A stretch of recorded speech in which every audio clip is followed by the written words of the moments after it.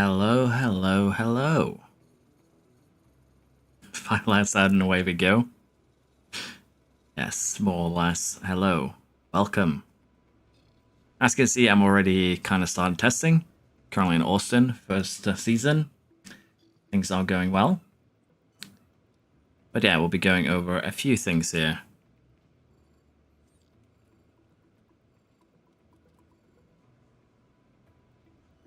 Things not functioning properly since I'm being told to wake up.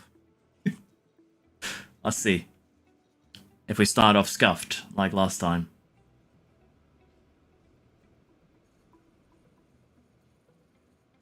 Seems to be working. Hopefully. Maybe. But yeah.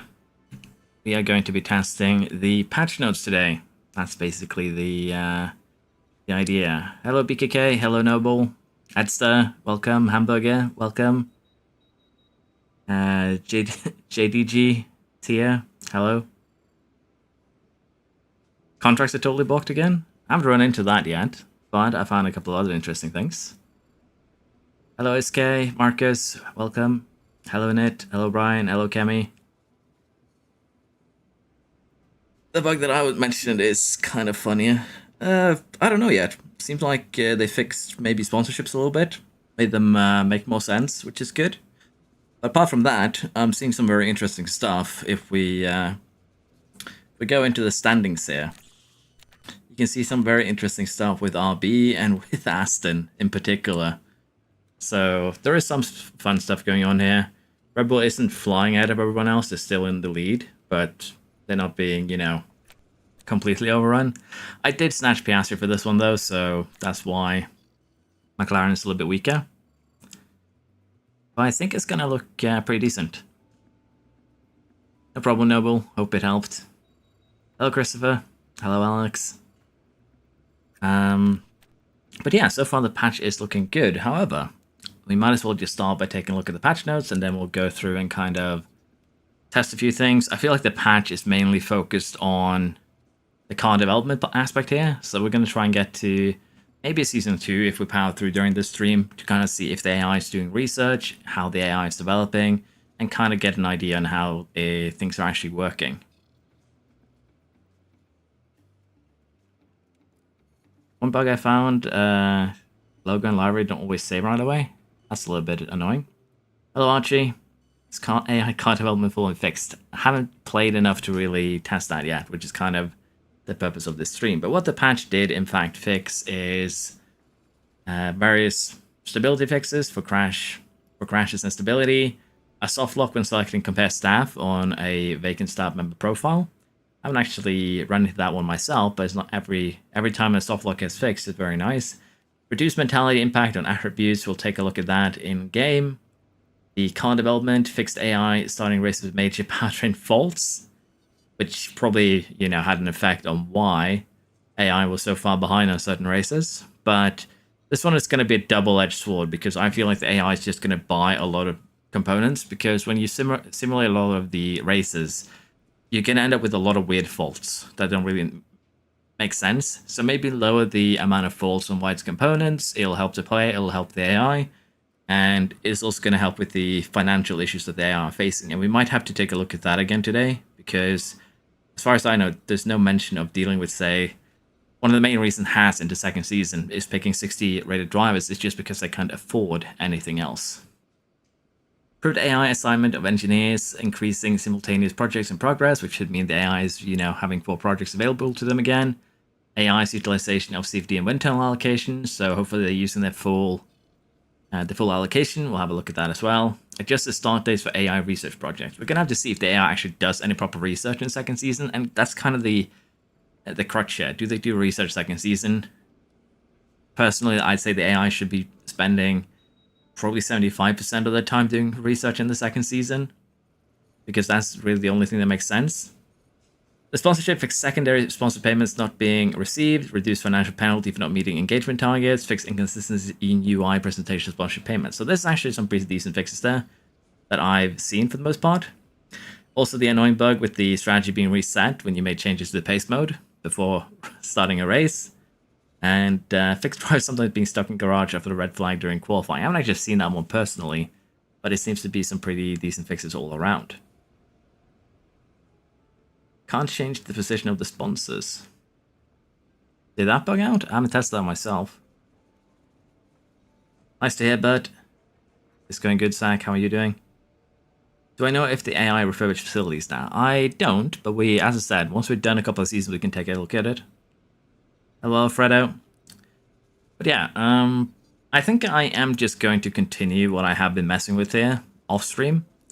And again, it's basically just a very simple patch check where I'm kind of testing the AI's development. I made a random created team, we could start and everything, and took a look at how the AI is developing. And already, as I mentioned here, we're seeing some interesting new stuff. And the plan is to run this save through the editor once we get to the end of the year, which honestly isn't that far away at this point. Just 6 races remaining, so I'm going to sim through this and at least have a look at the first season and then see how things turn out. That is at least a plan, unless someone has a better idea. Now, also, the way that they've changed the sponsors here is actually that they've actually changed them now so they're pretty much more straightforward. And what I mean by that is, if we go back, take a look at my money, 12.6 million. We put in enough events to get the full payout, but even as you can see here, even if you don't get the full payout now, you still get a handsome amount of engagement money. So that's good. It means that you no longer have to reach the engagement limit to actually get a payout. You still get some of that money as long as you get reasonably close to it. And before this patch, it was very, very punishing to not reach the engagement target. You would straight up lose everything that period. So at least they fixed that, which is good to see. But another thing that I want to mention here is, as you can see now, we're getting 44.44.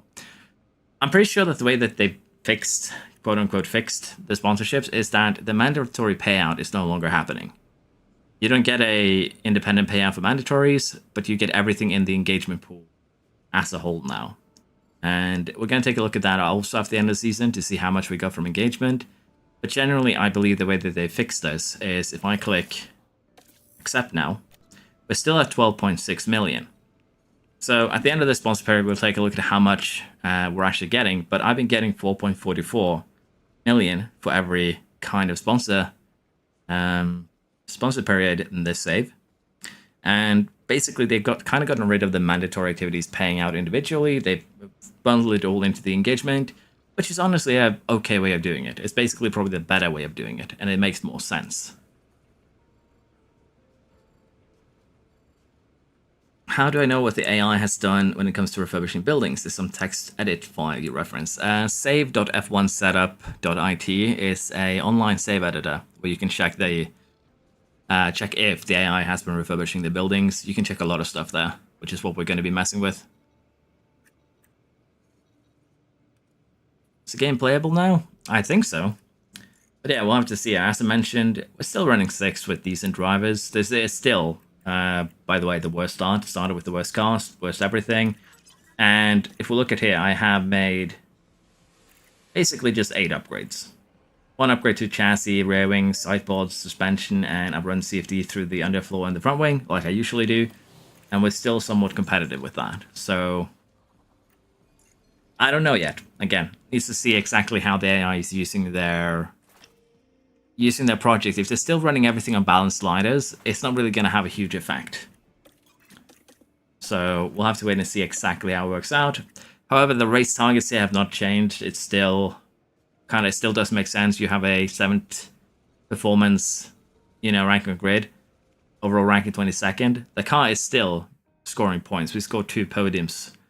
So yeah, that hasn't been fixed. That's still a little bit buggy, but it is what it is.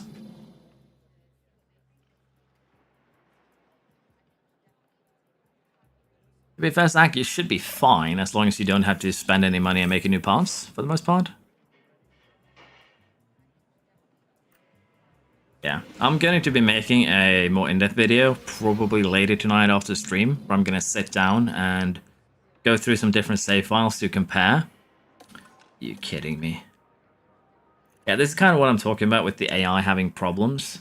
So an ERS, for instance, even at 80%, the fact that it can pick up issues, and I'm pretty sure both cars have done that now, you can kind of see it here, it became a major issue at 69%. The AI is already bad at handling money, and in this game, they have way more money starved than in 22 or 23. So having AI needing to buy more parts is actually a really, really bad thing for them to remain competitive. As silly as that sounds, it's just unfortunately a fact. What would I recommend to do if I can't upgrade to speed and cornering in with all the ATR periods used? You can't upgrade top speed and cornering, I guess, is what you're trying to say, Joachim? I'm a little bit uncertain. You just have to try and make the best out of it. There isn't really much more to it than that. Try and get as much cornering as you can on the car, and then you'll just have to take it from there. How do I know what the AI has done with the facilities when it comes to refurbishing? There's no text file that I go into here. There's a online save editor. I'll be showing you a little bit later on at the end of this year how you can check that, but it's basically just an online save editor. You plop in your save, and there you can check things like facilities, what projects the AI has done, things like that. So we will be taking a look at that at one point. Strong drive from you should be fine then, Zach. Use some of the, like, if need be, use some of the worst parts if you need to. I assume this is a developing fault, which is bad. But yeah, as I can say, Danny, Rick, Sonoda, Rick have been scoring some pretty good finish here. And we even have a show on the podium. So there's still some funny things happening here, probably due to car parts. So I'm still looking forward to having a look at that at one point.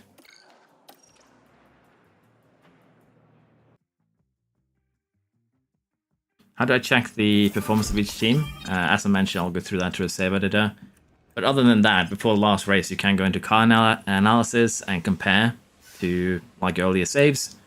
But there's no real good way of doing that unless you're actually going into, say, a save editor. Oh yeah, that ERS is dead. Which means we're going to have to buy another one.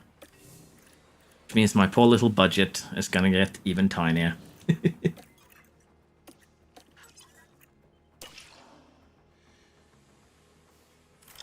Do we think the AI will improve their cars to make it more competitive? They should. They're basically given double the amount of development slots, so I would assume they're going to be better this patch compared to last. In Season 2, the newly hired drivers are getting pretty general race bonus payouts. Yeah.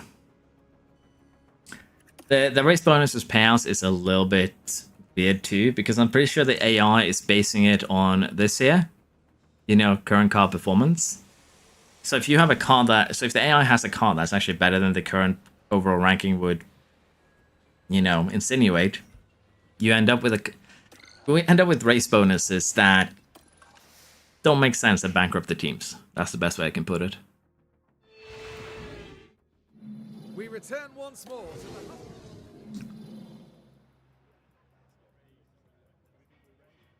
It's the thing, I got the constructor title already locked up, but my two drivers are in a heated title fight. There's only one thing you can do there, Zach. You're gonna have to either pray for the board that they don't care if you go break the budget, or you're gonna have to ask nicely that, or rather, just put them both on the same pass, I guess. If you run out of the top spec pass, use the lower spec pass until you run out of them. Basically. Hey, it's Ben. You met Marduk. Nice to see him. Oh damn! Didn't expect to see you here. Yeah, AI is better at upgrading. We're seeing it with RB being more competitive. I'm in Vegas and I have no money, so I'm having to retire both cars lap 1 for the rest of the season. If the cars are still running, Mustang, just get them to the end and you'll be good. I swear when you start the second season, all teams go in death. Well, to be fair, I do that too, so going to death to start second season isn't a bad thing because you get sponsorship money. What do I recommend to research with and without ATR? Mainly the cornering and top speed ability of your cars, Jensen. And again, try and focus on what the regulation hit the hardest. If the regulations focus the hardest on, say, high-speed cornering, focus that more than the others, and try and make up the loss. That's going to be a top goal.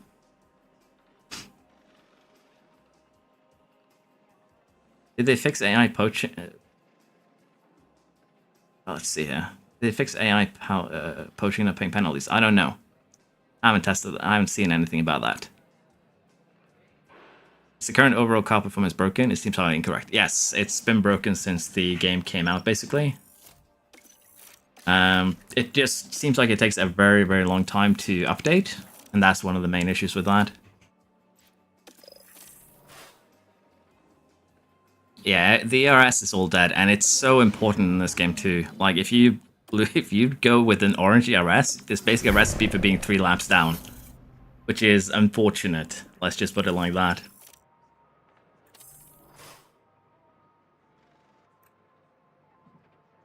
You think we still need to stick them to 20 engineers for them to be competitive, or is 10 fine now? Well, they should. The thing is, they shouldn't be using 5 engineers on projects anymore, Felicide. So you should be fine. But again, I'm gonna get to the end of this year, and then we'll take a look at the editor. Did you literally crash with an ERS? Like,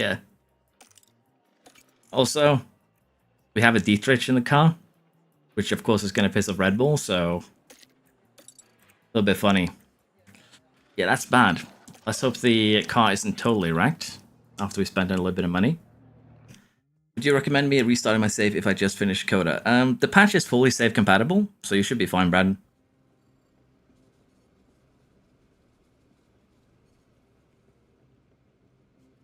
What happened to my ERS? They just gave up on everything. Need to manufacture at least one of these. We're so late in the season now also that I'm going to save some money by straight up keeping 3 of each component, with the exception of wings, which I'm probably going to keep 4 and 4 of, just to save a little bit of cash. It did not wreck your ERS. I'm very happy about that crash, at least. Yeah, I was surprised to see him at Marduk. I enjoy his F1 content. Or rather, the F1 game content, the races there, is great. Appreciate him stopping by.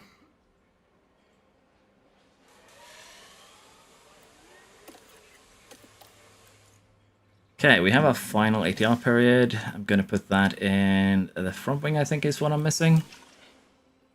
We'll take that a little bit later. The ERS is just developed false during simming tone, no big deal. Hello, Ninka. I'm doing good. A little bit tired after work today, but otherwise fine. See here. Yeah, safety rear wing. And again, it's just so powerful on a new team. You kind of see it already.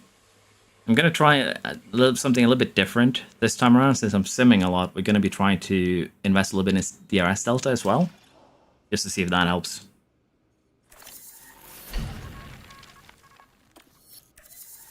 It would be hilarious if they actually added multiplayer to this game.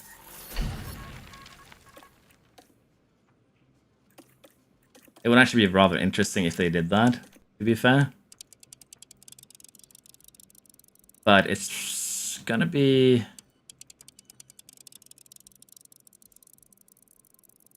It's probably gonna have to work in the same manner as kind of the Hoy multiplayer, Hearts of Iron, where every player is capable, if you will, of pausing the game. But you have like a 30-second timer, things like that. You'd have to come up with some rules. Yes, I only use 1 engineer when I'm researching stuff because it's the most bang for your buck. It's basically the best way to maximize expertise gain from research. Now, if you have a lot of money, there's no negatives of using more engineers for your research projects if you can keep your research projects running all the way till the end of the season. Now, we're in a financially strained situation, so we're not going to do that. And in terms of how much money we have available to us, we still need 600, 7... we have about 6 million that we can spend on things. So honestly, I can actually do a couple more research projects here.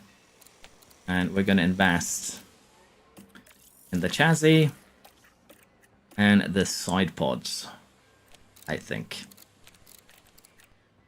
Like so.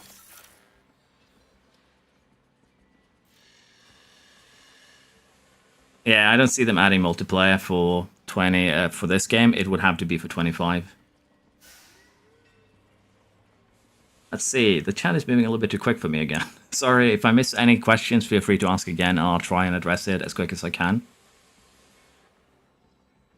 Hello, Sharif.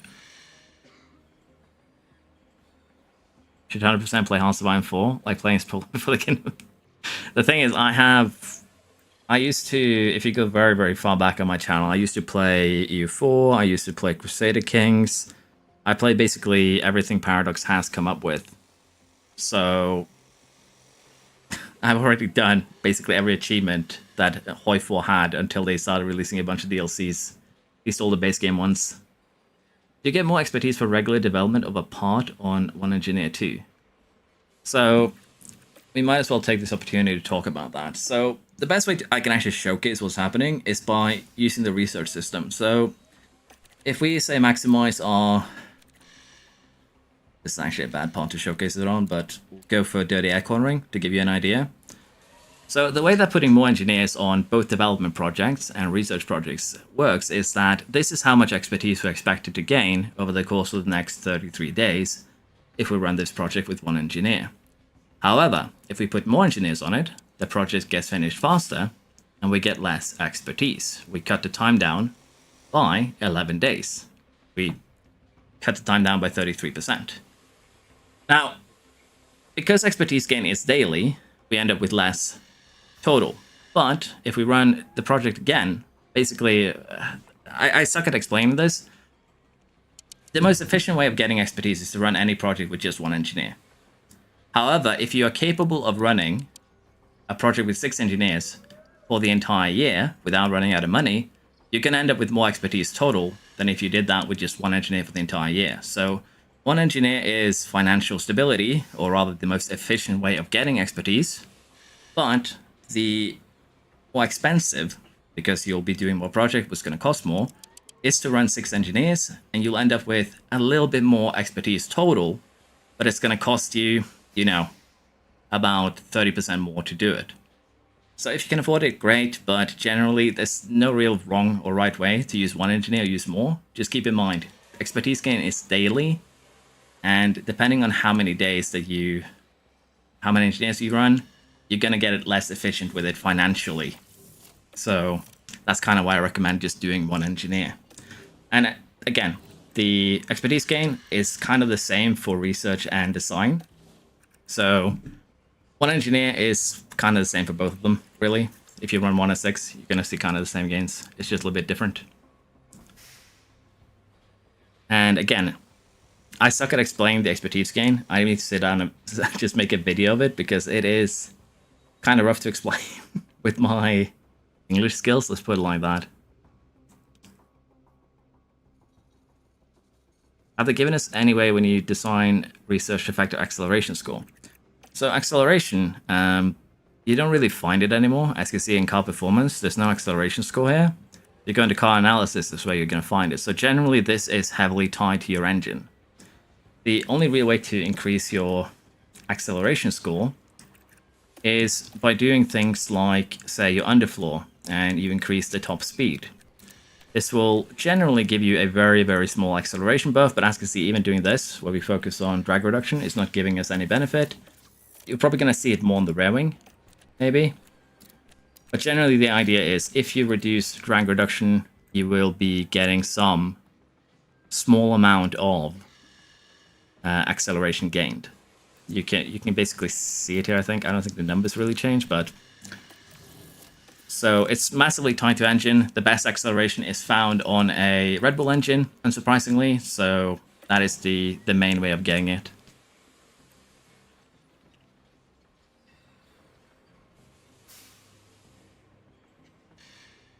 I'm sacked? I hope not. Do I know what happens to the hardcode lose move? If you buy Science mid-season, sign another driver. I haven't tested that, Atu. I don't know. And tips for research going to the third season? Just research as much as you can. I haven't tested the AI much, to be fair. Appreciate that, Aaron. Thank you very much for the super chat. one engineer is great. Can't you force your engineering team size to go down to 4-star? The engineers don't really cost enough money, though, Nick, I think, to micromanage that. And particularly now, we are kind of taking advantage of the bug that we only have 6 engineer capacity. But if we take a look at our staff, we have 10 out of 6 for the engineering team. You start with 10 engineers.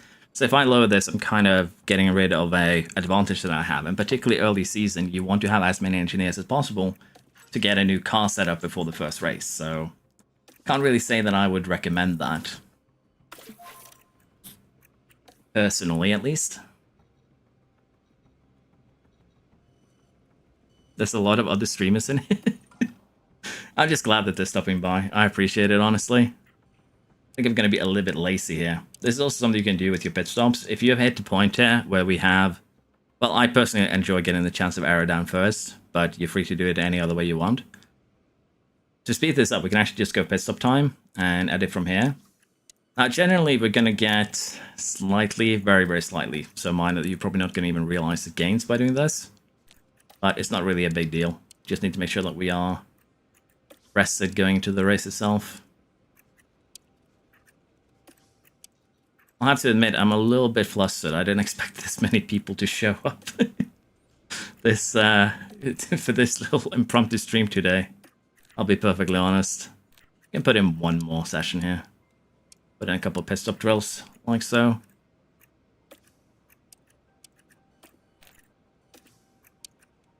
There we are. Let's see. My safest bug with the scouting team can't sign any scouts, even upgrade the scout facilities. That's a bug with the sponsor plan. Sometimes your sponsor plans, if they have anything with engineering team or scout team, they're just going to eat your scouts permanently. So make sure that you, when you go to your sponsor plan, you do not pick any of them. It's just gonna, the game is just potentially going to eat your scouts, and that's going to be a sad time.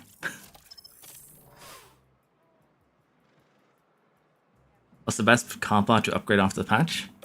It's probably the same ones, to be fair. For high-speed cornering, your underfloor. For top speed and medium speed cornering, it's going to be your rear wing, low-speed front wing, tire preservation, suspension, also top speed for that matter, chassis, top speed, and, you know, high and medium speed cornering, your sideboards for cooling. It hasn't changed any of the parts in that sense, how good or how bad they are.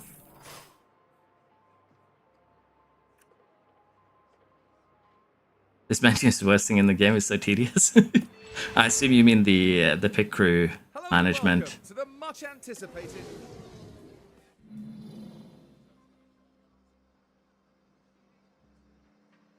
Yeah, they haven't fixed anything like with your scouts disappearing, which is a little bit unfortunate. But it is what it is. Cornering is still the most effective way of developing your car, yes.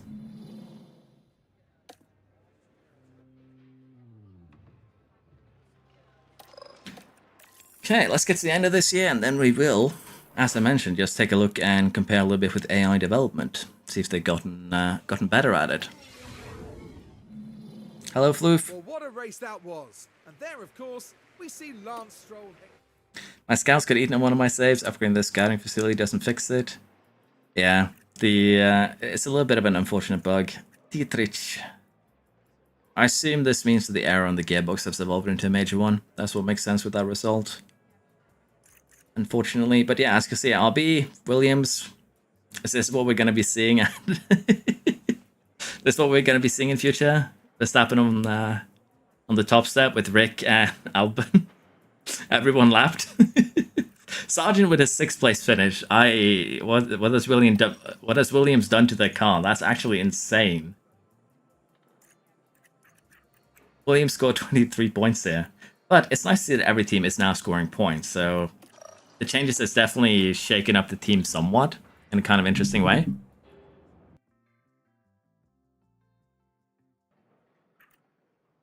I definitely seem to be better at developing. I'll say that at least. I'm just worried that the AI might just be using their CFD time a little bit willy-nilly, which is making things a little bit more interesting than it needs to be. And yeah, Gearbox did evolve into a massive failure.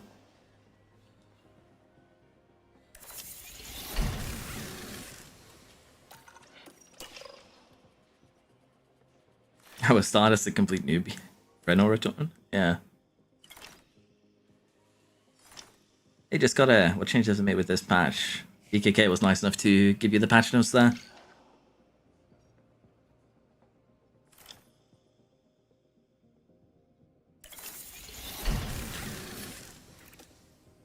Okay, I didn't know I want to enter the inbox filter. Yeah, so far from just doing a first season sim, AI seems to be developing better. But my concern here now is that the AI might just be developing a little bit... How can I put this? A little bit willy-nilly. There's no real plan behind how they develop. They just pick something and... Let's put it like this. We're going to have to figure out what they're using the CFD time on. For instance, if one team is putting all the CFD time into the front and rear wings, they're going to have a huge cornering advantage over everyone else if they, say, put it on their side pod and their suspension. So I want to try and figure out if the AI actually has any strategies when it comes to dealing with how they use the CFD time. That's what's going to be interesting to check out here.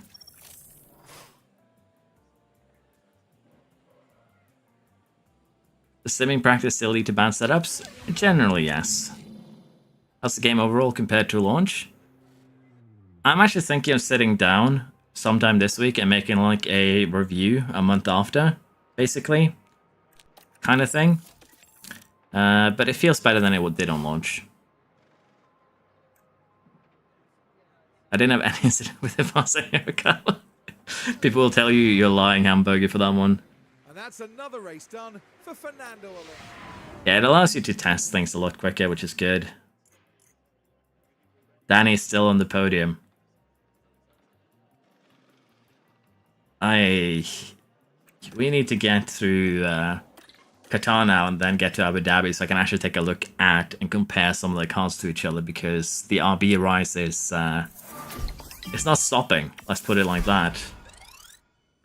Now, target achieved here, we should be getting 4.4 million. I don't know how much I had before, but as you can see, cash for engagement 4.4. This is actually what you don't get now, for the most part, as far as I've seen. And if anyone goes back and checks before the race weekend, adds what we got, I think you're going to be missing that mandatory money. But the sponsor plans make more sense now, I'll be perfectly honest. The money that you see is the money that you get, like the number over here. This is probably not what we're going to be getting, which is going to be kind of nice, best way to kind of probably show it. How significant has the increase in effect of mentality? I think it's about 5 points. The patch applies to all saves, yeah, you don't need a new one.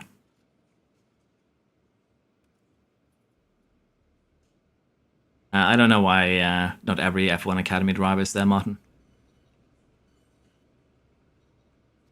Yeah, that's perfectly fine, Inka. Doing the last one before quali, or setting up the quali setup and doing the first quali yourself, it's going to lock in.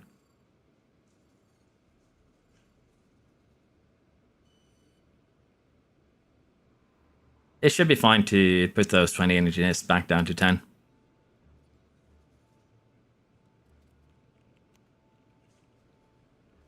The save editor here is save.f1setup.it, I think. I'm just going to check quick. Yeah, save.f1setup.it. We'll get you to the save editor. Yeah, let's get this set up. 3 factory adverts. You are actually spoiling me, game. But yeah, the Scouts stem tour here is still bugged. It can potentially eat your Scouts permanently, so don't do this one. You have a same event for engineers, so anything that says team size down or, you know, engineer down, don't do it. They're actually just going to leave you permanently. Everything else though seems to be, for the most part, fine. I'm curious if we're going to get the mandatory 8 million. I don't think we are. I'm still looking forward to checking. Right now, we're just in survival mode. I'm not going to buy any extra components. Financially, we are okay. But Did I remember to put safety time on the front wing? I did. Okay, that's my worry sorted then. I think we do one more research project on the suspension, and then we call it a year, so to speak.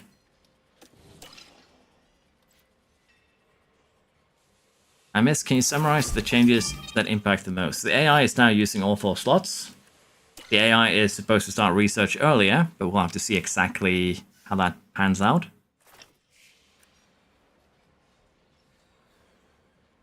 Just finished up the way this season. Red Bull only won a single race and finished 4th. Okay. Did you kidnap both their drivers or something? How did you pull that off?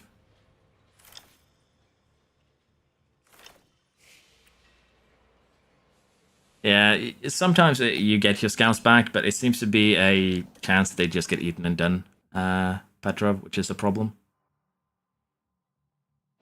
So higher race engineer affinity make it easier to gain higher confidence.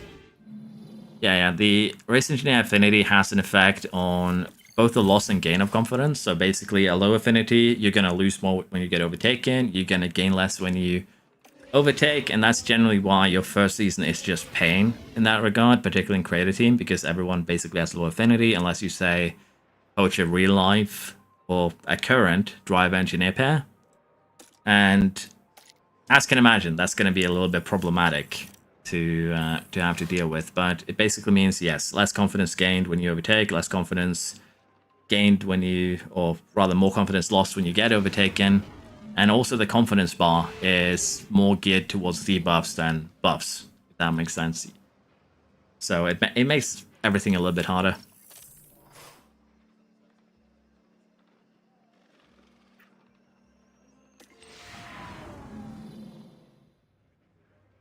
Here on the outskirts of... As a change the mentality boost, basically you don't get plus 10 to everything anymore. It seems to be more like plus 5. Mentality, though, is a system that I would like to see more explored, more kind of put a little bit more focus on, if you will. I guess Dietrich picked up another problem. We're just barely gonna survive this year because the board wants 6th place because I picked drivers and staff that were higher rated.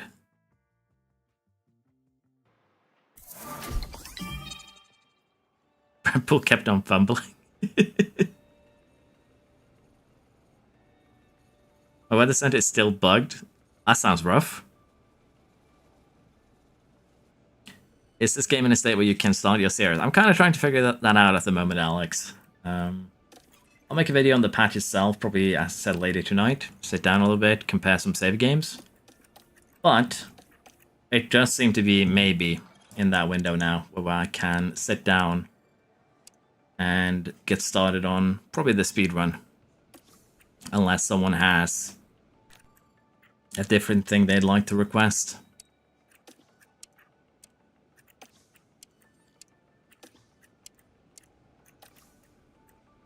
Okay, we are going to rest you guys a little bit.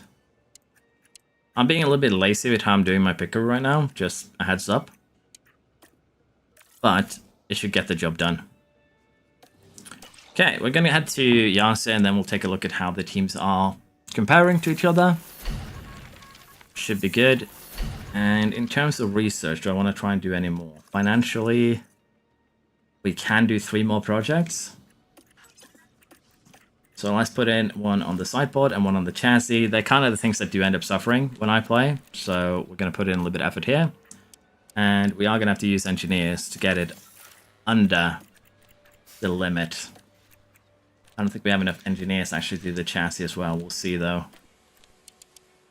Just about enough. So yeah, that's it. We're going to survive this season with a little bit of money remaining. 1 million of the cost cap. Because let's face it, after last race weekend, we should be fine anyways. And if we need to here, I'm just going to put on some older components. And yeah, this engine. We've been eating engines this year for Dietrich.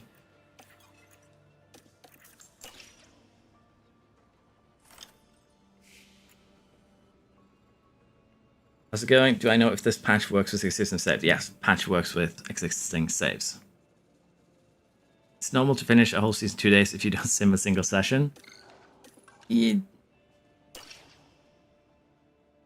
might be playing maybe a little bit too much at that point, but what do I know? You should be fine. I made a mistake. We're gonna have to go back to the weekend prep. Went one step too far.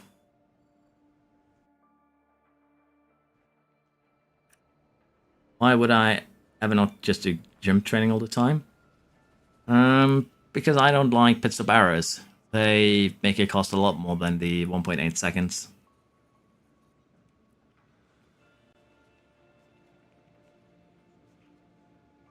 It's so much help creating a logo. Does it help to have just one engineer running a research or development project about expertise gain? Basically, running one engineer just maximizes expertise gain for money.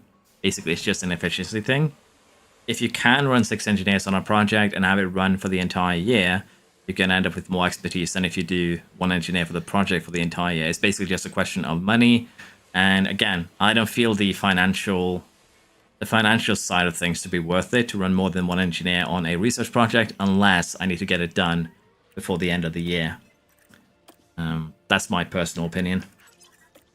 But yeah, I'm curious where we're actually stacking up right now. So we're 4th in low speed. Curious about how the RB is looking.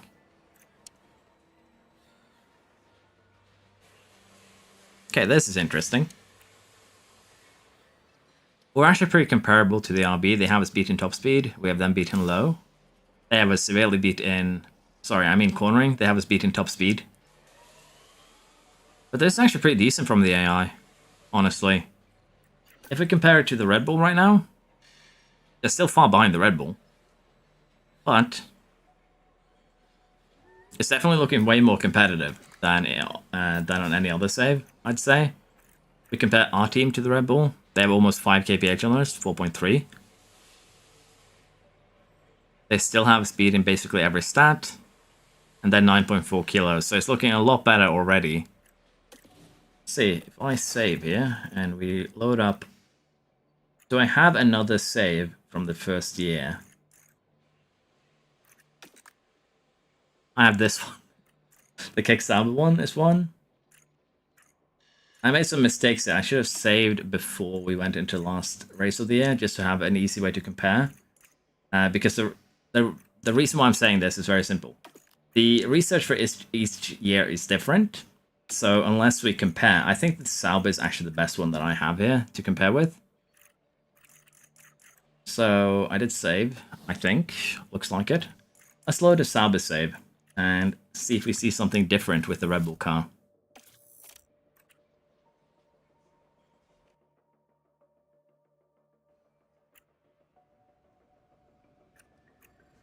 Okay, we're about to head into Abu Dhabi here as well. And if we compare to our good boys in the Red Bull, yeah, I think there is a slight difference here because we basically have them beaten everything but high speed and top speed. I should have noted down the numbers, so basically just screenshots so we could compare a little bit better, but already this is looking quite a lot better. But I think we're going to end this year, and then we'll take a look at things through the save editor, basically to check the end of year stats, see how many projects each the AI has done, things like that. Do a little bit of a comparison.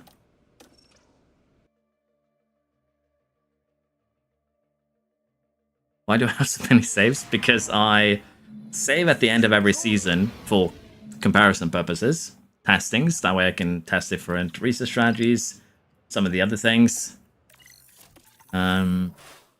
Basically also, I have every save on a 2 rolling save, so that if one gets corrupted, I can just go back to the previous one. And let's face it, I've done a lot of different stuff already over the last 3 weeks since the game came out to test different stuff here, so it shouldn't be too surprising. Okay, let's slap that engine in. Do you actually have anything better? Probably not. This might be... Honestly, probably around the same. I should probably just stick to the yellow one, but we'll see. But yeah, I would recommend everyone to have their saves on at least 2 save rolling. So you save once, next you save again, then you overwrite your first save, then you overwrite the second, basically just alternating back and forth like that. Makes it easier to make sure that you know, in case you get hit with a bug, you can go back to an older save. In case you get hit with anything really, just makes it easy to fix that.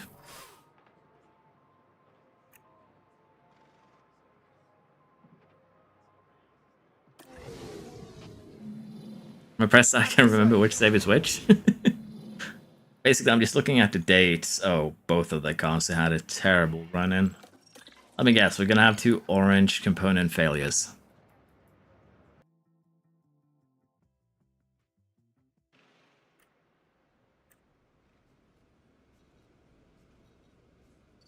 I don't think I have the F1 database viewer downloaded, unfortunately. The AI does seem to improve a lot quicker than before. I'll put it like that. 1 orange failure, 2 orange failures. Kind of as expected.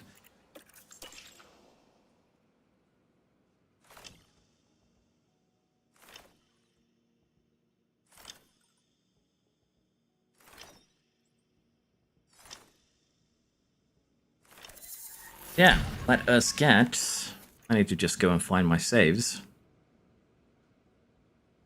Then, can probably start jumping into getting fighting words from Williams. Then we can take a look at some of the save data.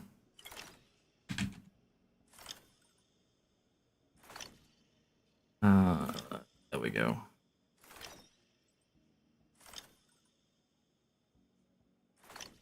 Renault team returning with some new updates. To be fair though, creating old teams and new teams, it's going to be a lot of fun this year. Okay.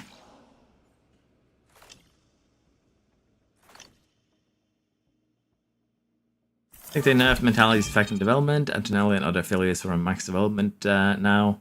Won't go high, then very high. It does kind of seem that way, yeah. As you can see, that Piastri just reached 87.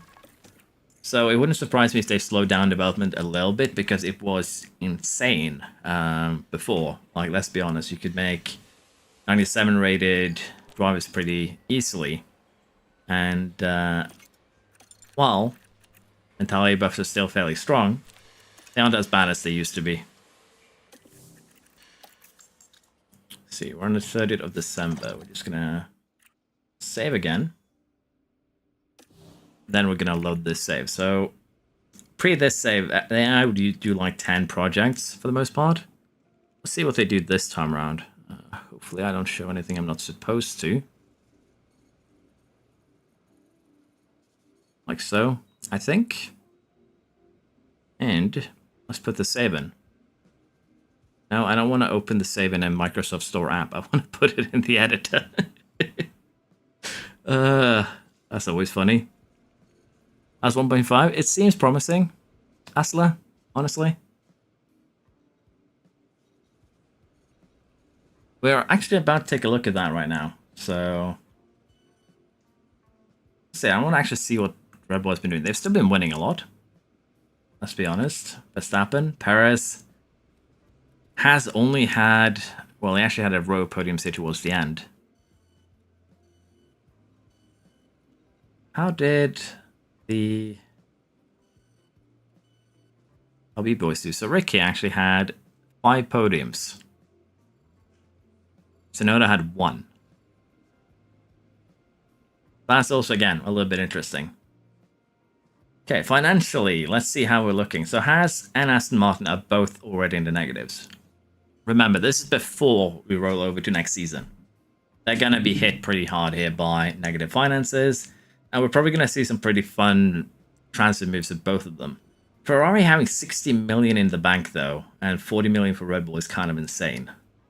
Honestly. But yeah, it seems like the AI is still going to have some financial struggles, in particular Haas and Aston Martin for some reason. That's going to be interesting. The money reduced to change in sponsorship? Not really.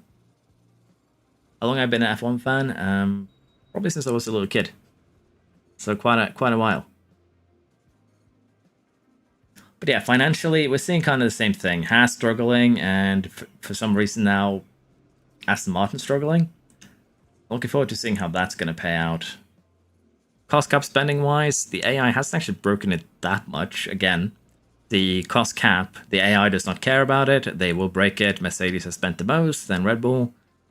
But still not enough to worry me. They've actually spent less than I expected. Particularly Ferrari. They have 60 million on in the bank account. What kind of development have they been doing?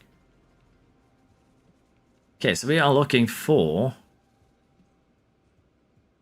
design. Sorry, I want to get rid of everything that isn't design. Okay, so most teams have spent about the same. We have spent the least, which isn't that surprising. So they're quite equal in design spending. How are they in research spending? They've actually outspent me on research. That is huge. To be fair, I haven't done a lot of research, but even just this is huge for the first season. I'm already liking what I see. So design and research here. In terms of their spendings, they spent close to 50 million, most teams here. McLaren's actually spent the most, then Aston, then Williams. And of course we are a little bit behind, but it is promising. I would probably like to see this number close to 60, 70 million though. Parts, let's check here. So we can actually take a look at things, they say, from top speed's perspective. Verstappen has the fastest car. Which I mean, which assumes that I would think Paris has some damage to his. He's missing some parts.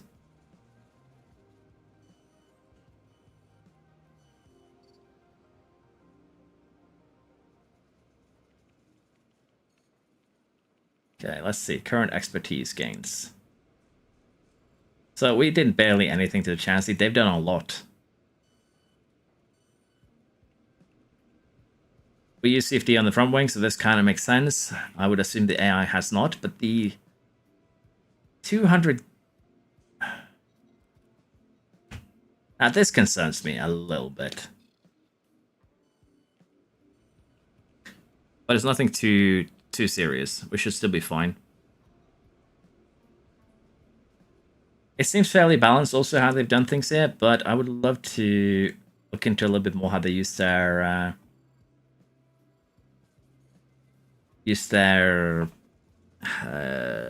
CFD time, honestly.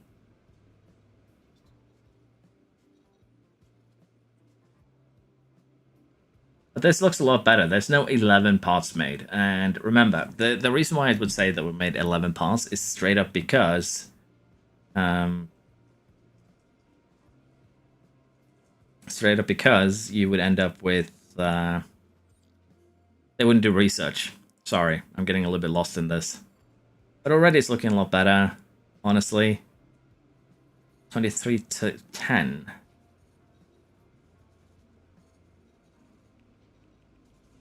They must have started research then. October? No, they must have started before that. I don't know.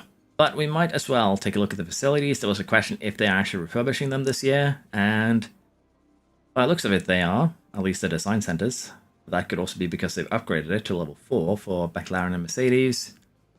Nothing has really degraded too far here. It's just barely under the first degradation level. So we're going to need one more year to see if they're actually doing refurbishments, I think.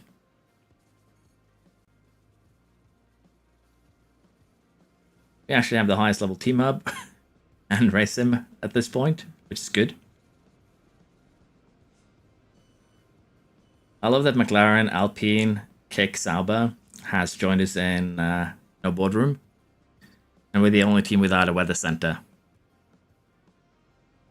But yeah, looks like refurbishments aren't really on the table for the most part. But again, we're going to have to wait a couple of months here to see, or rather another season.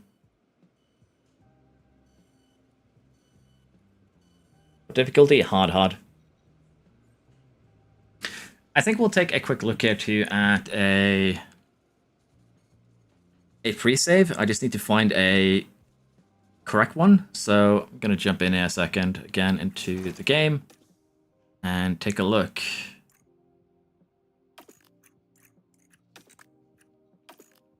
I really wish it would tell me what the save number is, but 1717, I can work with that.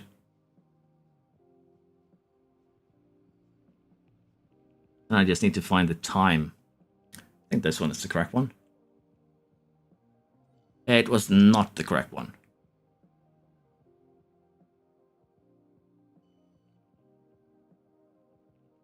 This one then?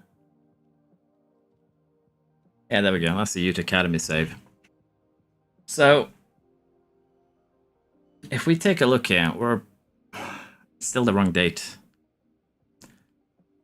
I need to find the correct save to compare with. I guess the kick salvo save. 8 second 819.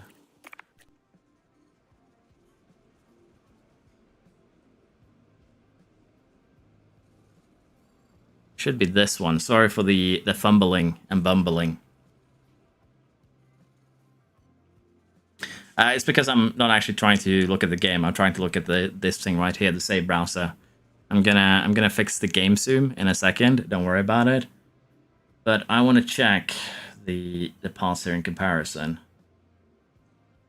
And if we check here, let's just check the finances and see what they've spent the money on.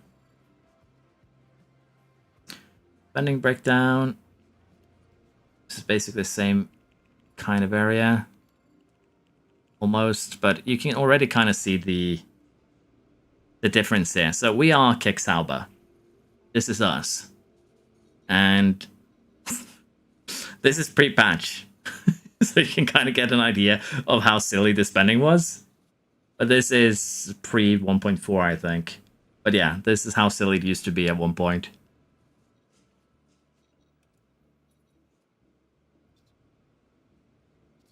See if we can find a better example, maybe. We have a 2024 end of season save. That is somewhat recent. Problem is, I don't think I do. Could do a start of season save, but that's not going to be the same. But genuinely, just by looking at this, for instance, you can already see that the design and research aspect is looking a lot better. The comparison between the teams is looking a lot better. The question now is, are we going to see the research cost here go above the design cost going into next year? So I think we are going to sit down now and spend a couple of hours just powering through the second season and then compare the different save games and see what the difference is. If the AI is going to be more in for more of a fight, and if they do any research in the big regulation change season, which is coming up next. Yeah, Karen, sorry about that. I fixed it now. It's basically just due to the fact that we're looking at the save editor, comparing a little bit in terms of the stats, if you will. But as I mentioned, the AI looks a lot better now in terms of how they're doing things. Just gonna double check. Yep. The question now is, the second question that we're going to be testing straight up: when do they research in the second year, and are they going to still be competitive in the second year with the research that they've done? Now, basically, we should be the best Kaya, no problem at all. And as you can see, we actually hit the perfect engagement funding. I'm also wondering if race targets is going to be busted again. But they've actually split this up now. It actually tells you how much is mandatory, how much is engagement. Okay, that's actually a nice fix. Now, again, over the course of this year, we have been given 4.44 million each time we had a sponsorship a sponsor plan. And unless I'm misremembering severely, there should be 8 sponsorships periods, I think. Is it 8 or is it 6?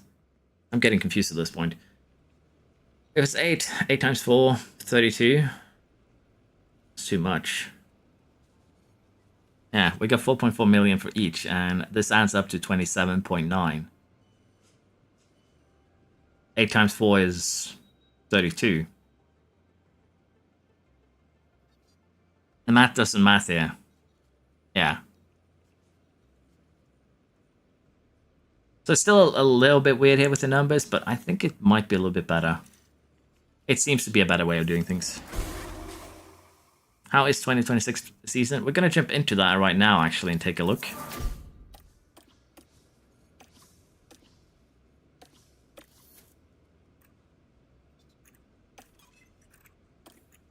Okay, so we had a -5 this year for everything, which should mean that the AI is going to be a little bit more competitive.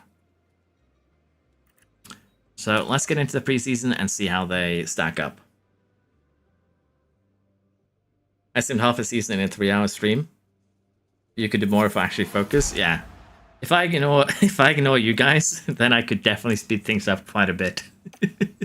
You're not wrong, Floof.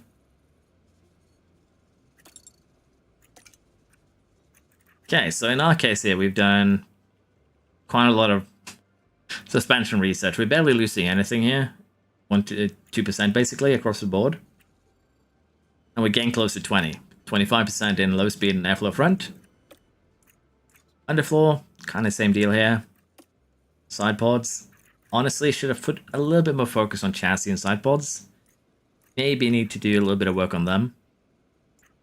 But yeah, about a 2% loss across the board and 10 to 25% gained for the most part. And I understand these numbers can be a little bit confusing in terms of, you know, seeing what percentage you've gained and lost. But high speed, again, this is straight, very easy to translate. 0.10 is just straight up 10%.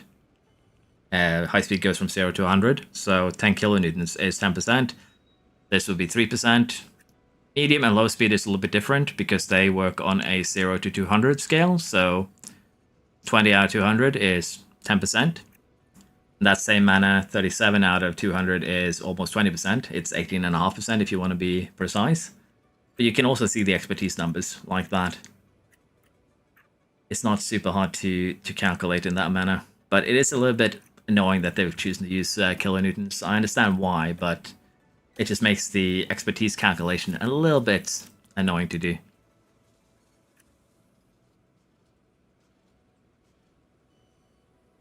Curious for the lineups coming. I assume both Aston and Haas are going to have terrible lineups because they were in financial distress at the end of this year. Okay, pit crew performance loss is not a huge deal.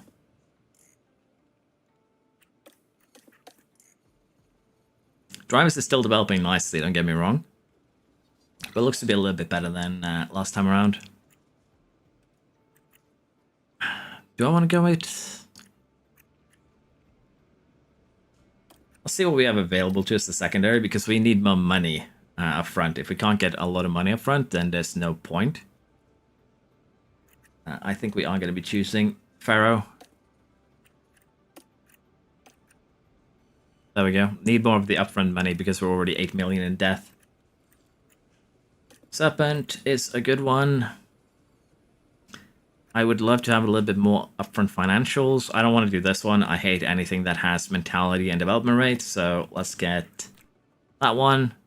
This one is way too little money. Might as well just take this one. Raqqa is not a terrible one. And we want whichever one has the highest engagement numbers, which is this one. So not that bad. Second season funding. And again, pretty evenly distributed. So we'll take that one.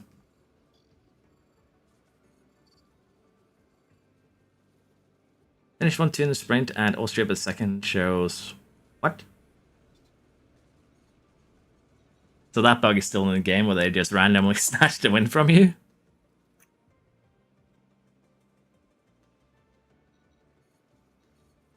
Maybe I should just make a pinned message telling everyone where the thing is. That might be the better way of doing it. Okay, pit crew training.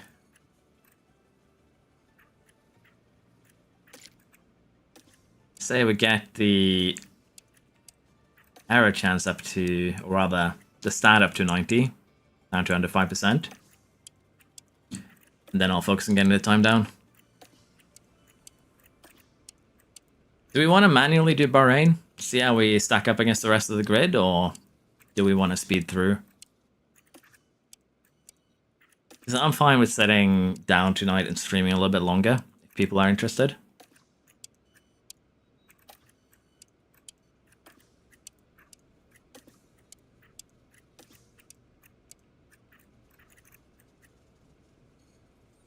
One more session. Because I think we can still make a car that is very competitive for the first race here. But the AI did do a lot of research. So they might actually be improving on their car. So it could be a little bit closer than I am anticipating, which could make this a fun season, even with the huge regulation change. Like so, that should be good.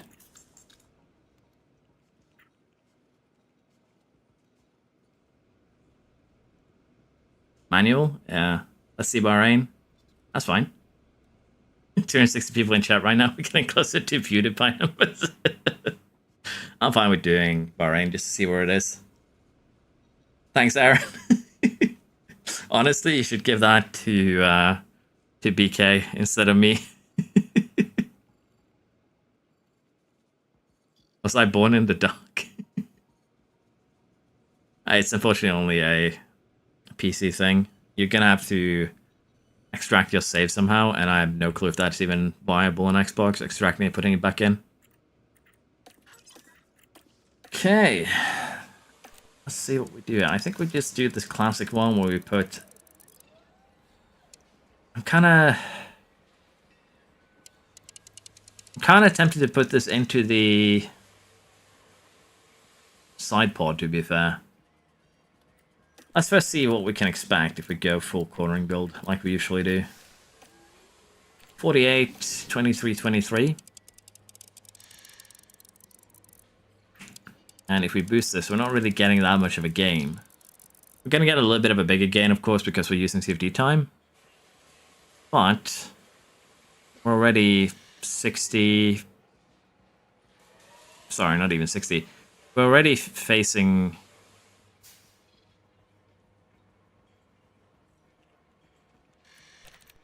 Wait, I need to get rid of the... We're already at 65% across the board. It would be better to invest it into the chassis, or rather the side pod, or the chassis for that matter. Front wing would probably be a better choice as well. Basically, I want to catch up on the things that we're lagging behind on. And the side pod and chassis are lagging far behind at the moment. And this is actually very telling that the AI has done research. Extremely telling. 21st, 15th, 17th, 19th. I need to compare teams here. You might actually have a fight this second year. I think what we're going to do here is actually just do the underfloor with the normal. We'll spend our CFD somewhere else. And I think it is the suspension that the side pods that we're going to hit it with. Because again, it's lagging far behind. 50, 50, 40. We can use this to give it a little bit of extra boost for the drag reduction, which wouldn't be a bad thing. So we're actually going to use CFD on the side pod here. And we're going to go ahead and rush it, put 6 engineers on it. Need to get 2 of these done before the first race of the season. Chassis, drag reduction, airflow. But we'll compare teams. I just need to get this set up, and then we can have a look at that. Rush this one as well. It's a little bit costly, to be fair, but it's worth it to have a car that is ready before the AI, honestly, which is kind of what we're aiming for right now. Okay, car analysis. Or rather, we can take a look at car performance first. This is very interesting to look at, honestly. And it's already telling me that the AI is a lot better at research.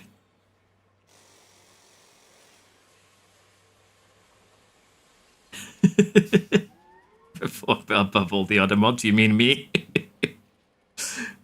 You are doing, like, the God's work, though, BK. It's bad to use all CFD and wind tunnel on a single design, or split it, and doesn't make a big difference either way. So basically, the way the CFD works is that the main benefit is that it gives you an expertise boost, but to realize that expertise boost that we just put in the sideboards, I'll show you in 15 days to give you a better idea how to. But basically, to get the full benefit of CFD, you're going to have to make a second design after your first. So by splitting it up between several different parts, you are kind of forcing yourself to make more than just, 2 designs. You might need to make 4, you may need to make 6 if you split it between 3, things like that. And also, by focusing one part, we're going to be able to get a little bit of a bigger expertise boost. So we're going to compare sideboards once this one is done, and you'll get a little bit of an idea of why we are using CFD on only one part at a time. But it's basically just because I feel it's way more efficient. There's really nothing beyond that. Okay, all parts are ready. Car analysis here. Let's compare ourselves to the Red Bull. So the Red Bull still has 3 kph on us. They have done some work on their DRS effectiveness. 120 cornering, 200 cornering. Oh yeah, this looks like a second season that might actually be trouble. How about the RB? They're also ahead of us quite significantly, I might add. Are we ahead of Kick at least? Not really. So you can actually see that the other teams have spent more on research than we did last year. And let's face it, if this was any other save, we can probably go ahead and check that, to be fair. We're not really ahead of any team here. I need to just save first again. That was the bug, so I don't want to save over that. Let's do this. Running out of save slots again. I'm soon going to have to purge. If we check this one, 8th of January, that should be fine. No one has made any parts yet.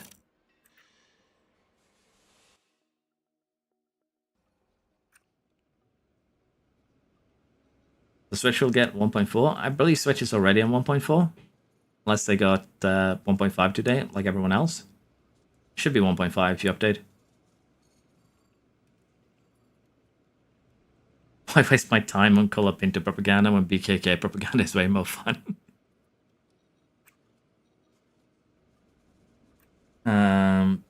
So if we go car analysis here, we're already seeing something very different here. We are 7th, 11th, 11th. And again, I haven't really done anything different. My strategy for first season is pretty much the same for every team. Now, I don't remember the exact, difference in terms of research here, but stat-wise, we're not looking to be that far off where we are currently. We're actually a little bit ahead. But, yeah, Red Bull is barely ahead here. They're not 200 points ahead, they're more like 100.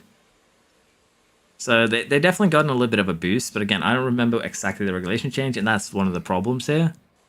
But already, just doing this, you can see that we're 7th, 11th, 11th. We're not even close to that on the other save. If we check any of the other 24 saves, or rather start of 25 saves, that's the end of 25.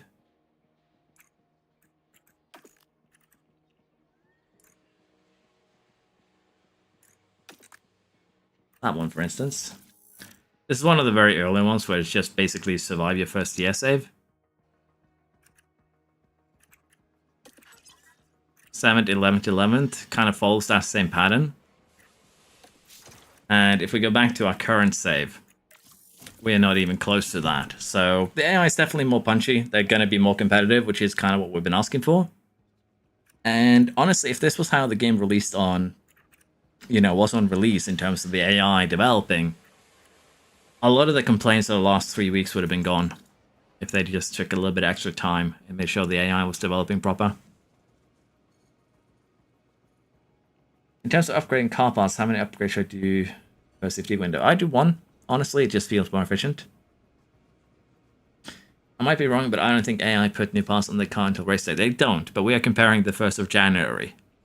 Basically, no new parts have been made. We're comparing the New Year cars to each other. And so far, the AI definitely seem to be developing way better than they did before. The question that we're going to try and answer now is going to be, do they research better than before during the second season, or can you still make the absolute best car by just focusing on research this year? Which is going to be the other fun thing to check out.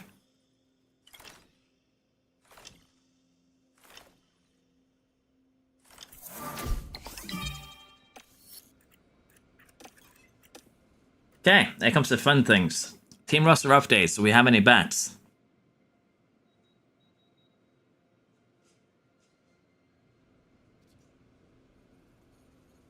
You can do a female team again, and this time Kamakochi can win. Yeah. Can we finally have more than one logo? I don't think so. You should change the team logo to a blue circle with a white L. I don't think I made any... Like, I was so focused on testing that I don't think I made any changes to, like, team branding in this one. I don't know if I even added a logo. Yeah, I'm just using the base one. Because I wanted to spend time on messing around on the save rather than anything else. Okay, Bottas in Alpine. Sainz to Merc. Korea to Alpine. Remember, Haas is the one... Haas and Aston were the two poor teams that had no money.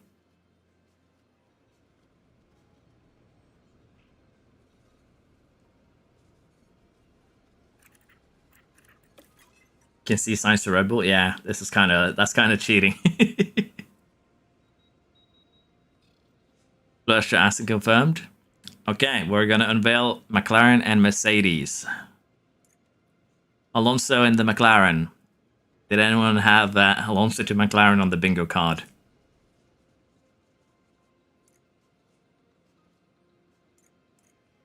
Bottas to Mercedes. He's back. Yeah, Sainz is going to Williams in 25 in real life. Yes. Okay, this is our team. Hulkenberg has been picked up by RB. He might get a podium.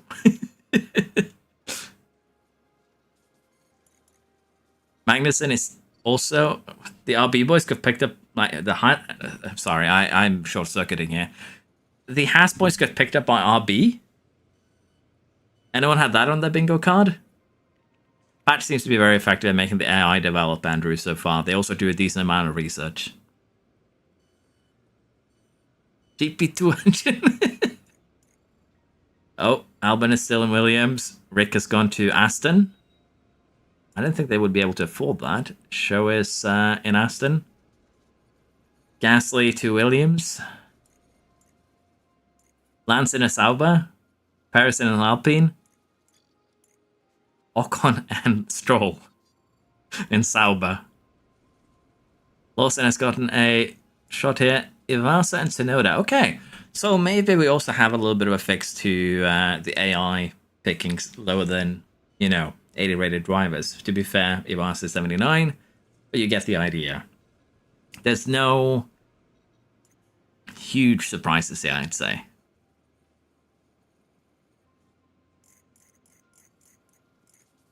We'll have to see what McLaren can do with the Alonso Norris pairing. Patch seems to be decent, yes.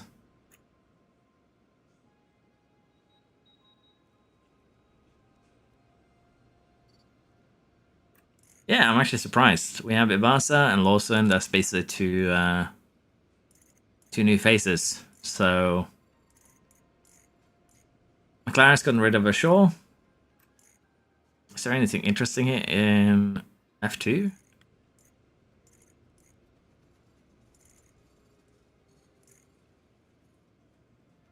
Doesn't seem that way. Anyone here that doesn't belong? Doesn't seem like that way either, so maybe they've also fixed kind of the rosters a little bit.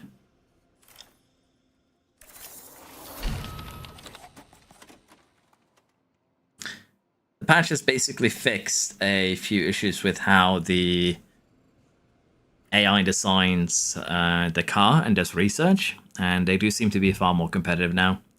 So 4:15:41, 6 is kind of what we're looking at here. Now, there was a question about CFD time and why I usually just put it on one part. And again, the reason that I mentioned here is straight up the fact that it kind of, again, CFD time, you don't see the benefit, the real benefit, until you make a secondary part. And by putting all of our CFD time in one part, we can get an even bigger benefit. And you can kind of see it here already. This part is quite a bit more, quite a bit more strong, quite a bit stronger than the one that we made first with the CFD time. We're going to make, or rather design this one, and I'll compare both of them at one point. But as you can imagine, the benefit is just straight up that you can make things a lot stronger for less money. And because you have 6 CFD periods, you can rotate which parts you invest in. That's at least my philosophy. The update does indeed work on previous saves. The AI does in fact mess around with the minimum lifespan. You can see the weight on their car parts change.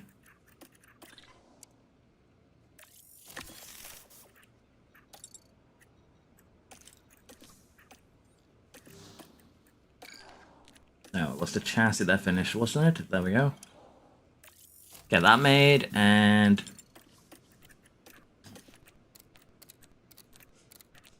get our front and rear wing designed. Now, this isn't a huge boost like we saw last year, and that's because we are getting up there in terms of expertise. We're getting less and less gains. So the way that I usually do this is that I will run one of the wings with just 6 engineers, and I'm going to rush the other wing. Generally, I don't like rushing wings because they're expensive, but it is what we're going to do, and I'm going to be testing adding DRS Delta back because I don't feel you lose too much by doing so. But to be fair, we already have a decent chunk. But if everyone else has a DRS effectiveness that is close to 70-80, we might need a little bit more just to compensate. So we're going to put DRS effectiveness back on the rear wing and see if that helps. If not, we might make a new one where we cut it out again. For this one, we are going to rush it again just to make everything ready before the first race weekend. Okay.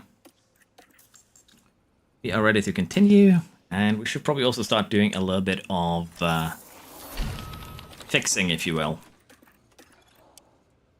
And what I mean by that is that we should refurbish some of our facilities because everything is starting to degrade a little bit. So we're going to get this done before the start of the year, basically just so that I don't forget. And we're going to upgrade hospitality area a little bit later. Probably still upgrade both of these so we don't need to refurbish either of them. And these are just going to have to live like they are. We're refurbishing these smaller buildings to get a little bit of that mentality boost back. Yes, John.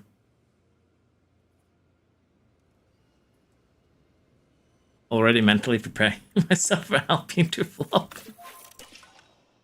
I was actually considering Floof to use Alpine for the speedrun this year. Since I don't really want to use the worst team. Since a lot of people do kind of follow the speedrun. So I was tempted to use Alpine as they are the worst team in terms of rankings.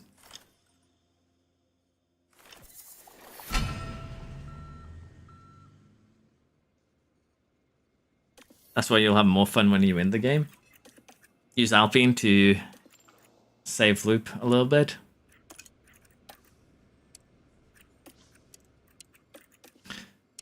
Again, the speedrun, I feel like it has kind of evolved into a tutorial-esque series.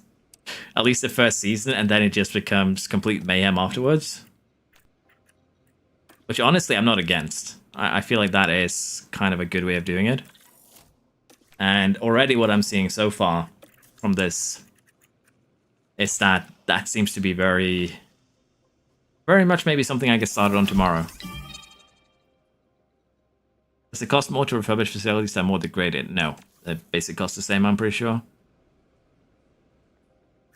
We can actually take a look at that because we're going to allow our factory to degrade. So it's currently at 74%, 2.8 million. I'm pretty sure it's going to cost the same no matter how far we allow to degrade. So 160,000 right now. Hospitality area, I'll note that down in my little notepad here.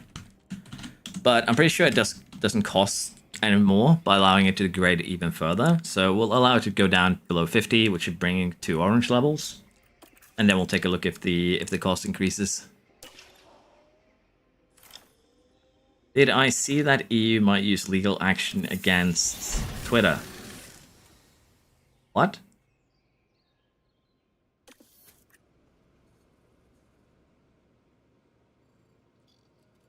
Alpine plus Colapinto.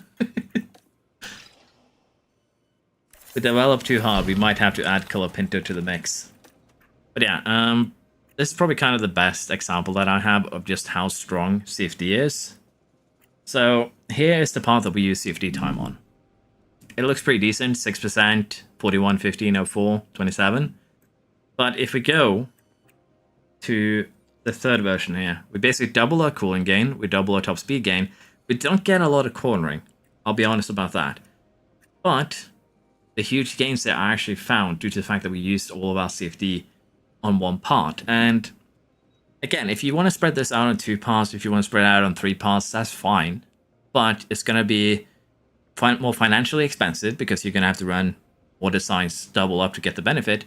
And because you're spreading your CFD time on more parts, it's going to be less potent for those parts. The lower your expertise is, the quicker it goes up.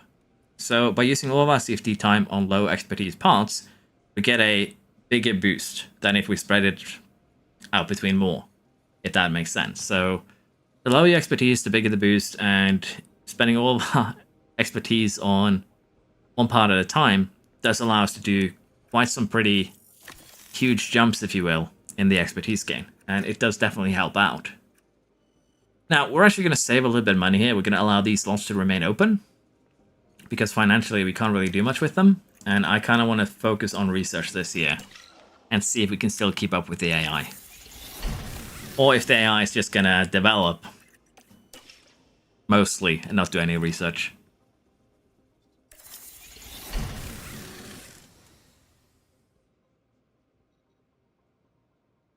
It's possible to get 1,000 team marketability? Yes. Milan, it is possible. How good is AI at developing car parts right now? Or competitive or overpowered? They seem pretty competitive so far. Team Williams speedrun? I'm also tempted this year to, because you can simulate. The thing is, simulate has actually opened up so many more options for making team guides. Last year I made some team guides just purely because they were the most requested ones. It was kind of interesting. But it takes a lot of time. Last year it took a lot of time to do a full season and put it in a video. But since I can now sim, I can do that in so much less time that you can basically expect a team guide for every team at some point. Literally, work is basically the only thing that is going to be a factor here. We're going to go ahead and deny this one for 2 reasons. The first one is that we don't have condition. We don't have enough condition to actually get this boost. So there's no point, straight up. Again, this is one of the best events that you can get an extra 2 project slots, but it is heavily reliant on you having that 4th bar of condition, at least some left on it. If you're down to 3, does not give you those extra 2 slots. Fines and board disappointment. Basically, it's the penalty for breaching the cost cap. The board could fire you if they find you lacking due to cost cap problems.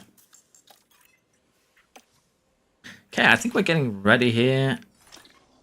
I feel like I forgot to make a part, which would be on brand for me to look at chat and forget to make a part while I was doing so. So let's just double check. Chassis should be made. They are. We're making these 2. We're making the other side pod. The underfloors have been made. Suspension has been made. Okay, I haven't actually forgot to make anything. Good. I'm safe.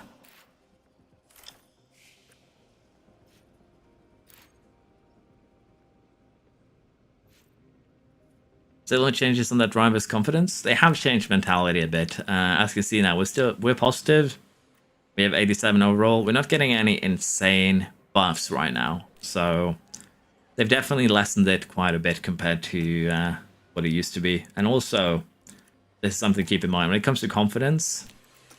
The affinity has actually a huge effect on the confidence during the races. So since we're going to be going to Bahrain, we can go a little bit more more into that as well. Remember Alpine first, then Williams. Maybe I should make a poll. Have you all fight it out.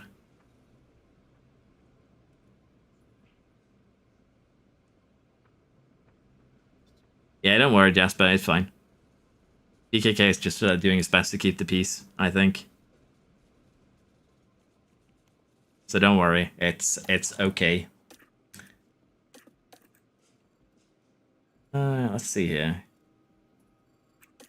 Send you to the factory. Again, I avoid anything with mentality and anything with development rate, just because I find it be very, very annoying. I think we'll put the wind tunnel advert. We don't want to do anything with the science center either, because that'll bug out the 4 extra engineers that we currently have working for us. I guess we're technically breaching... We're technically doing an engineer gate right now, because the reality of the situation is we're supposed to just have 6 engineering staff, and we have 10. So engineer gate, let's go. Sponsor package confirmed. Is there any way to see the driver's true stat level without the buffs?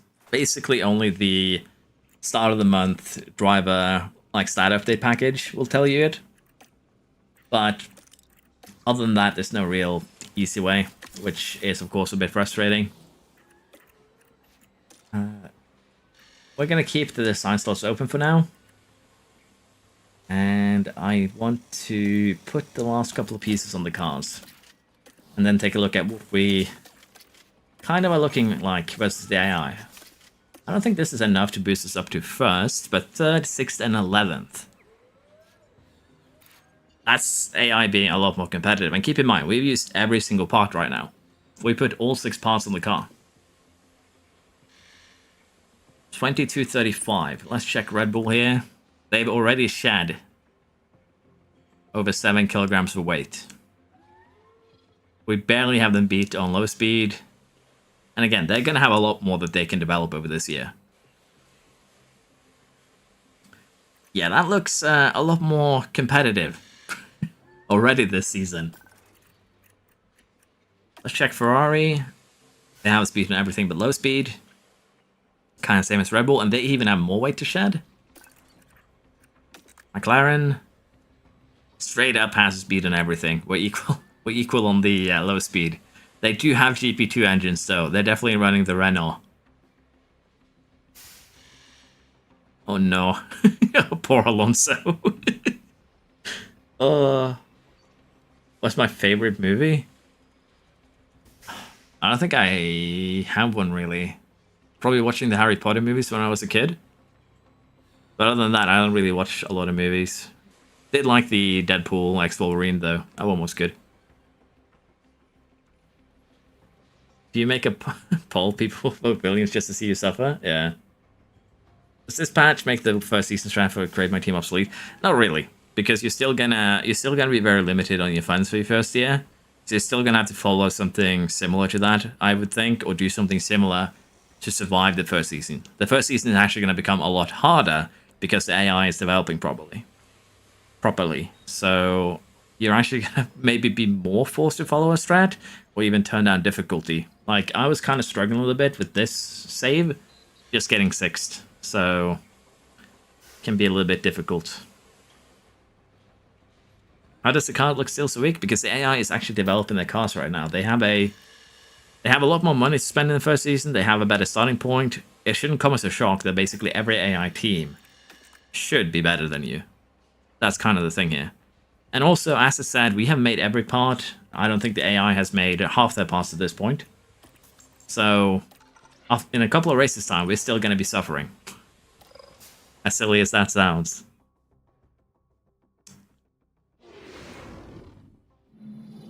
How important is dirty air tolerance? It's somewhat important if you're following other cars. But my philosophy on dirty air is straight up this. There's no point in having a high dirty air tolerance if it allows me to follow a car that's in 15th, rather than I struggle to follow a car that's in 10th. So I'd rather take pace stats over dirty air, because you'll generally perform better. Dirty air doesn't really help you unless you're behind a car in the first place. I'm getting flashbacks.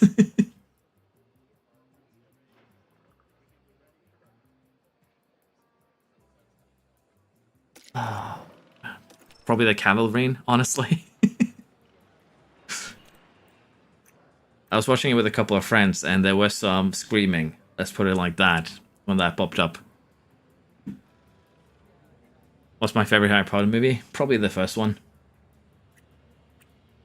Okay, I'm gonna simulate 2 qualifying, and we'll do qualifying manually.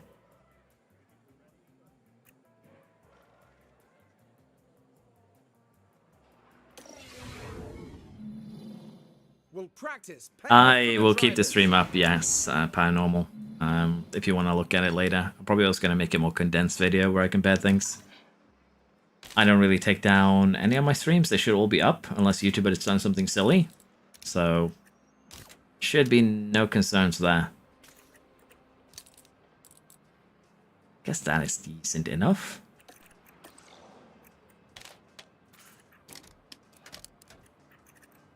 But yeah, unless YouTube has pulled a silly, all streams that I do should be up on my YouTube page to watch at any time. To watch my my bad memory, my incapability of paying attention. Okay, I think we're ready. Let's get into qualifying, see how we perform.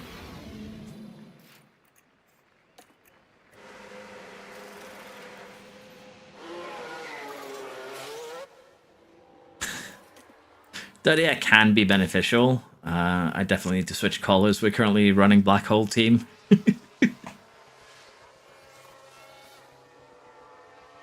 If given a choice to reduce CFD or wind tunnel time, which would I recommend?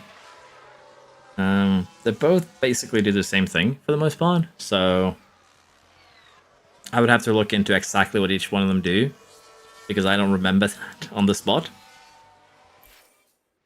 29 blank from Hamilton. That's pretty fast. Piastri might need another run here. And I need to get something to drink.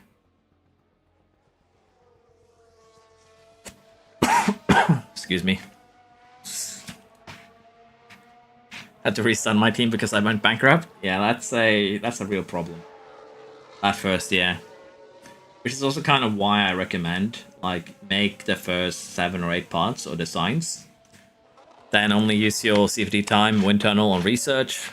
And just for the last 2-3 months is when you really do any sort of research.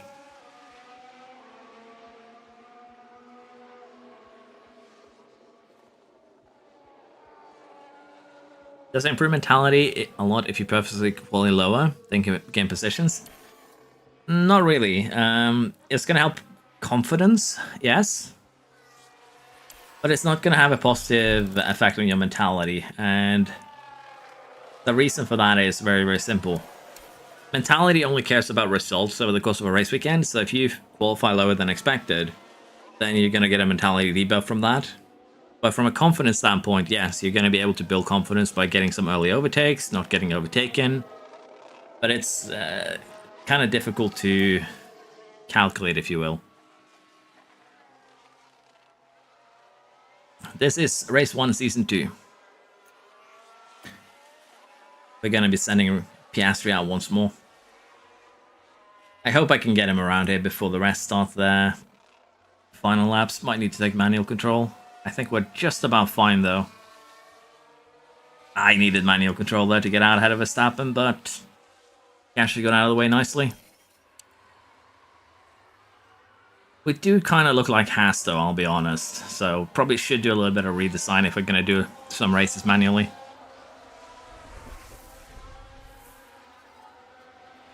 I've not watched the Cobra Rebellion now.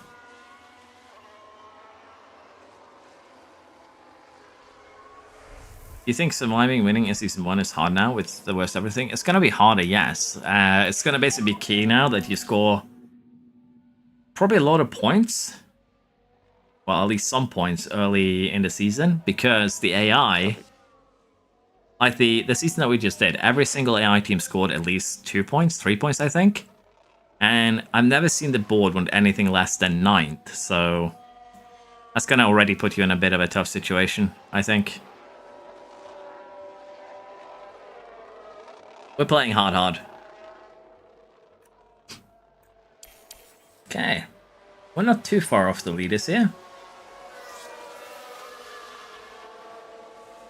I feel sorry for Floof, though.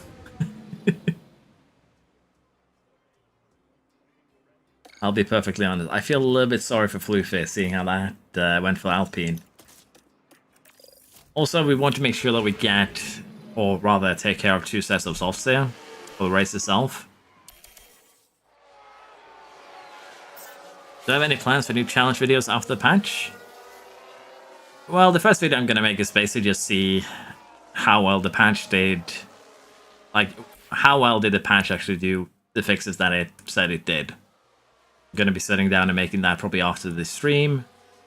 But there's probably going to be some new challenge videos, yes. What exactly they'll be, I don't know yet.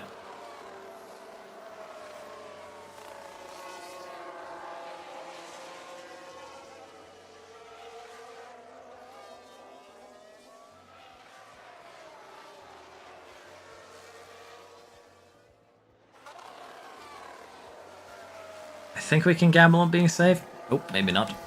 I'm distracted by someone saying that Max is leaving for Aston.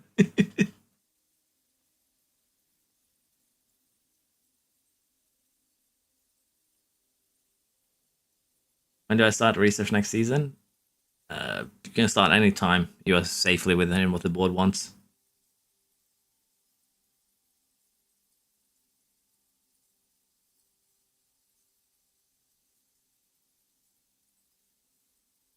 From who? From who made the YouTube video? That's kind of important.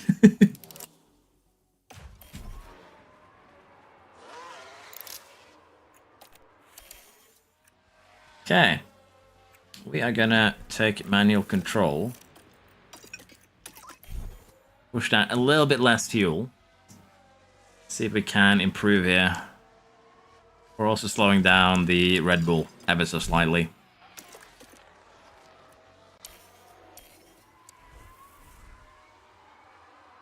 Let's see if we can improve and not get kicked out in Q2. I don't know. We're gonna wait a couple hours then and see what the F1 Reddit has to say.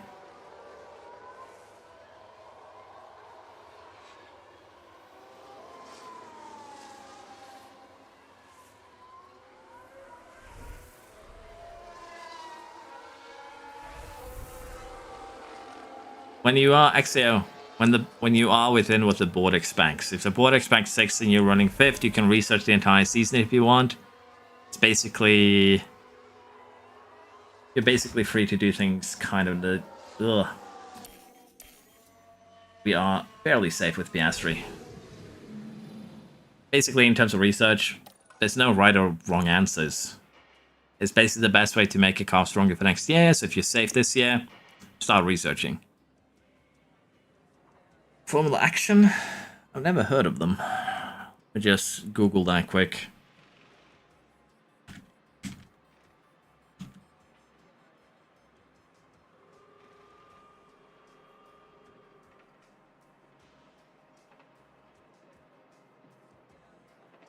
I would assume this is a bit of clickbait.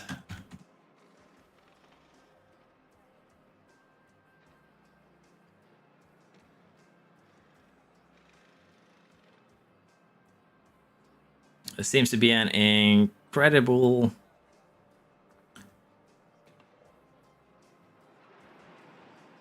clickbait channel, to be fair.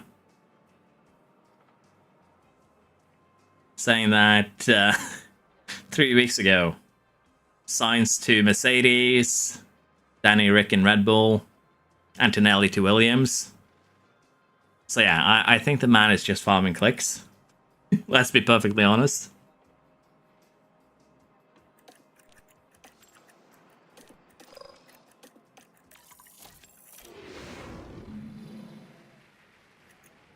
Just waiting down simming races and Alpine get a 6th and 8th place out of nowhere.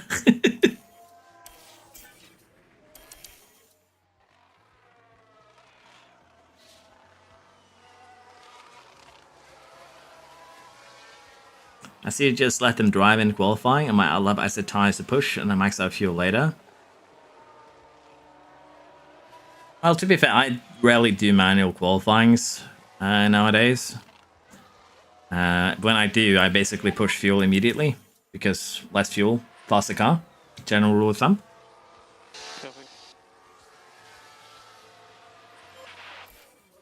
Are we seeing any mentality fixes for having a horrible car? Nah, confidence is still working the same way that it always has. And that's kind of one of my biggest critiques with mentality. Because as you can see here, Dietrich is currently 91, 98, 95, 93, 90. Or rather, 95, 98, 91 in 3 of the pace stats. And this is with a confidence buff. And even if they nerf mentality, it doesn't help when they get not only the mentality buff, but also the confidence buff. And it's kind of one of the problems right now with the mentality and confidence, in my eyes, is the fact that you can double dip. The good teams can double dip into the positives, the bad teams double dip into the negatives, and the difference between the teams just grows even bigger because of that. So that's one of my issues with the current situation with mentality and confidence. But there's not really much you can do about it. Again, when mentality was just a straight up plus 10 to everything, you could have an 85 rated driver that was maxed in pace and everything. So it's kind of a weird situation.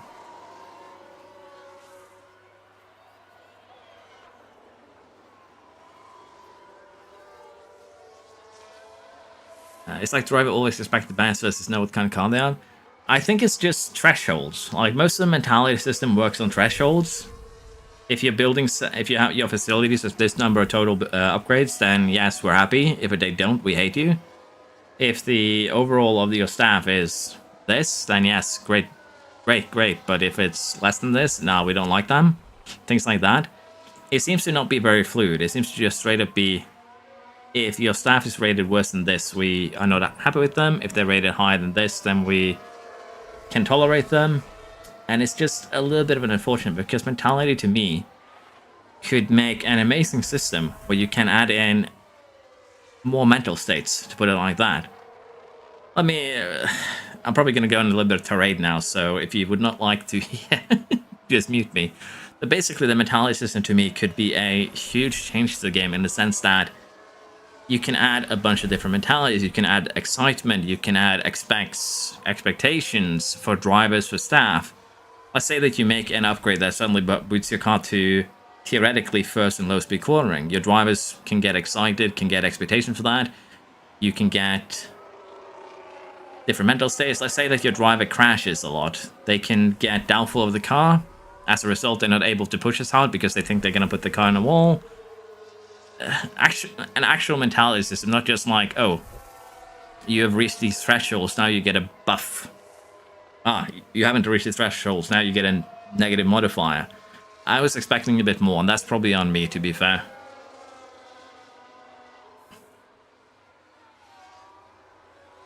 Yeah, basically most of the top team drivers can hit 100 in the race, which is a bit of a problem. Does overheating affect top speed and acceleration, or does it only affect wear? Overheating of your tires affect tire wear for the most part, yes. Overheating of the engine is going to degrade your powertrain a lot quicker. If that makes sense. Thank you for all the good releasing content. Appreciate that, Buck. Thank you very much. The threshold seem to differ between per driver. There seems to be some drivers that have lower thresholds, but I haven't been able to make sense of it yet, Julio. It's kind of weird.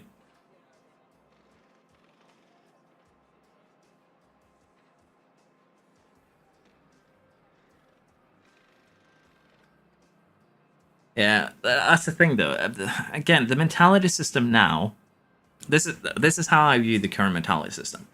The current mentality system is just confidence on a permanent basis. Confidence, basically, mentality during races can fluctuate. Mentality, confidence, otherwise, which again is just tied to thresholds rather than anything that has to do with the driver's actual mental, which is again very, to me, disappointing. But it also gives me hope, because if we If we have modding capabilities, that could actually be an amazing system to kind of work with. But the idea is, for me, it's very simple. The mentality system as it is now could be a way to, in the future, actually add some personality to the drivers. You could have things like the upgrade looks amazing. Driver gets a confidence boost for the next couple of races. Plus, say, 3 to the pace stats, things like that. Driver has been crashing a lot lately. Doesn't feel confident in the car. Wants to get a new chassis, for instance, kind of like a couple of drivers have in the past. If you give him a new chassis, they'll be happy. Going to cost you a little bit of money. They get a little bit of a buff to their, say, control stat for the next couple of races, so they don't crash as much, things like that. You could look at it like random events, but basically also it would add a little bit to the game. And again, I am not very creative, so there's probably a lot of other people out there who could make way better suggestions to how a system like that would work.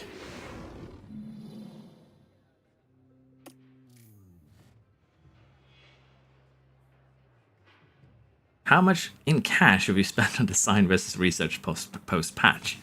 So no, well, the question that always is with design versus research is just straight up, how hard are you getting hit by regulations? If it's a 5% regulation hit across the board, that's not going to bother you much. You can do the sign for the you can do the sign for the most part the entire year if you want. You're going to lose about 2 to 3% expertise doing that. But basically, the way that I look at it is the sign invests into this year's car. If this year's car is performing as expected, you're going to reach the board targets. Feel free to use the rest of your budget on research. If you're not reaching the board targets, you might need to sacrifice some of your research in order to reach the board targets so you don't get fired. There's really nothing more. There's not really anything philosophical behind it. It's just your priorities.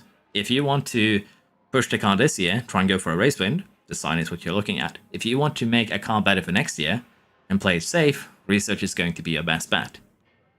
And again, it's basically you just have to compare yourself to teams around you. Can I challenge the team above me? If the answer is no, research is going to be a good bet.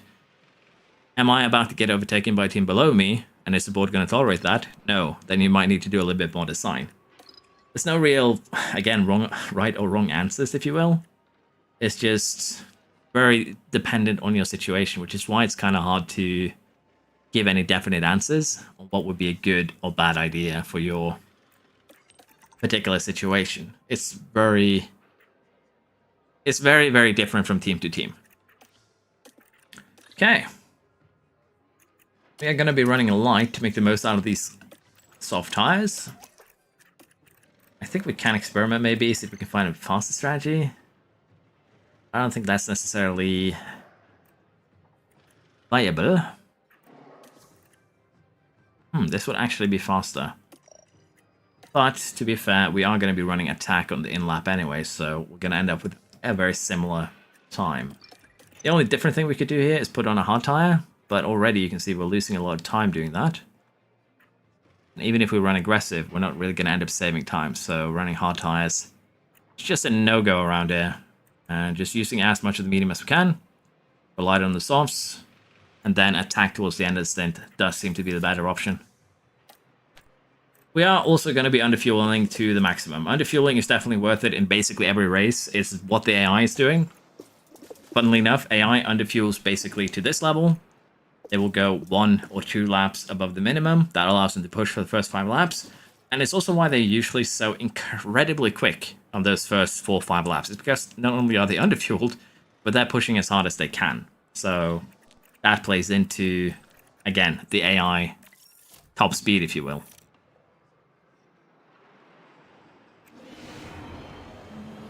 Welcome back, everyone. The final preparations are now... And this is it. What would be my best advice to survive year 1 with worst everything? And it's lights out. And Best away we advice go. to survive year 1 with the worst everything. Make sure your drivers don't crash, because then you'll go bankrupt. There isn't really much you can do. That's the thing. You are so financially strained in your first year that you're kind of forced to make some decisions that maybe aren't the best, but you can of course continue designing with the like if you aren't reaching the quota, so to speak, or the board position where they want you, it's perfectly fine to spend the second or even the third and fourth CFD periods too on upgrading the car. That's perfectly fine. And I think we're just barely going to be fighting for points there. We're going to be fighting with the Williams and Hamilton, I would think, for the top points.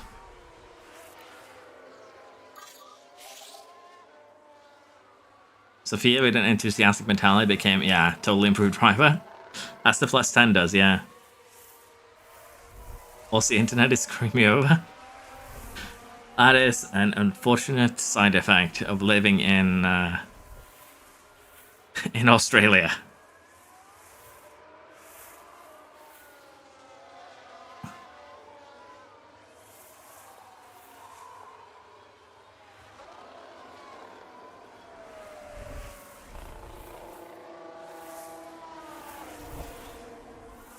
Wish they made even more efficient fuel so the cars weigh less.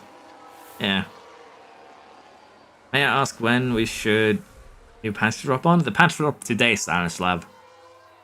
The newest patch drop today, so we have no news on when we can expect the next patch. Alonso 13th. He's moving upwards. He's coming for me.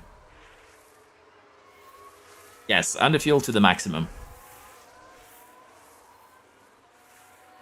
Australia self-invested invent the internet, so why does it suck?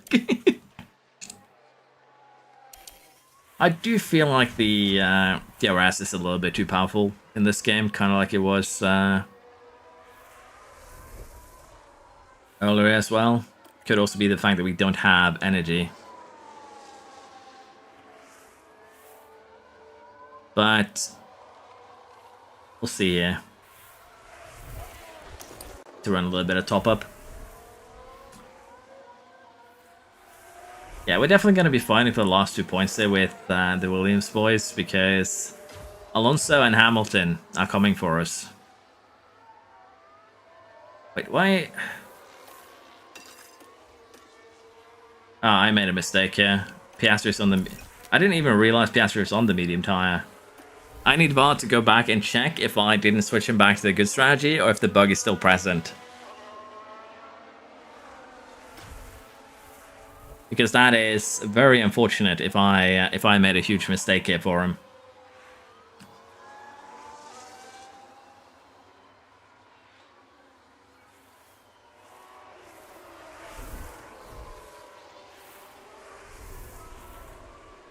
I got... Sorry. The reason why I'm losing a lot of position is because I put Piastri on the wrong tire and was running him on low on rather. I was saving tire on the medium. He's supposed to be on a soft tire.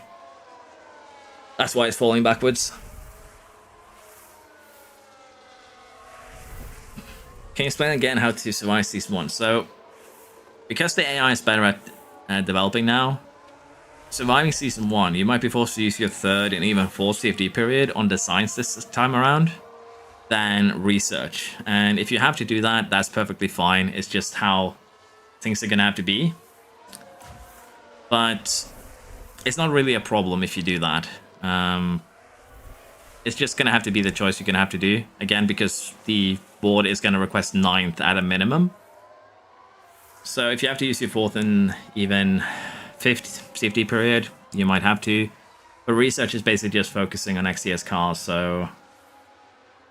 I don't know. I'm probably going to do a video on surviving the first season, but the financial aspect isn't really going to change much. You are just so financially constrained that the only real changes you can do is, again, take that 3rd, 4th CFD period and make it a sign instead of a research. That's really about it. Piastri told me I was going to stay long term, immediately sign with Red Bull. Yeah. The thing is, I just feel like when cars get DRS, like, sometimes it just seems like your driver will slow down because the car behind has DRS and just let them fly by. And it's just kind of a weird thing. Which... it just feels weird and looks weird to me. It's the best way I can describe it. Okay, so that's my bad. Good. Honestly, thank you for checking that out too. I appreciate it. So that's my fault for messing with the strategy before the race. But Etheridge is doing good. Currently looking at a podium. We are running with the mediums though, and as you can see, the other soft runners have completely destroyed their tires compared to us. So we might actually go for a little bit of harvesting here, or at least top up. We do have Russell behind, which could be a threat. But clearing the medium runners here and hunting down Red Bull would be amazing. Although it's not really that likely to pull off.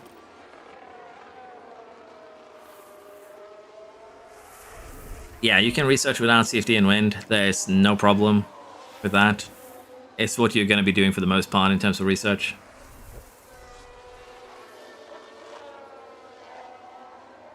Do I keep Mercedes engine after the first season? I do personally, because it just saves you so much money having Mercedes engines just because of durability. And particularly for your first couple of seasons, having that extra amount of money that you can use to upgrade facilities is actually kind of huge to me. So I'm kind of keeping Mercedes engines for that purpose. If you're looking for speed though, Ferrari is going to be a good middle ground between durability and speed. Red Bull is just going to be pure speed, but you're going to be lacking durability. So you do have some options there. Yeah, Dietrich, if we can get a couple of overtakes, get into that peak level, she's going to be scary. We're also kind of getting dropped at the moment by the cars ahead, which is not necessarily a good thing.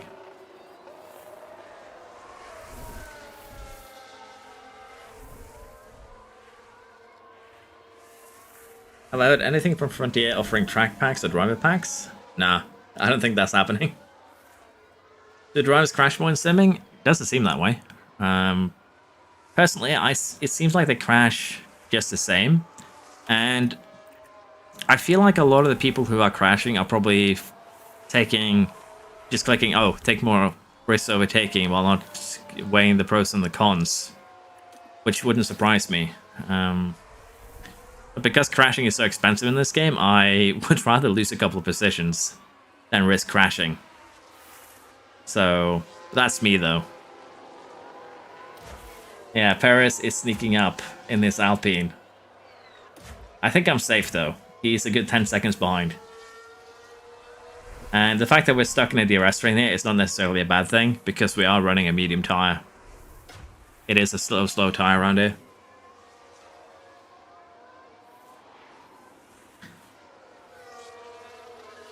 Do I use battle assist or mess with the tanks for overtaking and defend? So, I've seen a lot of weird stuff when battle assist is on.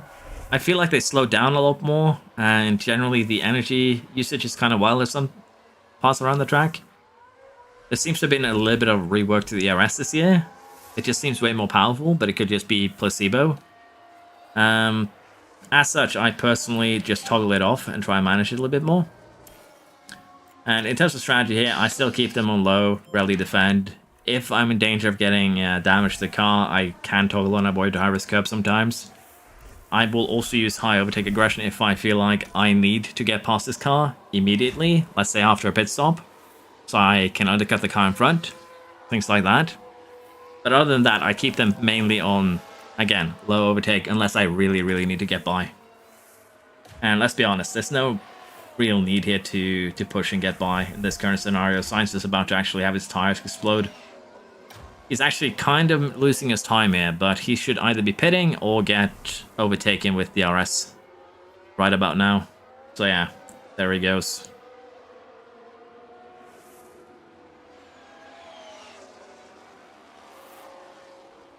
There's a yellow flag now. Max underfuel every race. I got to Spa and didn't think it would work. As long as you run conserve for the entire race, you should be fine. I haven't tested it on every race yet, so take it with a grain of salt. But what I've seen so far is that generally, as long as you run conserve for the entire race, you will be fine. But I might have made a mistake in this one, because we ran attack for the first half of the first lap, which could backfire horribly. So I might be in trouble. We'll see. I say I would miss you, but I learned my lesson. See ya, Floof. Crashes do seem to be hard-coded in sims though. Sim the race and doing crashed, reload, and simmed a bunch of times. They crashed in every single sim of that race. Haven't tested that too much, but it wouldn't surprise me if the sims are simplified versions of the race, if that makes sense. I'm gonna actually try and undercut it with Piastri now. Get him in, put him on the soft tire. It wouldn't surprise me if sims are more simplified. So let's say that you run everything the same. Your driver is very likely to crash. But if you say change something up, if you're still there, try and change something up. Try and change your strategy a little bit. Try and, you know, put in a new component on the car and see if that changes the result. Because I would think that has an effect. But if the sims are that hard coded, then I would be a little bit worried, honestly. From quick smash, you should be fine. I haven't tested driving clean air much tier this game, so I can't give you an answer on that one.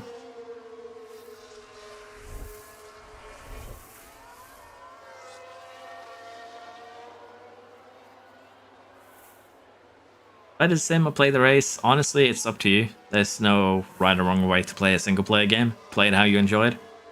It's my mentality.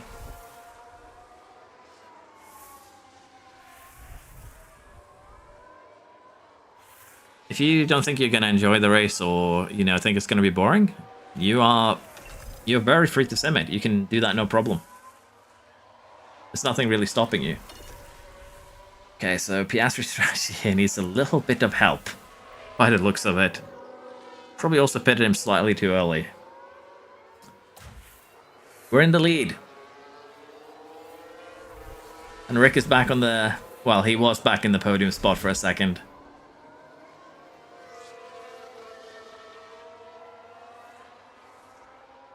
Okay. Oh, it was BK who left for food. My bad. Sorry, BK.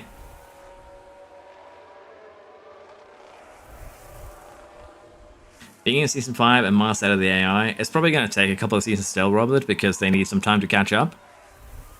So you might be better off starting a new save with the new settings to see if it is maybe a little bit better. How many hours have I played in this game? Let me check. So far, I have over 200 hours. In 3 weeks. 3 weeks and some days. That's bad now I think about it. Maybe I need to go out and touch a little bit more grass. Piastri is stuck behind the GP engine. So the most part people are on mediums.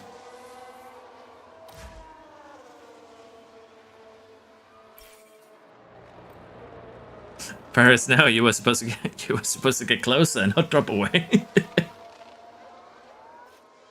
I think someone asked, but Dietrich here is, yeah, it's an AI generated driver, because I also wanted to see if the mentality changes differed the growth rate between a AI generated driver and a real driver, because as you can imagine, the growth rates were pretty insane before the patch, and I wanted to see if that was still the case after the patch, so they started around the same level.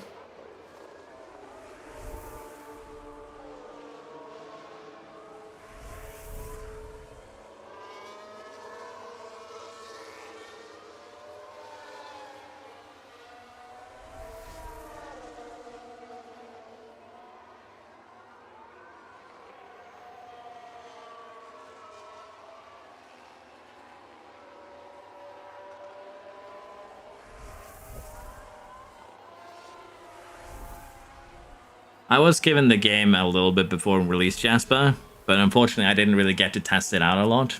So 10, 20-ish of those hours are pre-release. I was given the game basically around the time where I told everyone I had a surprise stream coming.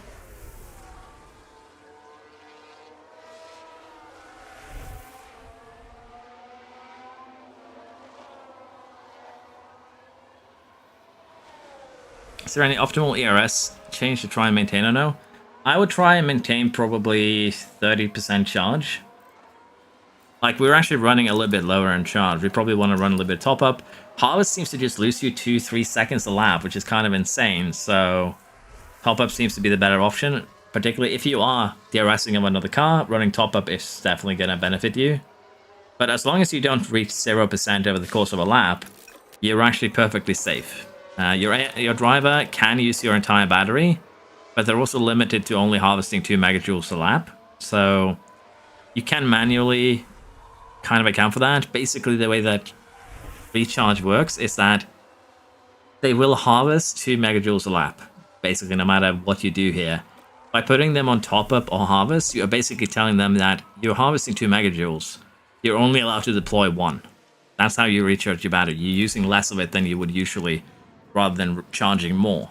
And we can kind of take a look at it here on this lap. So Dietrich is now running neutral. Already in that first corner, we've harvested 1.2 megajoules, which is... There we go. We're in the... Where are we exactly? Let's have a look at that. We're in the 1, 2... I count that as 1 corner, but 3. Took us 3 corners to reach our harvest limit. The only way we can actually get more energy into the battery at this point is by not using the energy that we have. So when you run top up or harvest, you're basically saying you're not allowed to use more than 1.8 megajoules. You're not allowed to use more than 1 megajoule over the course of a lap. Because you're very much limited on how much you can harvest, and that's what slows you down. And because ERS seems to be incredibly powerful this year, whenever you run harvest, you lose a lot of time due to it. Piastri is struggling a little bit back here though, but that's kind of my fault because I already broke his confidence early on. So that's also kind of the key here, the difference. So 1996-93 versus 90-84-86. So Piastri did get a little bit of a whack there to his confidence. It has not been a positive thing. Let's put it like that.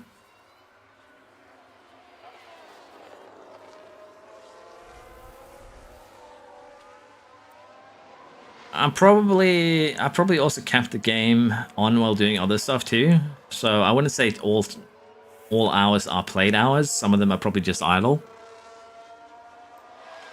I know for a fact that once I forgot to turn the game off when I went to bed. So probably 8 hours is, you know, there. So I'm not going to say that I've spent 200 hours actively playing the game. It's just how much Steam thinks I've played it.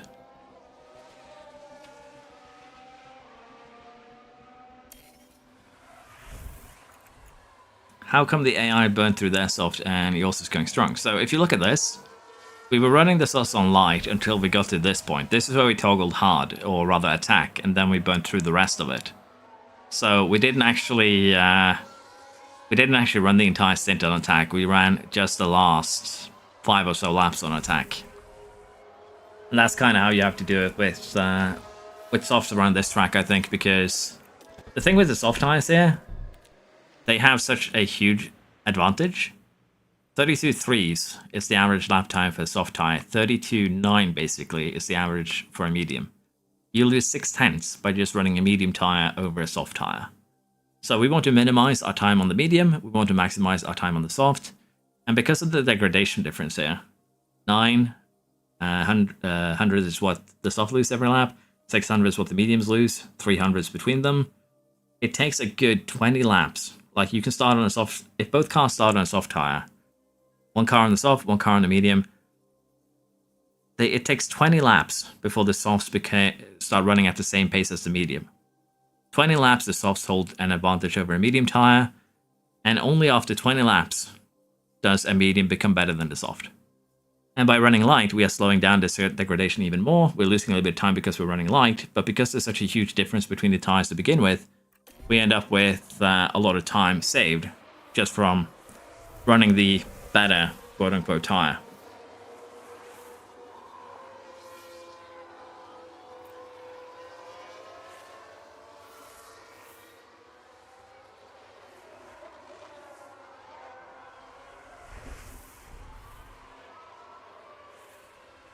Yeah, I probably spent a little bit too much time on this, Jasper, which is probably also why I should sit down and make a review sometime soon.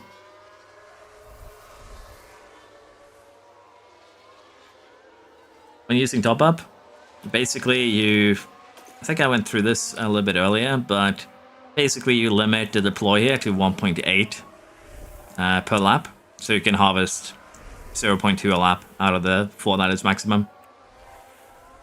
That makes sense. Is there a specific threshold where the timer slows you down? Around 40%. I think we can see this maybe more better in the AI. Around 40% here. That's where you'll start losing a lot more time. You can kind of see it here, 37, 39, 39. Although I don't think it's that harsh. But yeah, you can see AI is getting slower here, getting slower. They're also not really pushing. But generally around 40 you lose a little bit, it seems like, and once you get under 30, that's when you get really slow.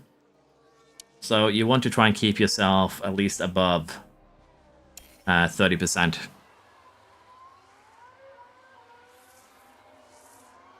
How much is 0.2 in percentage terms? So 40 split on 2.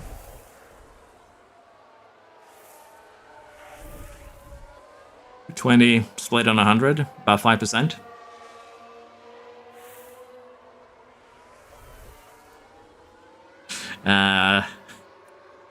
Let me check my CS hours. 2,500 hours.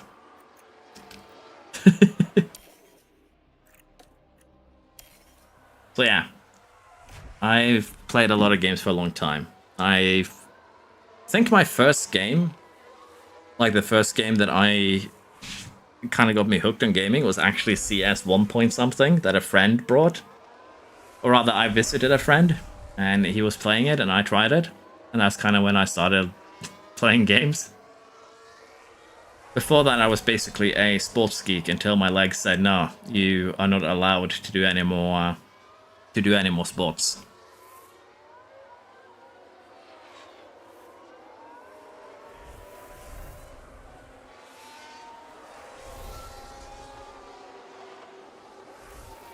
Using top-up of harvest is fine if you need to recharge. There's nothing wrong with that.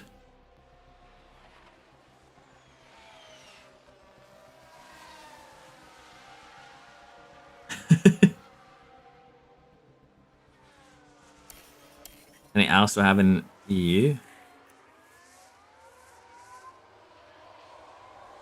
I don't even have it in my favorites anymore. That's how long since I last played it. 1200.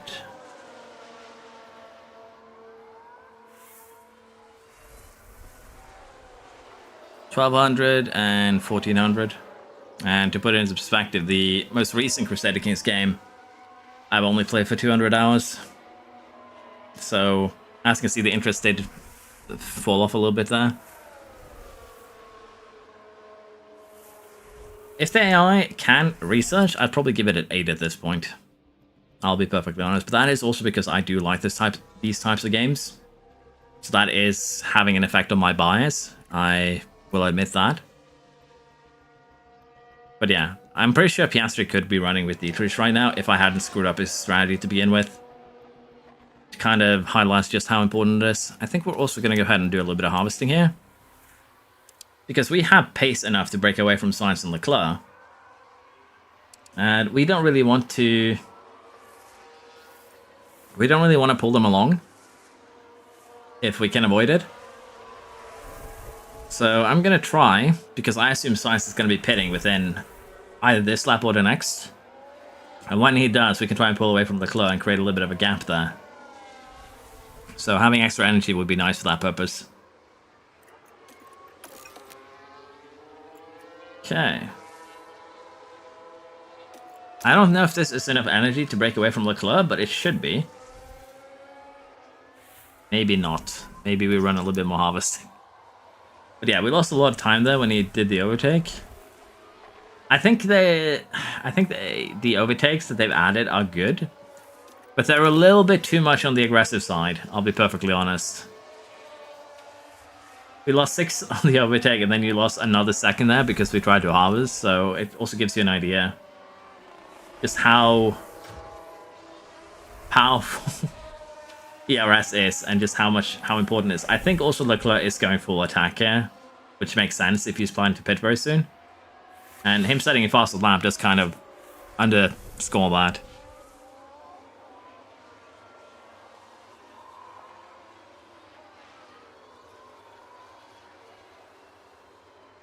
I am an old 30-plus man. Live in Norway. I don't think I've actually made a proper self-introduction video for my channel. Probably should do it at one point. That probably would be for the best, to be fair. 2007 hours on CK3. CK3 honestly was a bit disappointing to me when you come from CK2 to bare CK3. Which is common for Paradox games, let's be perfectly honest. It's something I should have expected.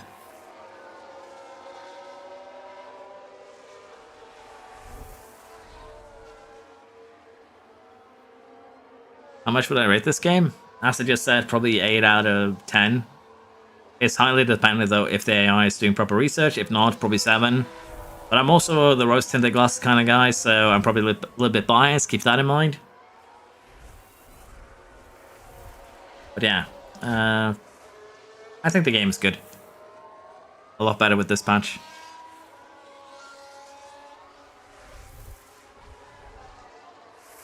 I think my YouTube, like my YouTube channel, when I made it, is pretty old.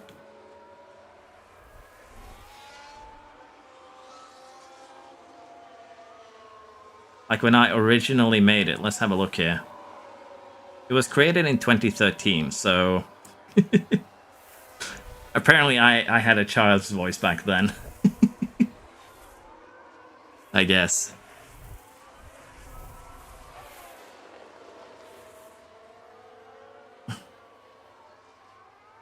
CK Crusader Kings.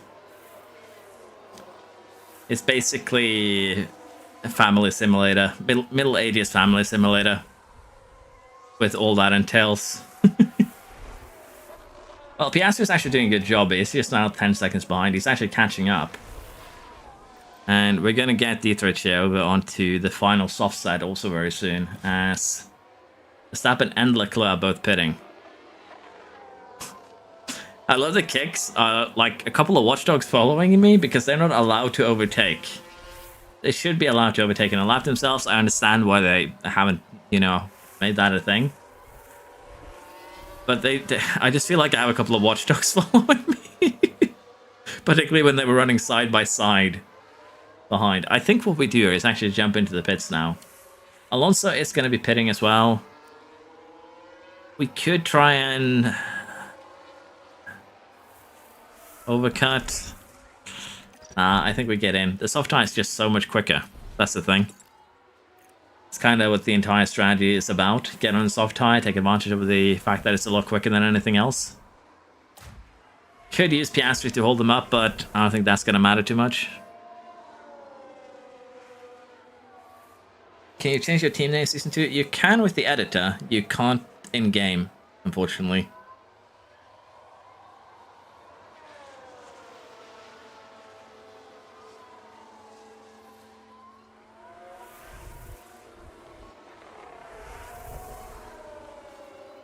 I don't even know if they updated the game. Those guys might be very much outdated.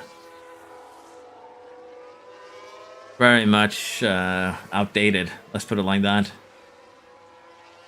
Now, Alonso is going to run away from us, but that's mainly because he's going to be pushing the tire more than we are. So we'll catch up to him before the end, I'm pretty sure. Now, we could try and have Piastri play defense here, but he ran off the track and got passed by everyone. Put his confidence down the gutter. Let's get him in onto the last set of tires, and just so that we don't have to switch him afterwards, do it like that. That should keep things sorted.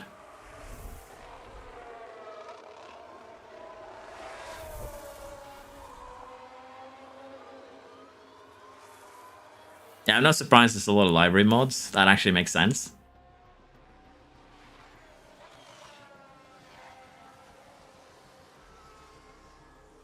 Okay, Piastri's going to come out in 11th. And we're going to have a few cars that we can overtake, try and get some of that confidence back, but This kind of also just shows you just how badly you can ruin a race just by messing up the strategy immediately. Yellow flag. Leclerc with a lockup. And it was involving Leclerc this time. Things look fine here. I sound like a smoker? Sorry. And hopefully there's not too much damage to the tyres.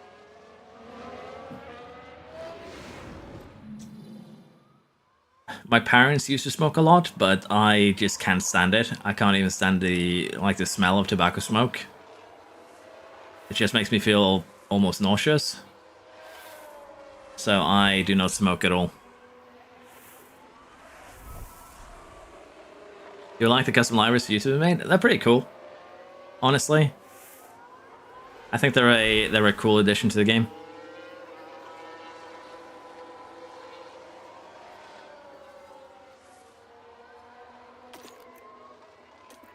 We're losing out a little bit on the confidence here, which is going to slow us down. I don't think there's much we can do about that other than just trying to push and get away from Bottas. And that's going to come with its own bag of trouble. So Leclerc, because of his lockup, and Bottas, I don't think they have enough time to survive till the end. Maybe even Norris won't. And since both the Red Bulls are medium tires, we're actually looking fairly decent here, I'd say. Although Verstappen just did set fastest lap as to mock me.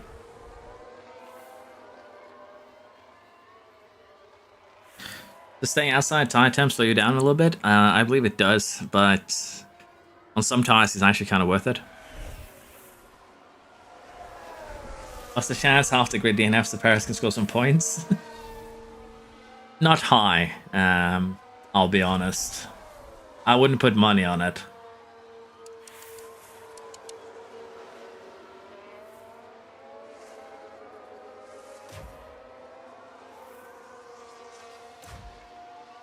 I'm wondering if we recharge next time Bottas overtakes us. We recharge, we go full battery, and then we push and try and get away from him.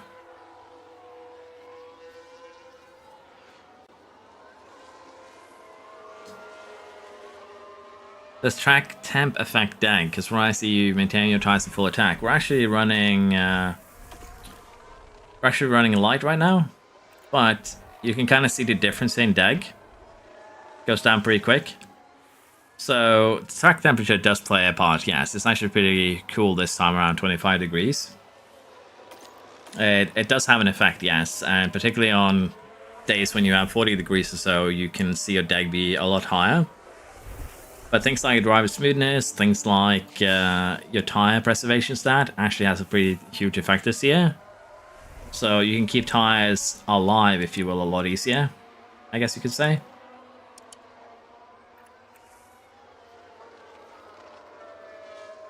I don't know what I want to do with Dietrich, because we're currently losing a lot of time. Just falling behind, honestly. Basically, we're still nursing the tires. We're going to go attack towards the end. But I think a podium is outside of our hopes at the moment. 13 seconds is a little bit too much to gain. Unless we have some DNFs. Leclerc seems to be taking a better care of his tires at the moment to survive, which is what you would expect from hard AI. But we still do have an advantage. There's still 10 laps remaining. I'd say it's still looking good, particularly when you consider where we supposedly were at the start. But Piastri, unfortunately, is going to be fighting for just a point or two. This is second season. After this race, we're probably going to do a lot of simming.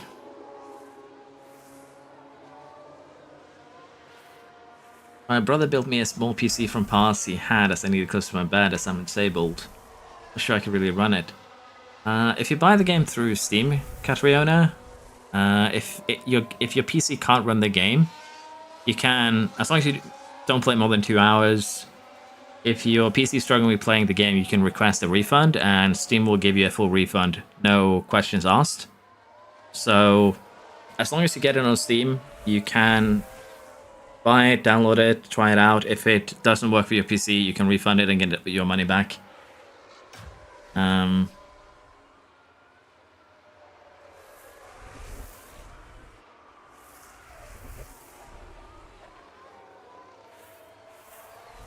How can I change the temp to Fahrenheit? I don't know. I've never tried that. Does engine temps affect output? No. The engine temps, we go into this here. The engine temps have basically just negative effects if you push it into the red. So if you go into the red, you're going to be losing performance basically.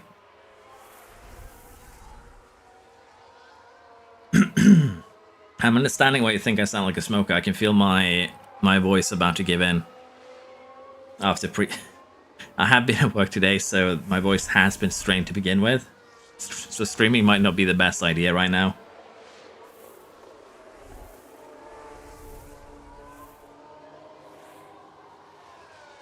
Shout USA 3 times when you go into the settings. Okay, that one is actually funny. Make sure you have a video with a bald eagle screech running in the background. I don't actually know if it's possible to change the settings to Fahrenheit.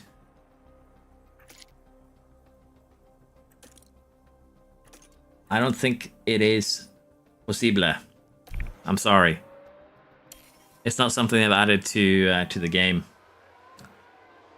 Okay, so degradation, I think we lost about 6% a lap. So we need to wait a little bit longer before we go on the attack here.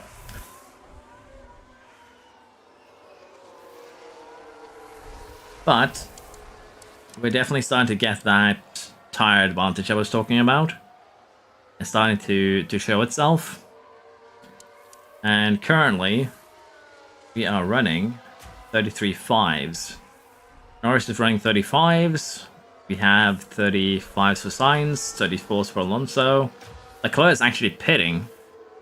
Okay, Leclerc might actually be dangerous now because he's going to go full push. He's going full push till the end.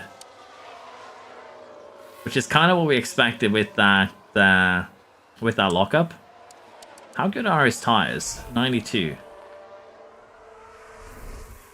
We're probably going to actually see Norris and Alonso potentially also pit here.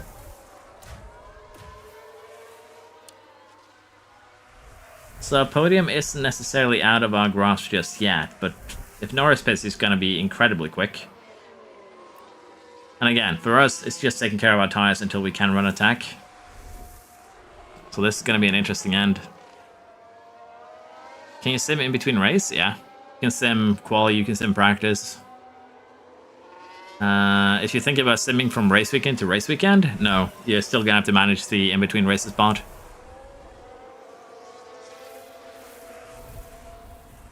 Loof, I have to go to bed now, but if Alpine miraculously scores some points, I'll make a short of it to show you. Well, enjoy your sleep. Basically, just seeing if the patch had the effects as described. Is this a red flag? And here we've got a yellow flag. Now we should be able to take a look here. Is it just Ivasa spinning that close start? Round they spin. And I wonder, could they have done anything about that? Okay, I got worried that there might be a red flag situation, but we were good. Is there anyone else that has had a moment? Doesn't look like it. Okay, Leclerc with the fastest lap. He's running 4 seconds almost faster than us. 2 laps and he'll be catching up to us. But 6 laps to go. Lap 52 is when we go full attack till the end. Or rather, I think we're safe doing it now. This is when we're going to start pushing and try and get some of the places back. Because Leclerc is dangerous, we need to kind of try and stay clear of him. We should be just about safe here pushing till the end. That's what I'm gambling on. And we already have left Bottas behind, so that is good. Piastri now coming up on Albon.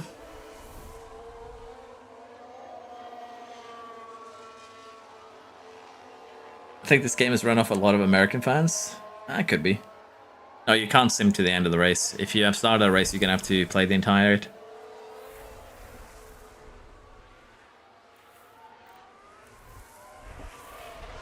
how would I normally set up a side pod design to get the most out of it? The side pod is strong when it comes to the cooling. It is. I would maximize that. I would also maximize the middle cornering, I think it is, that the side pod has. Minimize the low speed cornering, and if I really need it, maximize top speed. Because top speed, middle slash high speed cornering is pretty decent. And if you need to at that point, again, just cooling, high middle speed cornering, minimize low speed. You can add in drag reduction if you want to, but it's not really required. It's going to depend on your car. But I would definitely, again, just do high speed cornering and cooling on the side pod. Sorry for walking in circles there. Yeah, your side pod is going to be the main source of powertrain cooling, which is why it's important to maximize it there. For some reason, I was getting it confused a little bit with the chassis for a second, but should be alright. 3 laps to go. We're gaining 2 seconds a lap. Alonso is also pushing, but we're definitely getting signs by the end of this if you can keep this up.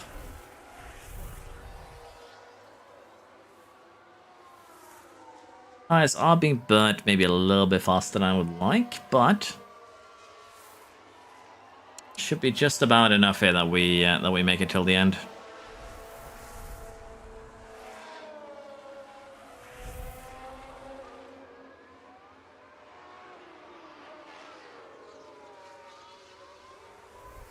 Yeah, we launched this attack actually a lap too early, so we're gonna have to slow down a little bit here now. Get some of that temperature down. Launched it 1 lap too soon.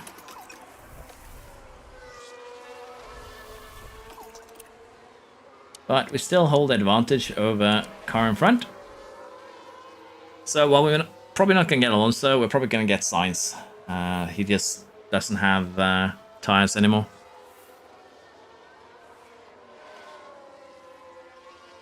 Am I underfueling this much to lower engine fault risk? There's 2 reasons why we underfuel this much. It's just straight up faster than, you know, running regular fuel or overfueling and pushing.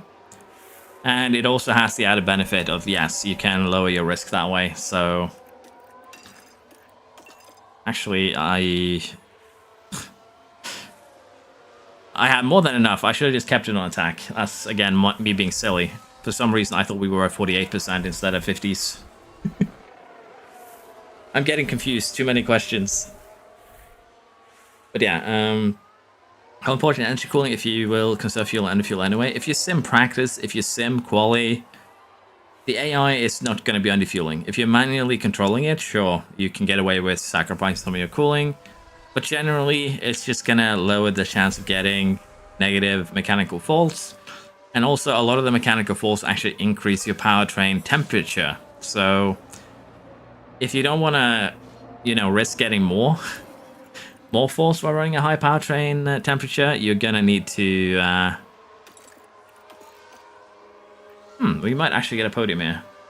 So, again, some of the force do increase your temperature, and to fight that, you're going to need to have high cooling, if that makes sense.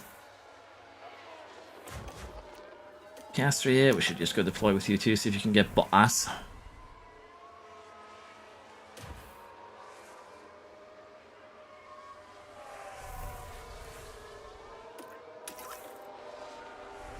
Like Alonso just barely beats us out here.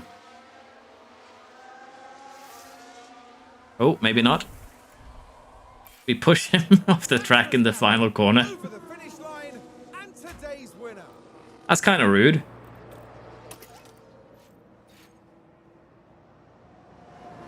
No send here for Piastri.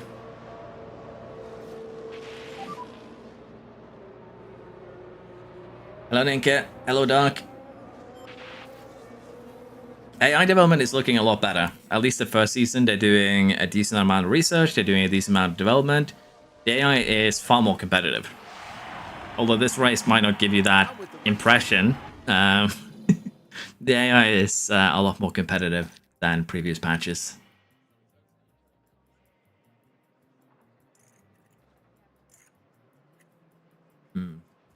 If Alpine scores the points, someone needs to let me know so we can mess with Floof.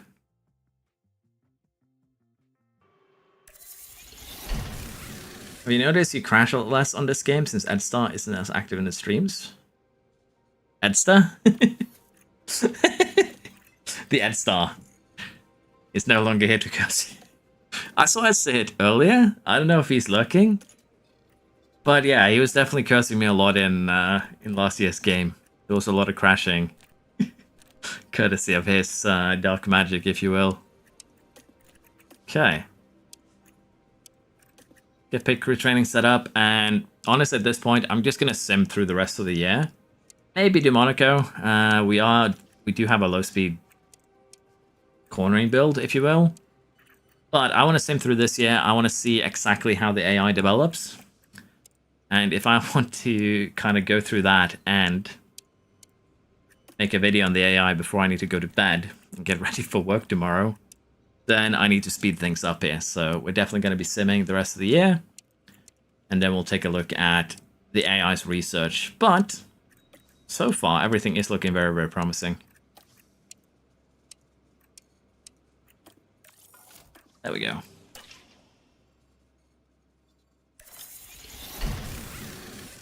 I haven't seen any fixes for the scout engineering capacity loss, Josa. So for now, I would just really just stay as far away from them as I can. The scout / engineer sponsored plans. Hello, Nightwolf.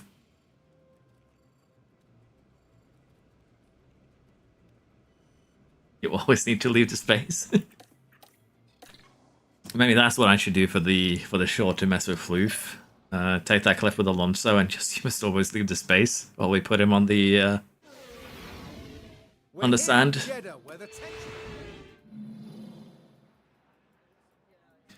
Is mentality nerfed too much? A little or just enough? Honestly, I think it's fine. It seems to be a +5 now, more than anything else. Haven't actually looked too much into it, but it doesn't seem to have too bad effects, negative or positive. Only now it's Saudi Arabia. It's season 2. Well, I did play Bahrain very slow and was answering questions, so that does kind of explain it. But we are going to be speeding along now. Again, the main thing we're going to be looking at is just how the AI research is, and if they can beat player research. Although, to be fair, I'm going to be min-maxing research as much as I can this season, so maybe not a fair comparison.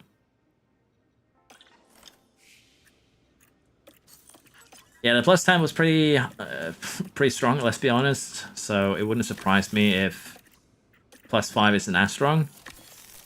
But I haven't actually reached, I think, maximum enthusiasm yet, if you will. They're still unhappy with car performance, so still need to put in a little bit of work there. I still love this thing, though, by the way. 21st. Podium in the first race.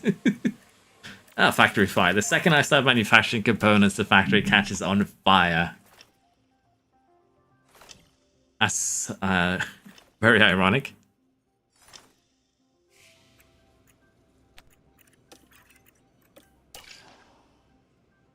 I am a teacher. Your work is not F1 manager? No, it is not. It's making sure the little gremlins actually learn something.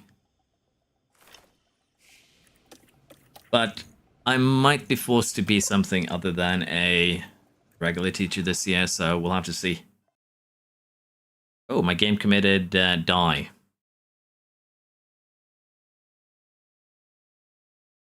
I'm gonna be nice to you guys and mute this audio, so when I restart the game, the airs do not explode.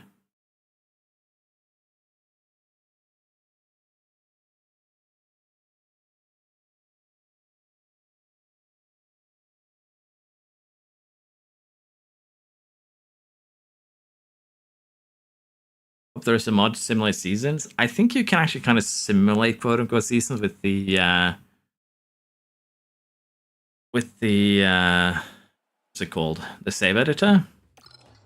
but it seems to be at your own risk and might not be very precise, if you will. Yeah, I think I saved your ears there. Hopefully. Let's see if this crashes the game again. It's wonderful to be back down on. I don't know exactly what crashed it. Was it the simulator race? I just want to see if it happens again. Because for this one, I don't actually have a rolling save. Which means that I probably should save after this game just to be on the safe side. Because if not, we're going back to the start of the season. Which is probably not a good thing.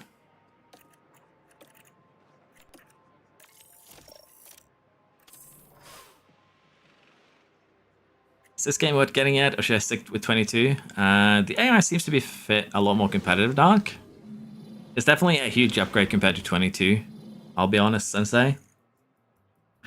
Don't tell me you already picked up damage, Piastri.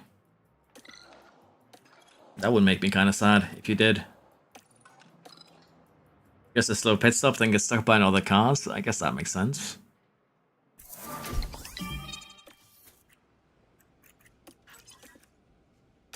Okay, no real damage, but I need to manufacture parts because we're actually running out at an alarming rate. But the factory caught fire, so we're gonna have to wait for that to get solved.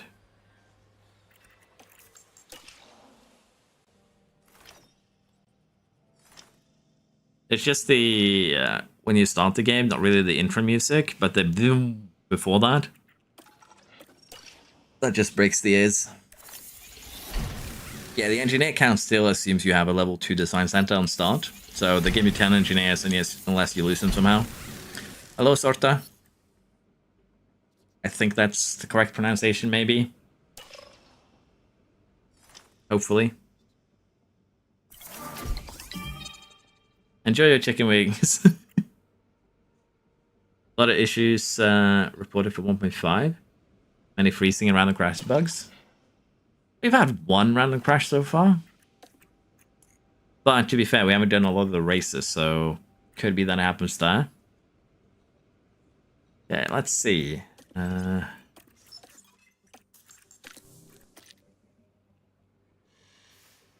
93, 96, 97.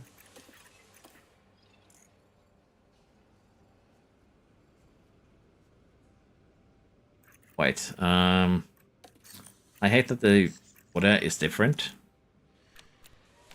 97 reactions, 96 braking. Okay, so the buff is 7 for the braking. I guess it goes up to +7 then, maybe? Mentality right now. Reactions is 90, braking is 96. What is your cornering at 93?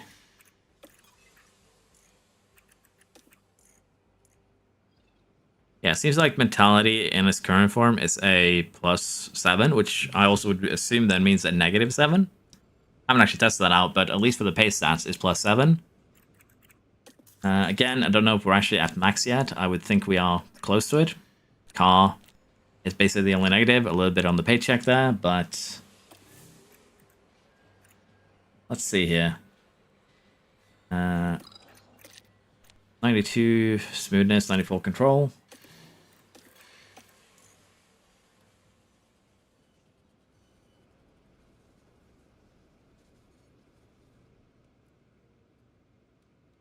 Seven or 8, because she just went up to 87 on control last month. Ah, that's correct. It's just me being bad at math, so yeah. Seems like mentality is a +7, which I would also assume that means it can be a -7, so it's still strong, don't get me wrong. It's still maybe a little bit too strong, I think. How good is staff and facilities? I went with better staff here to test things out. Basically very high rated. Facilities were level 1 and have been manually upgraded. But I like to test things with better staff. It just makes sense to me. Let's go ahead and upgrade this. As it gives a little bit of that mentality buff. And also a little bit of buff to the cars.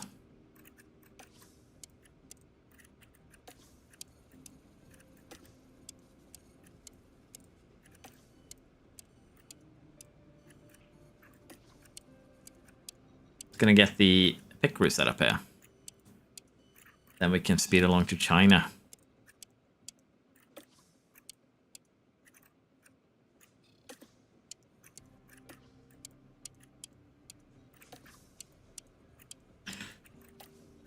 Is the crashes and freezes that people are experiencing in races, or is it just everywhere? It's gonna be my question.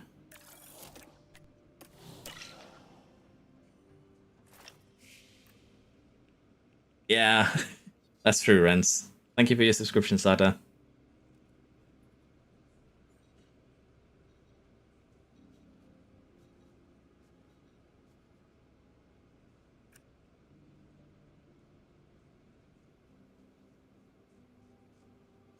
Yeah, mentality, and again, the unfortunate thing with mentality and to some degree also confidence is that in their current forms, they just buff the already strongest teams and nerf the lower rated teams. They're basically made in a way that makes it harder for their devs to do a balance. Because confidence, generally the better your team, the better your confidence is gonna be because you have a better car, straight up. You have access to better drivers. And for the mentality, again, better overall means better mentality, better facilities means better mentality, all that kind of stuff. You end up with a positive feedback loop that just benefits the top teams massively and negatively impacts the lower rated teams. And you can try and balance things as much as you want, but as long as those two systems are in play, it's going to be incredibly difficult to balance anything.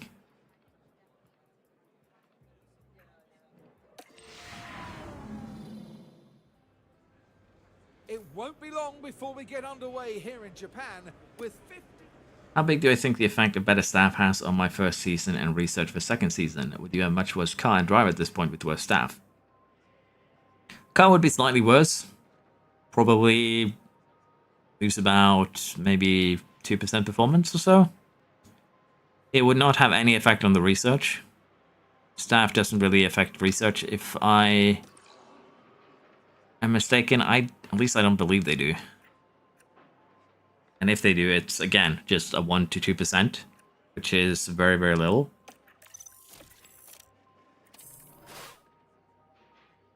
So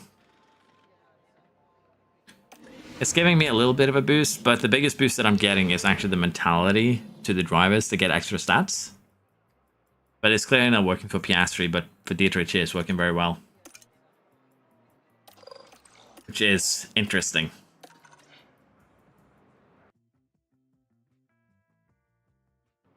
Hat on a hat, yeah.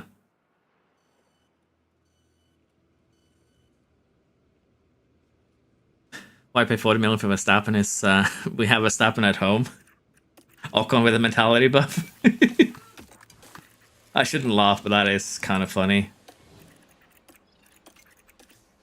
I'm actually falling really behind now on the paths, and I don't like it because this is one of the easiest ways to get dropped into hell, as I like to call it. Let's make 3 front wings, and then we'll make rear wings once these are done over the race weekend. Major technical changes. Okay, this is the fun one. Front wing overhaul. Go for the complete one. See what the AI does here. If I try as hard as I can to just simulate without getting distracted by anything else, probably a couple of hours. So what it would take, Charlie, to simulate a whole season? Yeah. I think the way that it's done now, mentality, it just gives you a blanket buff. I kind of went through this a little bit early in the stream, but I feel like the way the mentality should work is that it should be... Basically, the easiest way to make it happen would be that mentality has different aspects in the sense that, oh, your team has developed a new path that has put you theoretically ahead of a couple of the cars. Your drivers get excited. They get confident that now they can bring the fight to the team ahead, things like that. Give them a plus, say 3 to their pace stats for the next couple of race weekends. Or your drivers have been crashing a lot. Give them a, basically, I don't trust the car. Give them a negative to the pace stats. They don't dare to push the maximum. Things like that. Basically, take inspiration from real life racing events, real life incidents, and make it into a mentality system that also kind of works kind of like a personality / event system where, let's put it this way, if you win the championship, you get a pretty significant buff for at least the first couple of races next year. You get a high confidence starting point, for instance, would be one. Things like that. If you are outperforming your car, the driver's confidence should grow. They should be demanding more in terms of wages. They should be demanding more from the team. That makes sense. I think I had a little bit of a voice crack there too.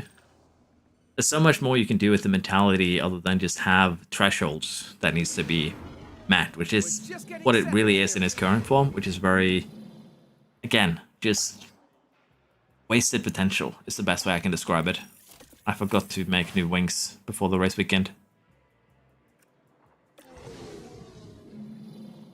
We're back, and the action is set. Yeah, 5 passes is fine too, Jasper. I kind of started doing 6 until the last 6 races. Just to be on the safe side. I designed my 3rd front wing this season, set the focus as always, and a new design would be worse in some categories while having minimal increases in focus categories. Has your buildings degraded? Because your buildings do give you a little bit of a buff. Have you switched out staff? If your staff is worse, that's going to have a negative effect on your parts. There's a couple of things that could make that happen. But it could also be that you're reaching the ceiling, CFD ceiling, or rather expertise ceiling. And once you get close to the ceiling, your CFD and your wind tunnel time actually boost your parts slightly beyond what is theoretically possible. And if you try and make a part then without CFD, you could see it being slightly worse. So that could also be what's happening there.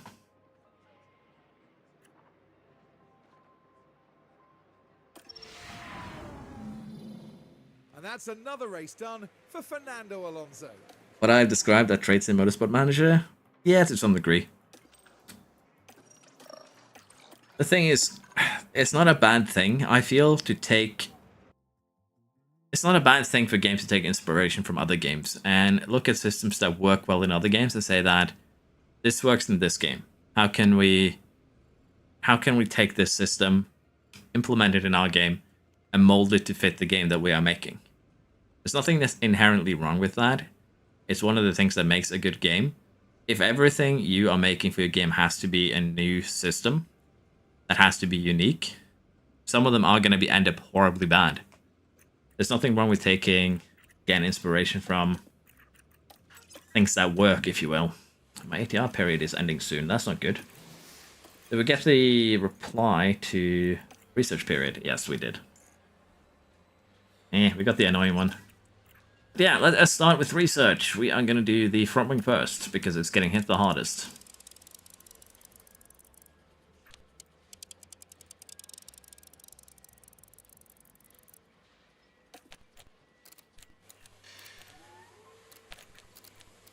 Gonna do this to start off with. We might actually put a second CFD period on the front wing.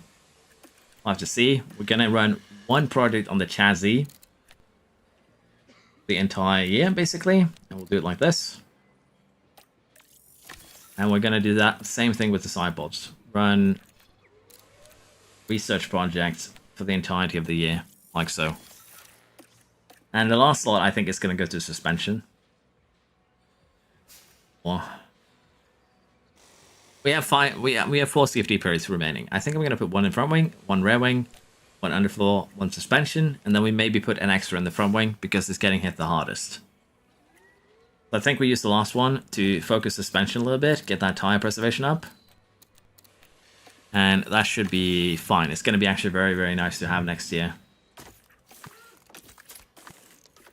I need to slow it down a little bit on the simming and actually just sit down and catch up on parts, make sure that we got research going. Then everything will be fine.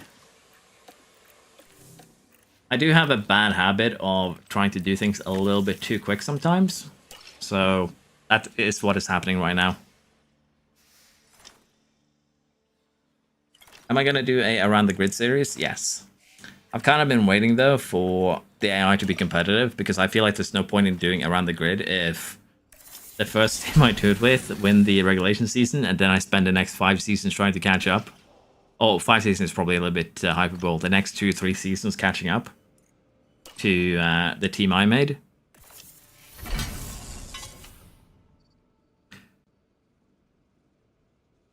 Out of curiosity, why do I make 1 to 2 hour videos instead of editing down to 30 minutes up with watch time? It's just how I prefer to do things, honestly. I could edit it down, and there's probably some videos that would benefit a lot from editing them down a bit. But I feel like you're losing so much context if I do that, and I do ramble on in a lot of my videos more than what is needed. Now I've tried to edit some of the videos down, but again, it just feels like I'm losing a lot of the context behind it, and I'm used to teaching kids the need to get things a little bit. I need to focus a little bit extra on things to help them understand, and that's probably seeping a little bit through in my videos as well. Wouldn't surprise me if it did. So it's probably a combination of those factors. But yeah, I can understand that my channel would probably benefit from shorter, more condensed videos, and honestly, with the sim feature, that might very well happen this year. But the thing is also, every time I make a shorter video, there's usually a ton of comments asking about the things that I explain in the longer ones, and I understand that is actually positive. It's kind of weird to say this. It's actually positive because it is engagement on the video, which means that YouTube pushes it more. But at the same time, I'm sometimes very late at responding. Sometimes it can take me a couple of days before I have time to sit down and just go through the comments and answer questions. And it just feels bad to kind of leave people on red for that long, if that makes sense.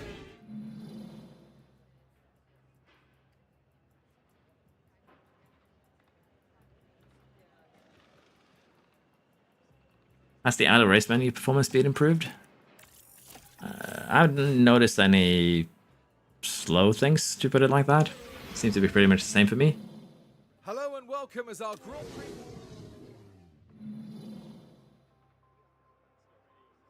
How much does time preservation actually matter?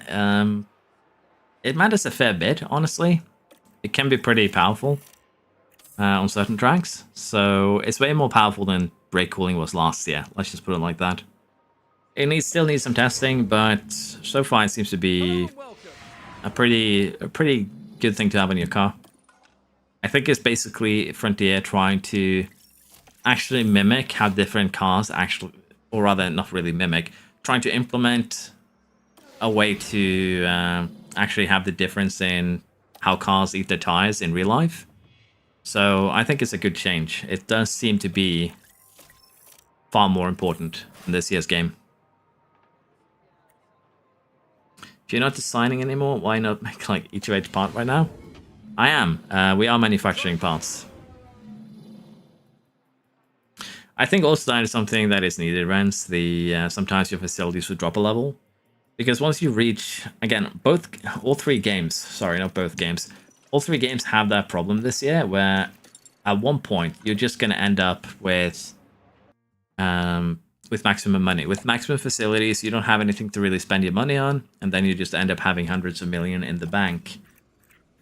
There needs to be a degradation system added where your facilities actually do degrade. I agree with that. And right now we are still manufacturing parts, but we're also limited by how many slots we have.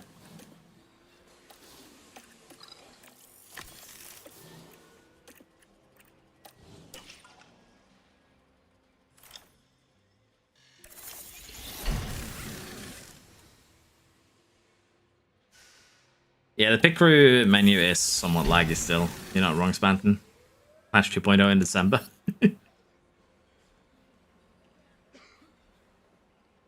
They're going to affect the sign-up satisfaction have. The set of satisfaction sets the base confidence level. So it's actually quite important for confidence. But it's, you know, it's not super important, particularly when you're simming. But it is part of what sets the base confidence level, which of course does give a pretty significant boost to your driver's stats.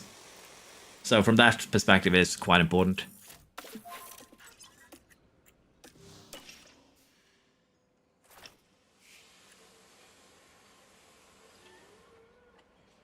But whether it's worse, I prefer longer videos.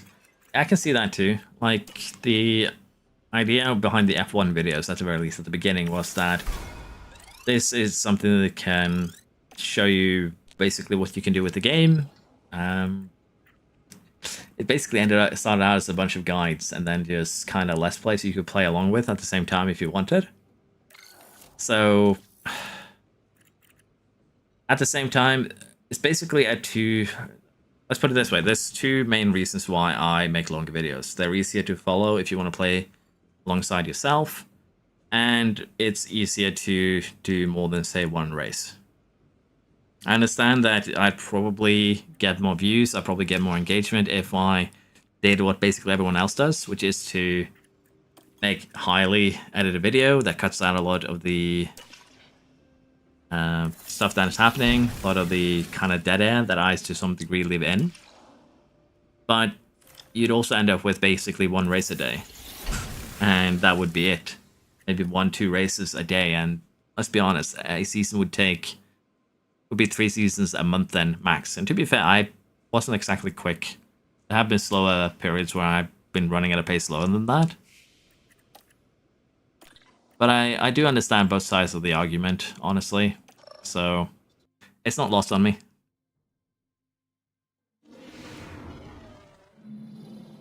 It's just bad. Again, the car performance thing doesn't seem to be updating. It seems to be focusing mainly on your negative abilities, and it doesn't seem to have any weighting to what is most important. It just weights everything equally.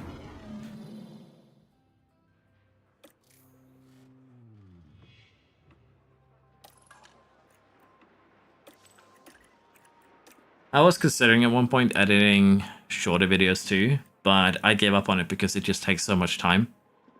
Like, basically making both versions. And that's also it.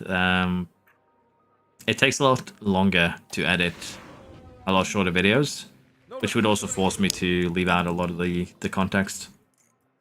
That's not good. We finished last. And still we're going to get paid out, because there were 4 DNSs. Did not finish.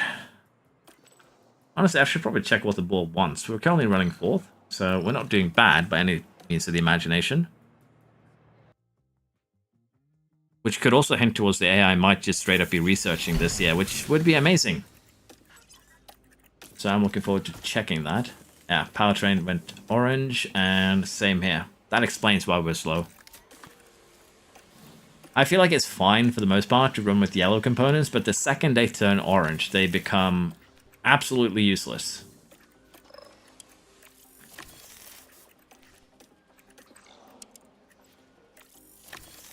Do it like that. And we are going to be switching the damage components going into Monaco. So Alpine got points. I've actually not followed it too much. I'm just focusing on trying to get through the season at the moment. So, sorry for not focusing too much on what's going on. No, they're still dead last.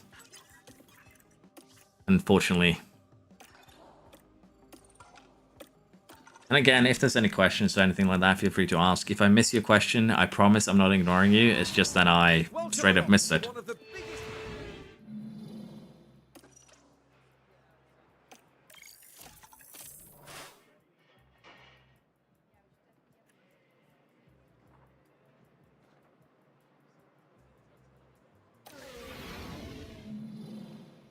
Every season, facilities should increase.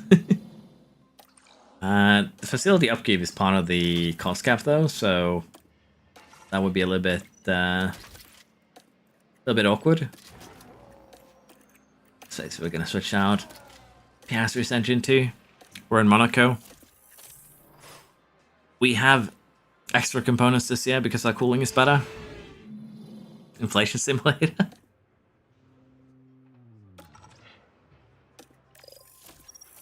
I've said this before too, but I'm very undecided. I'm a fanboy who switches sides very easily. Probably right now, Piastri, for the most part. Piastri and McLaren. We're a second off a win. Williams is scoring points though. Haas is scoring points.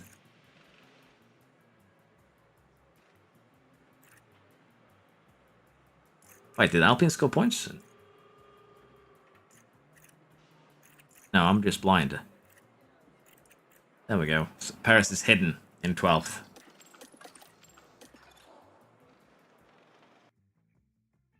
My team hub efficiency is at 198% currently. Any idea what causes this? I don't know. The team hub that I have is also running 110% usually. Currently it's running 97% because it's degraded, but yeah, it's something wonky going on. And I think we are going to go ahead and upgrade the hub once more. I am going to need to upgrade the hospitality area at one point. And there was a question earlier that does lower levels of condition actually affect the refurbished cost? And the answer is the refurbished cost is the same. 75% it was 160,000, 48% is still 160,000.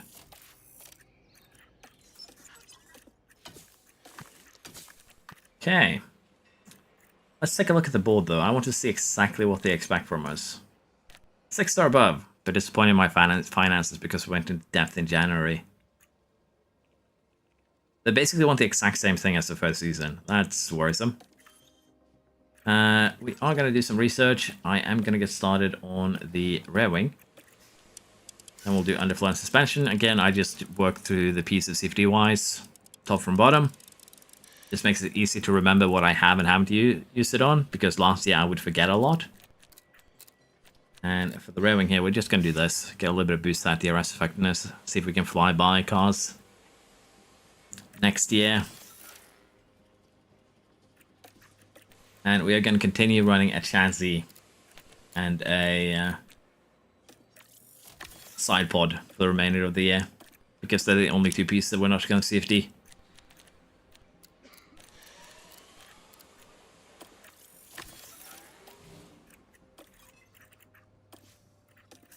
Like so.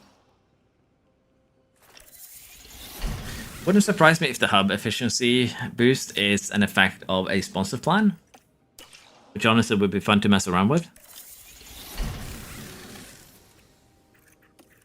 Okay, suspension and rear wing has been manufactured. I think what we manufacture now is 3 front wings. We're already making the side pod, so let's get that final chassis going. That should be us all caught up on parts. Then we can start basically going up to 6 on each to be on the safe side. I would think, yeah, Monaco, it's bug sponsor plans. Because there is one sponsor plan that has a plus to or like blue facility background, while the arrow is still down. So I think someone might have forgotten a minus there somewhere. We might look for it maybe today as we're playing.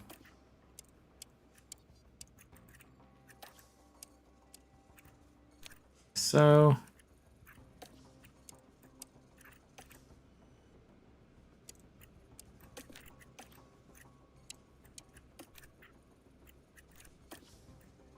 let's do it like this.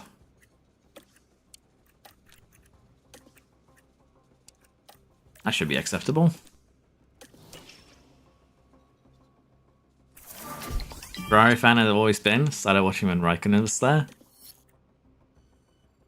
Now my favorite driver is Charles, as Raikkonen has retired. You're not going for Raikkonen Jr., which basically Piastri is.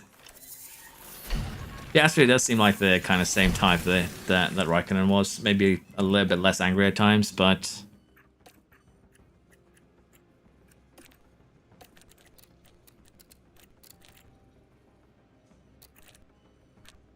do a little bit of underfloor research while we can. iDev, AI dev is looking good. We are now in the second season testing AI research. But for the first season, they have been fairly competitive, which is good. They should add the ability to make custom staff and drivers. Formula One has arrived. Honestly, they should just... Again, this is why modding is such a nice thing to have in games. The thing is, there's a lot of games out there that takes kind of implements mods into the base game. And if it was possible, there's someone who'd probably be out there modding like an icon list to allow you to add Schumacher, you know, Barrichello, all of the old ones into the game. The Mercedes driver leaves the cockpit after a well-fought race. I don't think so. It's been operating like that for 2 seasons, unless it's a bug sponsor thing.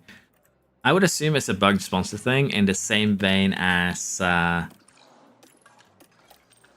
permanently eating your scouts and engineers.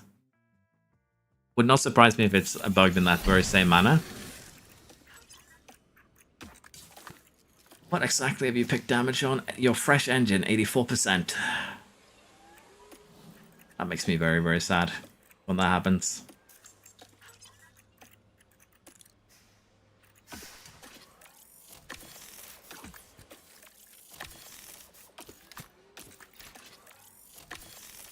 There we go. To be a new Kimi, the Piastri the Bois. How possible do I think it would be to win the championships with 2 of the worst drivers available? Depends on how good the AIs are researching in this third season. If they're terrible at it, it's going to be easy. If they're good, it's going to be a lot harder.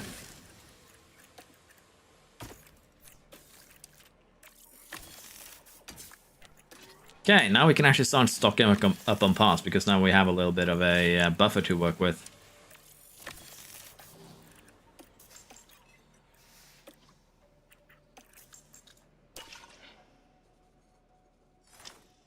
Can restore battle, yeah.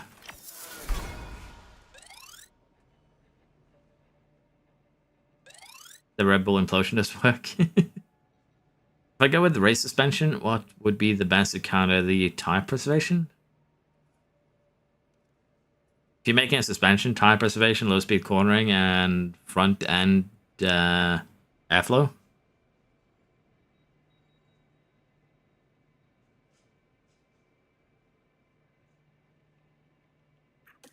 I think that is due to the IP, though, to be fair. But yeah, Frontier just doesn't like mods to begin with. That's no wrong. Let's see, do we have that funny little... Okay, so none of these are the facility effectiveness buff, unless we have a team hub activity here. Nope. Honestly, though, the best thing would be if we could get that team hub buff on the factory, so we made things instantly. That would make me very happy.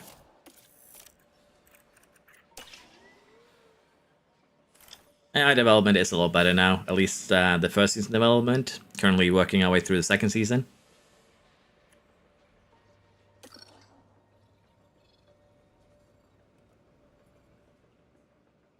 Your poor scouts must be delicious. Yeah, turns out you your sponsors are the illicit people. Tristan. Thank you for joining us for the Spanish Grand Prix. Any tips on how to prevent damage to powertrain components other than underfueling? Get cooling up as high as you can. Avoid curbs. Other than that, there isn't really too many other things you can do. Dirty air tolerance would have a small effect, as it does slightly lower the temperatures while you're running behind other cars. But it's not going to have a huge impact, if you will.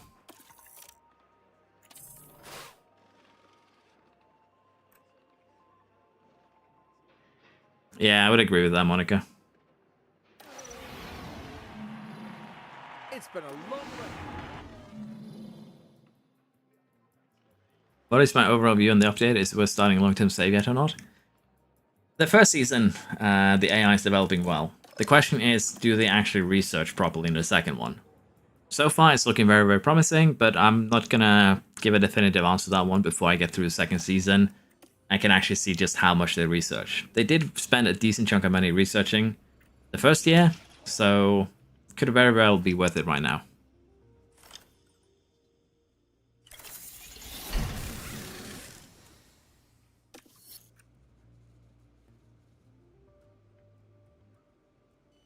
You can change the name of driver and retire. Yeah, you can unretire retired drivers, but some of them straight up crash your game. When we tried that, they made the game go boom.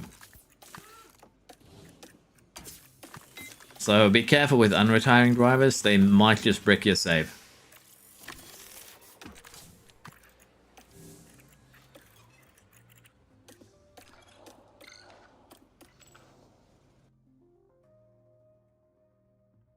Do I have a favorite German driver, and why is it Hulkenberg?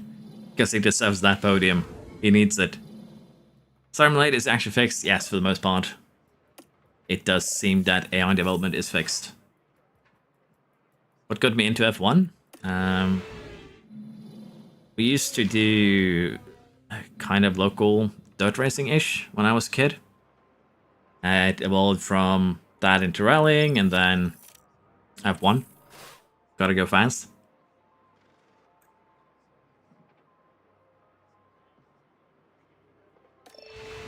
You can do that. Rename current drivers. That's probably the safest way to do that, actually. Take some of the F2, F3 talents that's been there for a couple of years.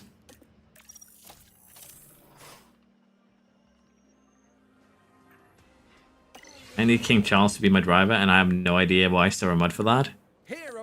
The people who make mods are scary people.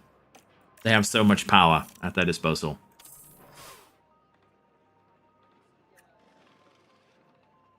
Will only apply if you choose the Scout Stem Tour sponsor plan. Wow, what To be fair, trading my Scouts for XP. That sounds like an interesting trade-off. As Magnus definitely had a fall from grace this year. They're down in 8th.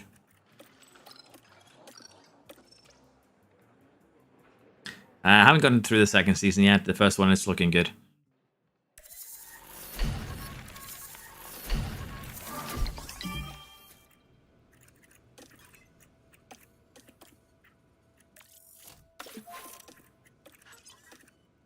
See, next up on the research list, I guess.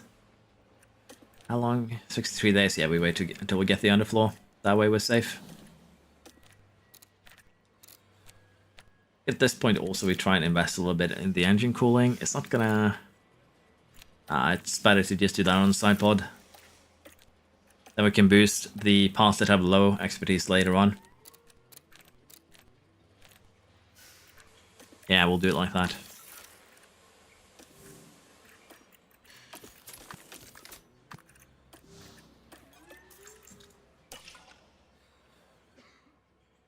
Just got every top-rated staff of Williams by Australia Season 1.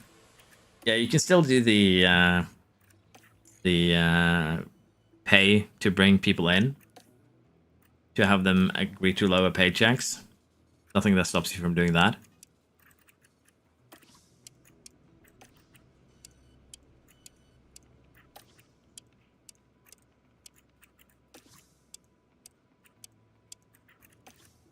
Put in a little work on the pit stops.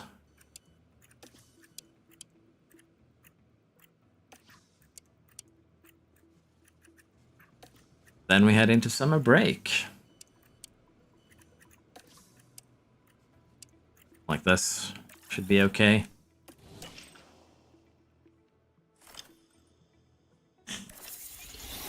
Excuse me. Drinking soda while streaming was probably a terrible choice.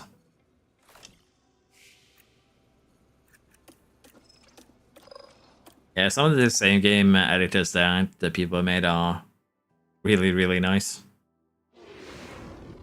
Welcome And come on in to the home of British motor racing. You get prize money from placement now at the end of the year. So the way that prize money works is that you don't get everything in one single payment. You get it paid over the next year. So if you win, let's say you win 80 million as a theoretical from your prize money, you then get that 80 million paid out over the next 12 months. You don't get everything paid out at once. Get paid out in installments over the next 12 months.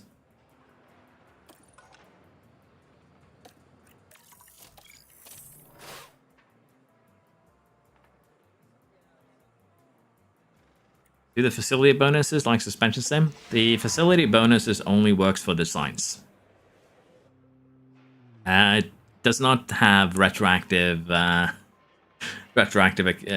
it does not work retroactively. Yes, it needs to be done by the time you start designing the part for it to have an effect. There we've got the Haas driver as we start to wrap up.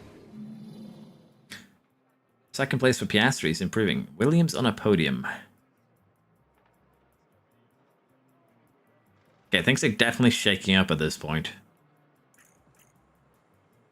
Alpine's still in the mud, though. I think this is when the fun begins, because now the AI is also starting to struggling with parts. Which is why I think the easiest way to dominate AI in this game is to take the regulation change to give less components. Because the player inherently has a pretty huge advantage there when it comes to managing the powertrain components. That makes sense.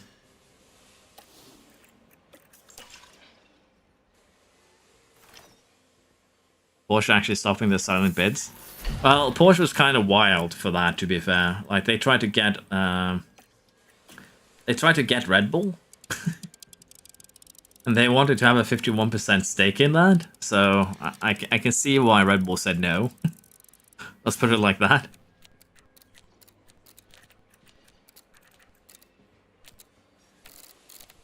But to get the cornering there. And let us do another suspension.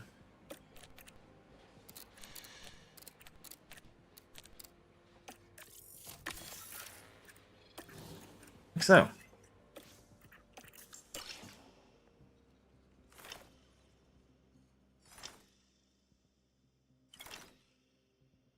So if you shut down the sign, not sent in upgrading the season? Huh? Basically, your facilities does not affect... we go into our facilities here. None of these facilities, with the exception of safety wind tunnel to some degree, well, let's be fair, even these don't really have an effect on research. None of these facilities have an effect on research. They have an effect on your designs, and in this case, the design center gives the airflow middle buff to your slide point and chassis, 0.8% boost. And the way that designs are calculated is that 80% of the performance comes from your facilities, 10% from the staff, 5% from your buildings, and then another 5% only if you have both your wind tunnel and your CFD sim at maximum level, and, this is the important part, finish last year so you can get the full wind tunnel and CFD allocation so you can boost the part. So basically, your expertise is just the most important part when it comes to developing your car. It's 80% of the performance. The buildings here are only 5%. So that there's no need to rush with upgrading these, because they do only account for 5% of your performance. So again, you can keep them at level 1. That's 1%. If you upgrade them to level 5, the design center, the car part test center, and the suspension sim, that's still just a 4% gain. So there's no need to rush with getting these upgraded. The only thing that has a exception to this is cooling, tire preservation, and engine cooling. You can get up to 10% from the buildings, so they would be the exception.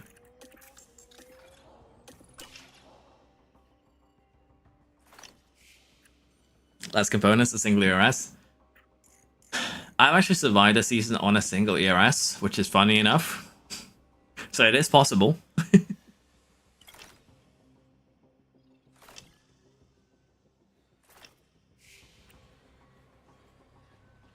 Do you prefer running my drivers on low, med, or high overtake? I run them on low. Because it just lessens the crashing so much. And unless I really need to overtake, I will put it to high aggression. I only do always defend if I want to slow down the cars behind, because it's going to slow you down by 2 to 3 seconds a lap. I haven't noticed gearbox is really wearing out slower this year. Maybe a little bit. But I think maybe cooling is playing more party. I've usually been playing Red Bull solely for the most part, because I've been able to manage components and get the benefit of that. For the most part this year, I've been playing Mercedes, so gearboxes, everything seems to wear out a lot slower now, I'll be honest. Still would love an oxygen not included series. Very technical and would be something you're good at. There's a fantastic atmosphere here at the...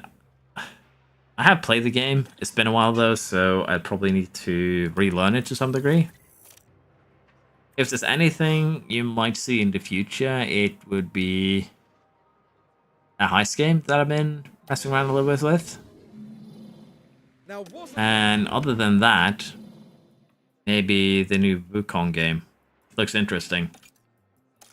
I've been tempted to play Elden Ring on stream, but since I've already kind of finished that game, it'd be a little bit boring. But Wukong could be a fun kind of same type game, I think. Comes out in a week or so, I think.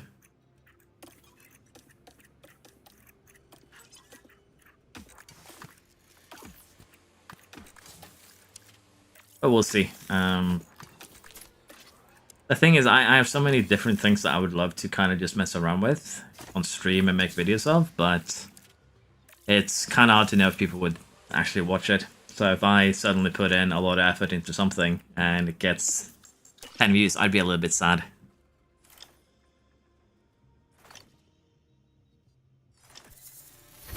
In terms of the ERS balance, this Spangly, sorry. In theory, you are a little bit slower while using it, because your driver isn't necessarily using the ERS in optimal places to keep pace. But it only has an effect when a driver is close enough anyways, so it depends. The AI will recharge if you have the ERS ballast on when they're in kind of clean air, which is going to slow them down massively, so it might be better in this year's game, because the ERS seems way more powerful, to keep it off just so you have more control over the ERS itself. But it's not wrong to keep it on, it's not wrong to turn it off. Both things are pretty comparable in terms of total pace over the course of a race, but you have more control turning it off on when your drivers recharge. Let's put it like that. That is going to be the main thing that you'll be benefiting from.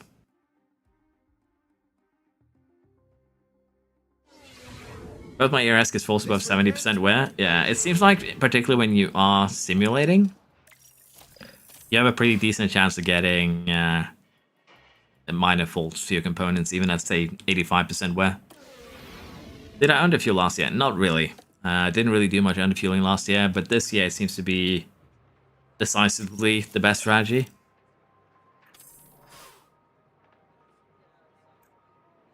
It looks like the monthly upkeep doesn't go up. It does actually, Justin. They've just kind of hidden the information about it, which is kind of bad. Give me a second here, Ferrari 1-2.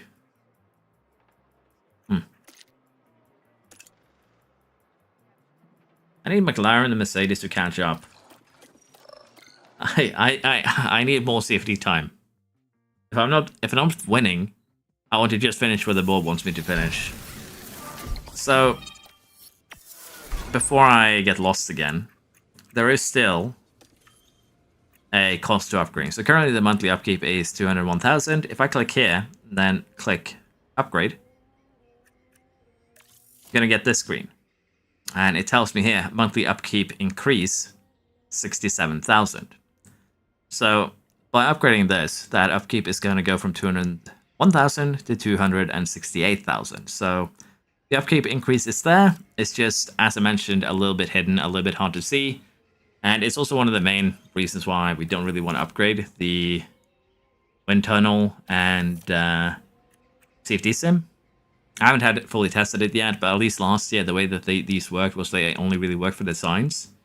So unless you used these to actually make a design that you would use, there was no real benefit to upgrading them. I'm going to be testing this out too, but it seems to work pretty similar to last year. But definitely needs a little bit of testing before I can say that for certain, so don't take this as, the gospel. But it seems to work very similarly to last year. And again, I would recommend going Suspension Sim, Car Part Test Center, get both of these to level 5 before you really do anything with the Car Part Test, the Design Center. These two are cheaper to upgrade by a mile, as you can see here. 5k increase in upkeep. To be fair, it only affects the suspension, to be fair. But it's still worth it to get these two buildings upgraded before anything else. 6,500 increase in upkeep. So that's how I would do things at the very least. You have everything broken on your car, eh? Well, we have the summer break now, so we can actually catch up on some parts to get prepped for the second half of the season, which would be nice.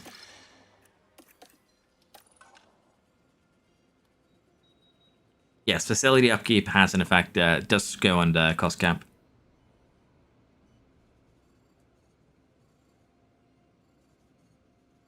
If you could add one more feature, multiplayer, honestly. But yeah, taking risks would be fun as well, honestly. But would probably cost a little bit more here than it would in what's it called? In Motorsport Manager. I would assume the penalties would be a lot more decisively negative here, I guess you could say. Feels like Suspension Sim and Car Bar Test Center do more for your car versus the CFD and wind. Yeah, they do for sure. Again, the premise between the CFD and wind tunnel is that you need to have CFD and wind tunnel to even get advantage from them.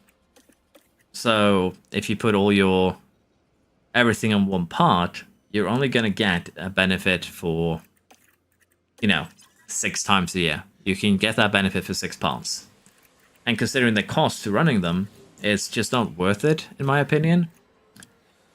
And that's kind of the camp that I'm sitting in. It's just not worth investing into because it just isn't worth it. Straight up. So yeah, if there's any building, I would keep it level 1, CFD and wind, most likely. I don't think it has changed from last year. I haven't seen anything to indicate that it's changed from last year.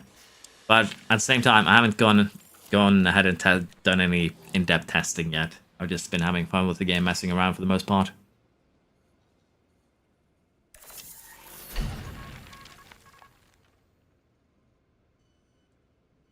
You think they will add being able to make your own engine?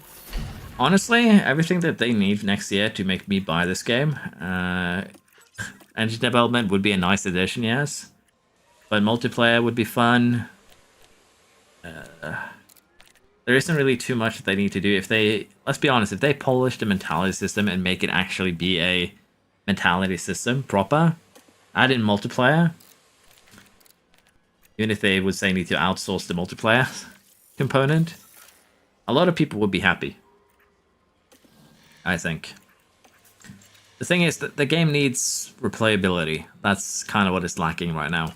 It's what it has been lacking a lot of. Because the main complaint that I had with 22 is that there's no different strategy for any team. Every team is the same. There's no inherent different personality or different situation. And that's kind of still the case. I'm not going to say that they've fixed that. But with Create a Team, they have kind of addressed that, I guess you could say, in a manner that you now have a lot more choices on how you want to play the game. And that's a good thing. And I would love to see them just make more choices in that direction.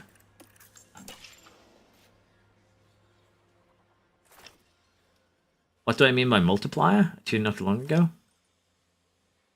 I don't remember when I was talking about a multiplier, so please remind me, Shaq. Any workaround for staff being poached bug? If they have 6 months left on their contract, Or rather, if the contract runs out this year, which honestly we probably should check. I don't think any of my staff do. Nope.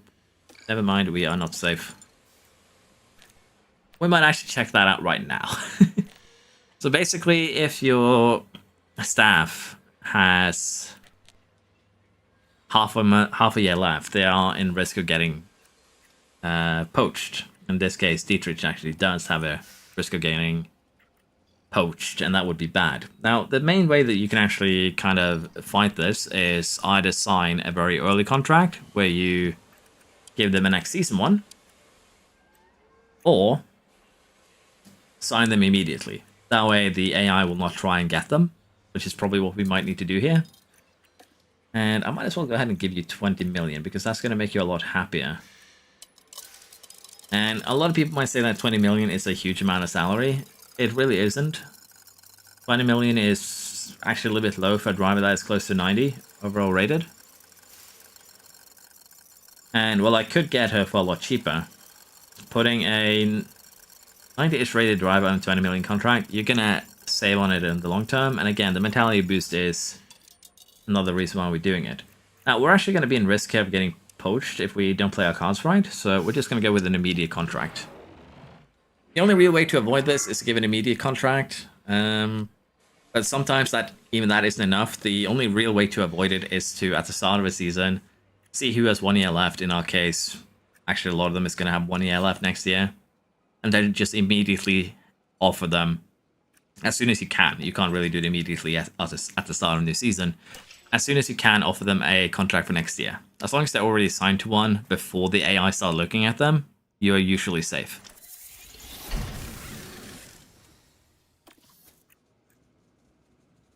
Who am I lying to? I will buy the game nonetheless. I'll bully Frontier into giving me a copy, maybe. I was able to do it this year. I can hope that I can do it the next year too. No, I didn't bully them. They were nice enough to give one to me. So I am going to get the game next year too, let's be honest.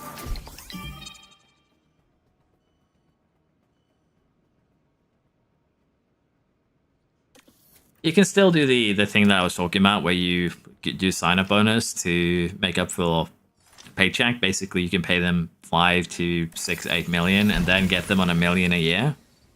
But that also does have an effect on the poaching problem, in the sense that the contract value is very low if you do that. So they're cheaper to poach. And again, mentality, which is still a fairly strong buff as +7 rather than +10, is going to have an effect, because they get a debuff from low salary. And again, while finances are finances are a lot more important in this year's game, once you get to Season 3 or Season 4, they become a lot less important very quick. So I wouldn't be too worried.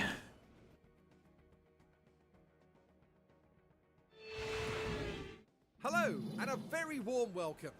Well, the race bonus is one thing, but let's be honest, are you going to end up paying more by doing race bonuses than just paying them 20 million flat? Because a lot of drivers have 500,000 for finishing in the top 10.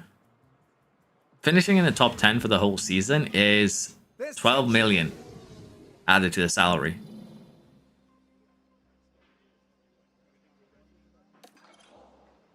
It's just easy to me to just pay them a flat out high salary to begin with and not have any race guarantees, if you will. It just feels better to me personally. Okay, we got to Netherlands before your ERS were broken. That is not bad. That's race 14. Basically 11 races to go. We can live with that. Yeah, you can do some pretty silly things with the sign-on bonus.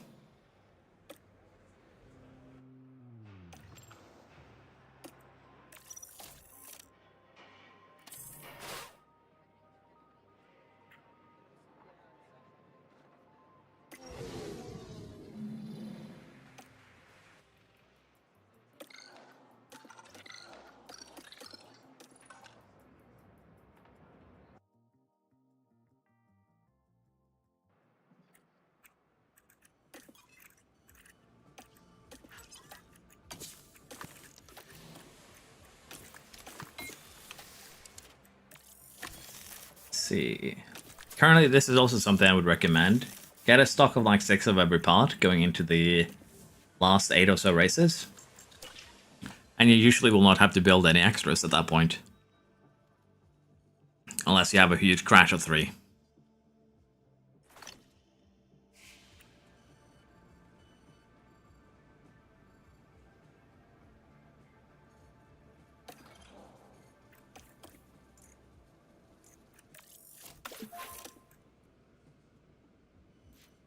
Okay, so she accepted the contract. I don't think we have any one trying to snatch her, but we'll just confirm the hire just to be on the safe side. So that was a pretty quick turnaround on the contract. So that is good. Generally also, doesn't seem like the investing in actually does anything. It says development increased, but if you save before you press sponsor and then you go ahead afterwards, I believe there's no real changes in the editor. So could be that it happens at the end of the month, but then it's kind of hard to judge anyways.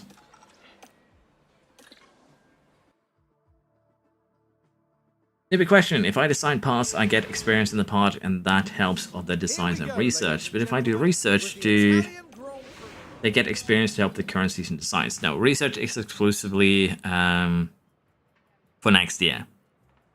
The way that expertise works, Martin, is that expertise is basically the hidden number that represents how good your staff is at something. And the only way to lose or have this number go down is through the regulation changes.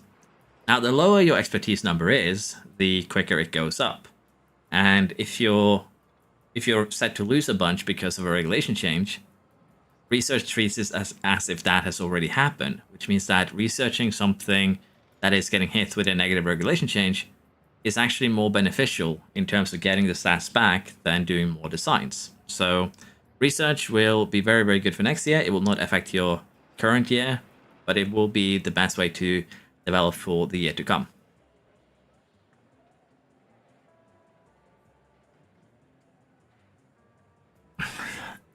Russell 10k for finishing 19 or above. I guess that would be fine, but isn't there a negative malus for giving too low race bonuses too? That's kind of the thing that I find weird. Yes, you can get him for a lot cheaper, but if he gets a debuff to his performance because of you giving him a low paycheck and then a low race bonus, is it really worth it? That was a great performance from the Ferrari driver. The Mercedes #1 seed is cursed. First season Hamilton finished 15. Checo and DNF the first 4 races. That is insane. Alpine scored points. Someone get the man, the myth, the legend.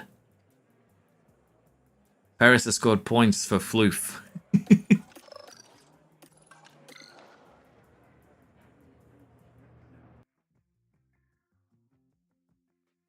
How far are we in the stream? 3 hours, 50 minutes. Actually, I've been going for 3 hours, 50 minutes. That's insanity. I did not plan to play for this long today, but at this point, might as well go till the end. And apparently, I've left 2 research slots open, which is not great. So let's fix that immediately. Now, after this ATR period, we have 1 more, which we'll probably put in the front wing. Again, because it's getting hit the hardest. Do it like this, a good 10% to tire preservation next year. Not a bad thing. Put in a little bit more investment into the underfloor.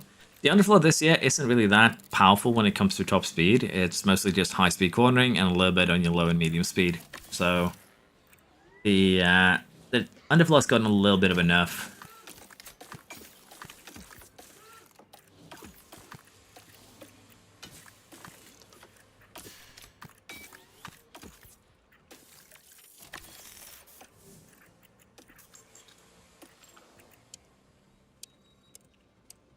Just use the pit stop time one as a basis and work from there.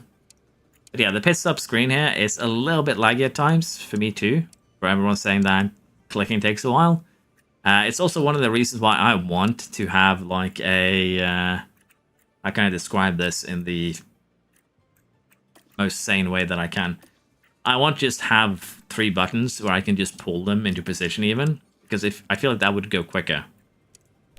Like, I clicked here, but because I moved the mouse, it registered the top one instead. Which is a little bit of a concern, so that is a problem. Clip it for short, I promised it. I'll have to do it after the stream. Hey, I pay you peanuts, but you'll be a world champion. Yeah, the thing is, though, again, the mentality needs a little bit of a second look at, I'll be honest. Because right now, it is, for the most part, just reach this threshold and you'll be, you know, buffed to high heaven. And again, it doesn't represent your actual performance. That's the second problem. Currently, the card that I have is one that is potentially scoring podiums. It doesn't really have the stats for scoring podiums. Like, you can get the idea. But it is doing it. So, how is it scoring podiums? Is it the drivers? Yes, it's part drivers.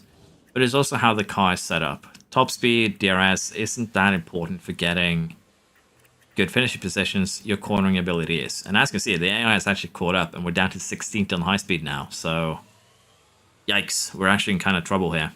But we're still scoring points. We are currently third in the standings with a car that is supposed to be... Like, let me put it this way. If the mentality system actually worked, if this car is the worst car on the grid, and you are one of the 8 teams behind that worst car on the grid, how would you feel? All of these guys would be so mentally destroyed that, you know, it wouldn't make sense. And that's kind of the problem here. This thing needs to kind of update with not only stats, but also where the car is currently scoring a little bit. And it just doesn't do that. Again, it takes I'm pretty sure it just takes the average of all stats and then spits out the number. So it adds together your top speed, your DRS effectiveness, low, medium, high speed, 30 tire preservation, energy cooling. It takes the expertise numbers for all of this, slaps it into one ball, and then just, you know, whoever has the biggest ball win. But our ball is made of better expertise than most other teams' balls are made of, say, just top speed and dirty air tolerance. So it's kind of just sad from that perspective, because it doesn't seem to have any weighing to the actual good stats, which would be a good thing to add, because it would give the correct expectations for sponsor goals, but also it would allow new players to see that, oh, this stat matters more for my car's ranking. It must mean that it's more important for their car. So I would love to see them just add that for, one, to have better representation for sponsor goals and your team's mentality, but also so that newer player has an easier way to figure out that, hey, this stat boosts my car more than the others in the ranking. Why is that? Oh, it's because it helps my car go around the circuit faster. Basically, just simple things like that. Which is better to spend CFD on in Season 1, Design or Research? I would probably split it up to Design 4 Research or 3 Design 3 Research. And if Design 1 Season 2 be as tough again, yeah, precisely. Avoid high-risk curbs is pretty much the same as just running Conserve. So, fairly equal to that. Not really overpowered. I think lowering durability was a costly performance buff. It's a costly performance buff, but if you consider the performance gained, it's the same as running 3 or 4 more projects. So if you consider it from that perspective, it's definitely worth it. Like, you're spending financially on making more parts, yes, but you would actually be spending more if you had to make 4 more designs for each of your parts. That is basically the trade-off there. Can you do a video showing how to get Alpine to the front of the grid in this game? Funnily enough, Mercedes fan, if you... I don't know if you might have seen some of the last year's videos. I have something called a speedrun, which is more of a tutorial series, at least the first season. The suggestion that I've received is that I do that with Alpine this year, so you might see that in the near future.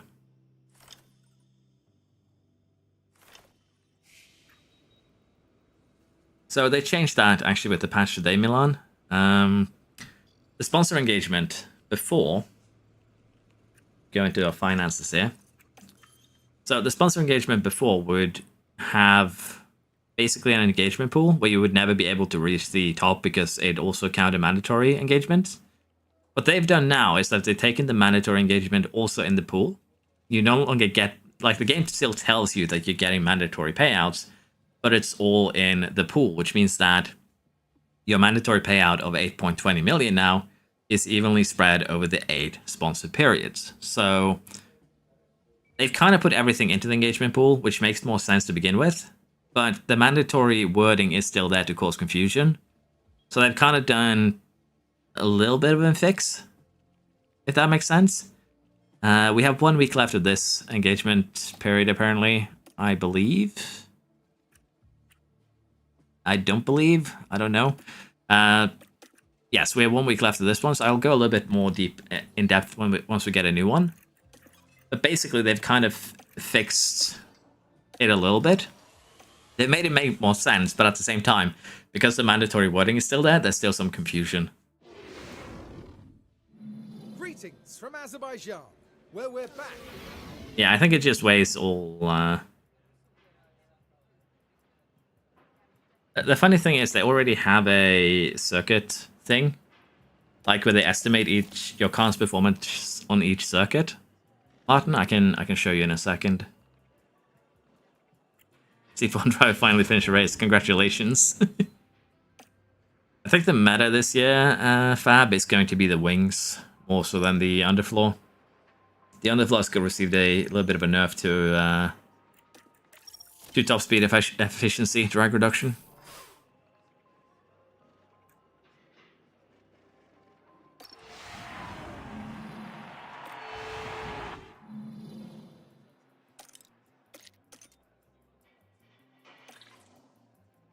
Yeah, are still doing very well, and we're also getting up there on the pit stop now. Getting a little bit extra money next year, maybe. But yeah, we should be getting a sponsor plan now, I think.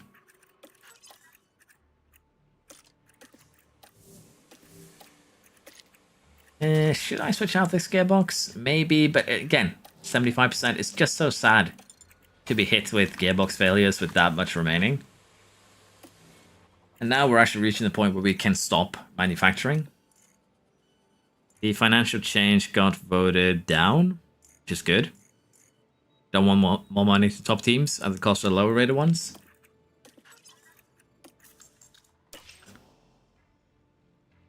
Guess I need to do 1 more race before we get to sponsor summary then. That should be quick.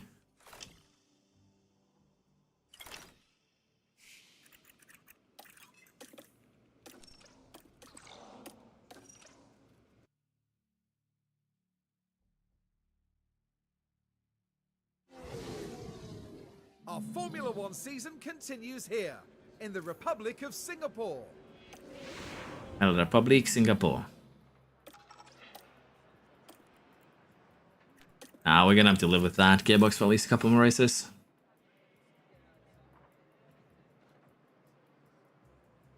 By stripping weight, by making the part life shorter, no, it does not become more susceptible to damage. It just lowers the lifespan, or rather, it just lowers how many races before you need to replace it. So, basically, both of these parts have the same chance of receiving damage. This one weighs 5 kilograms more. It's still gonna get damaged if you touch someone. Same way this one would. And even say, let's say the front wing here. This one is a little bit heavier, and they would both break exactly the same if they're in an incident. It does durability. It's kind of misleading in the sense that it doesn't have any effect on race day. The part is not going to be, the Mercedes wing that can hit walls and still be fine. It's going to be exactly just as fragile as this less heavy front wing. So it doesn't really have any effect, if you will, on the damage model. it's only how many races it lost. What a masterclass drive from Pierre Gasly today.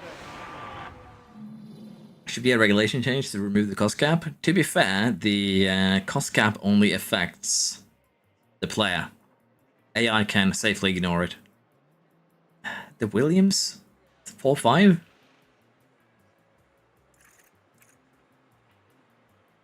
This has to be the weirdest timeline. To be fair, Red Bull is still pretty dominant. There's no question about that. But I'm a little bit perplexed here on how just good we are performing. Intense design is 1.5 times the expertise gain for 3 times the cost, so it just isn't really financially viable. What was the exact amount of maximum attribute buff at max mentality plus confidence? I think it was 18. Now they've reduced mentality to +7, so +15. I believe 8 is the maximum you can get from confidence if you're at peak.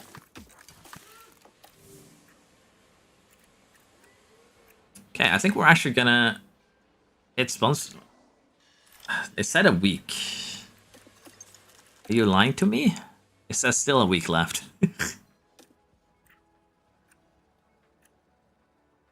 I think I've skipped a sponsored planet because oh,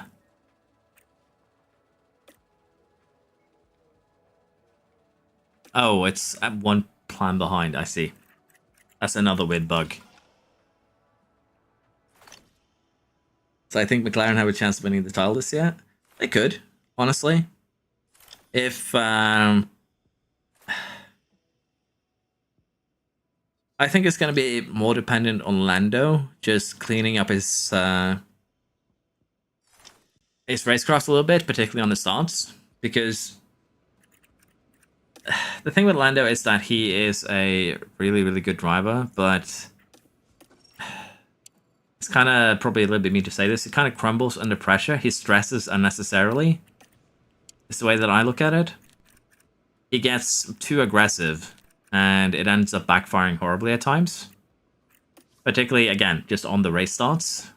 He gets a little bit tunnel visioned. He needs to focus a little bit too much on the car next to him, when the focus on race start should just be, in my eyes, yes, you need to deal with the cars around you. But if by pushing the car you're starting next to, if you're starting front row, so far away that the car in third place can overtake you, you've already made a mistake. And that seems to be what Lando does. He goes too tunnel vision on the car next to him, instead of focusing on just getting a good run up to the first corner and getting through it while still maintaining first place. That's the main criticism I have. And again, it's just he seems a little bit impatient to me. And that does come with some negatives. But if he can clean that up, he should be able to maybe not challenge Max for the title, but at least give McLaren a fighting chance at snatching the constructors from Red Bull, which would be fun to see.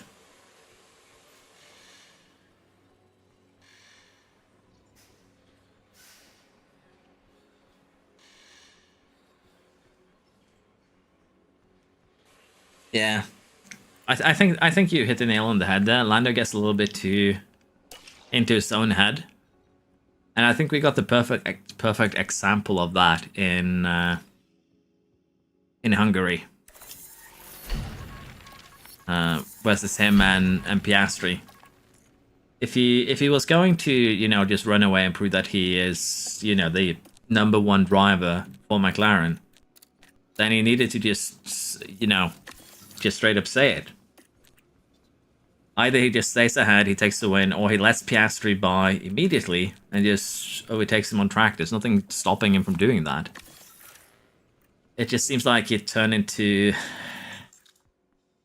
a mental battle there, with him just fighting himself, and that is not a good thing to do. New patch is decent, yes. Hungary was multi-21, but without the balls to complete it. Yeah, Hungary was uncomfortable. Let's put it like that for everyone who was watching. Okay, so there was a question a little while ago about how mandatory activities and how the sponsor plan works now. So they've changed engagement, and mandatory payouts go into the engagement pool now. So no matter if your contract has a mandatory goal, the pay for that mandatory goal is still spread evenly across each of the 8 periods. So in my case, the engagement here, 3.63 times 8, would be somewhere around 30 million total, which actually matches my engagement at the start of the season. So again, it's just so very confusing because it says, oh, you're going to get 8 million from the mandatory goal. No, the 8 million is already baked into this number. So mandatory go, and before this patch, it was the other way around. The engagement had the mandatory goals.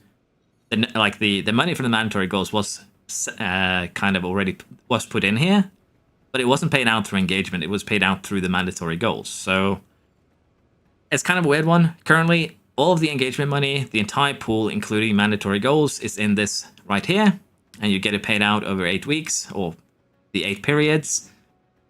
And I do understand why it's a little bit confusing, because it seems now that mandatory goals don't pay out, but don't worry, they still do. It's just spread over 8 weeks instead. Oh, sorry, not 8 weeks. I don't know why I keep on saying that. It's just spread over 8 periods instead, over the whole season.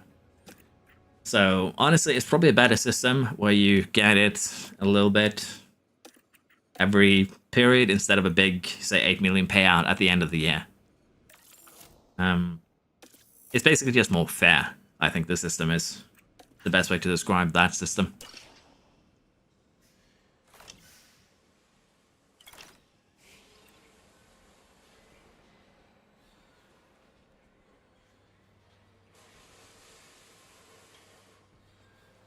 I think Lando, unfortunately, has a...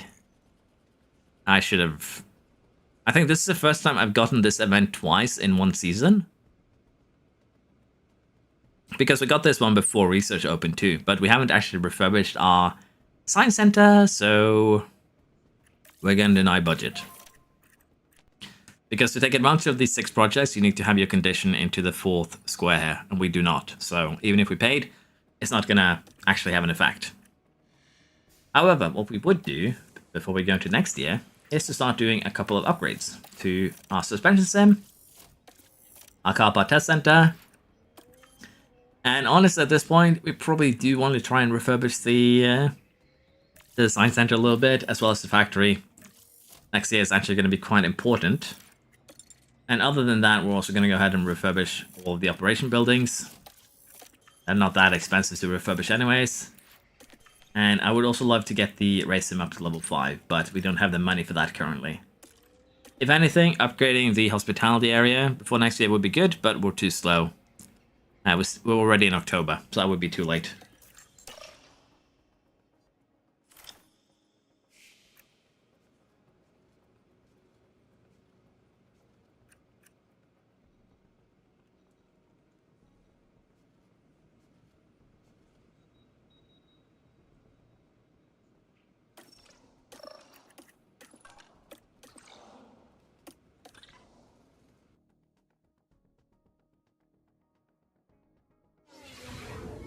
Why am I not refurbishing CFD and wind tunnel? It just isn't worth it. The CFD and wind tunnel isn't actually going to give us anything tangible. It's the best way I can describe it.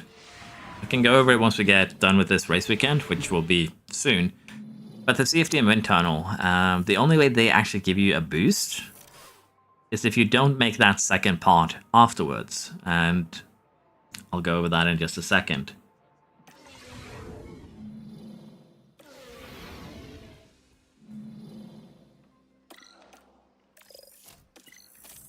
Apparently, I forgot it was sprint weekend. Did I make a mistake? Oh yeah, it's quarter.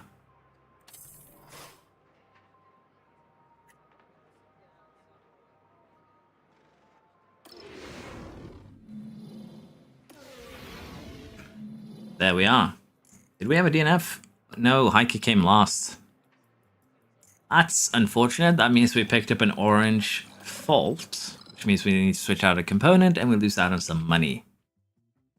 But let's talk about the reason why I'm not refurbishing these two buildings. So the wind tunnel, as you can see here, effects gained per unit of testing. This is an effect on the part that you're designing. So if I put a unit of wind tunnel time on it, I get a little bit of boost to the airflow middle, downforce, drag reduction, DRS delta, and airflow front.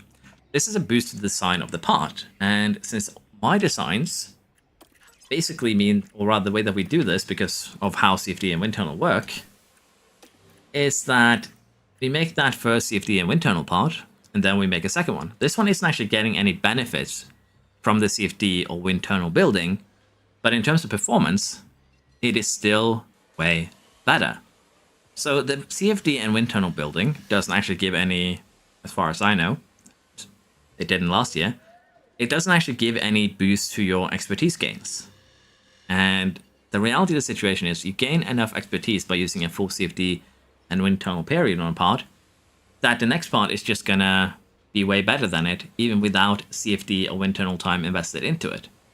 Which means that for the use of CFD here, it hasn't actually had any tangible benefit to the car part. The buildings just aren't effective. They don't actually have an effect on making the car faster. And that is kind of bad, because it means that they are useless. And as far as I've seen it, even upgrading these will not give you any extra research boosts. So there's no real point in investing in these two buildings. They are basically dead weight, and the only thing you gain by investing into them is more upkeep. They are also very costly to upgrade, which also makes them even less important. So it's perfectly fine to let them wither. I will test it at one point, but from how they worked last year, there was just no point in putting anything into them. And I've seen nothing so far this year that hints towards there being any sort of change. Which, again, is very unfortunate, because wind tunnel and CFD is very important. But they changed it after 22, because there you could actually use the buildings to, if I remember correctly, there you can actually use the buildings to boost your expertise gain from wind tunnel and CFD and get insane numbers. So there is a reason why they've done it, let's be honest, but if anything, the way that those buildings should probably work to make them worth it is that they give you a little bit more extra CFD and wind tunnel time rather than anything else.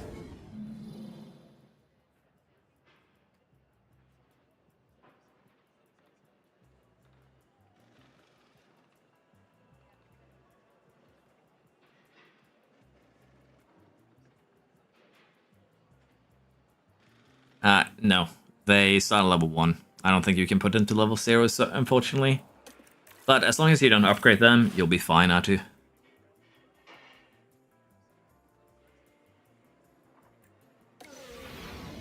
That would be one way, Milan, to actually make them worth it in terms of making the car better. I forgot to switch out the damage component. Yikes.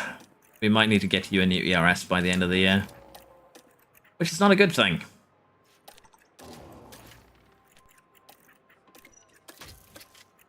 I'm so happy they switched or rather they fixed the bug with switching components gave you penalties.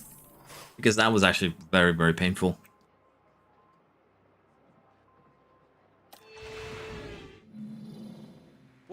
We're also getting close to the end of the season here, so I'm very curious if we are going to be fast. It's Piastri's fault. Develop into a worse fault here.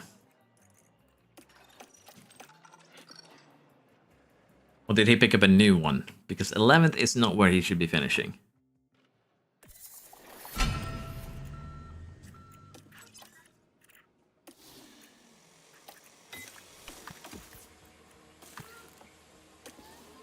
Four races to go.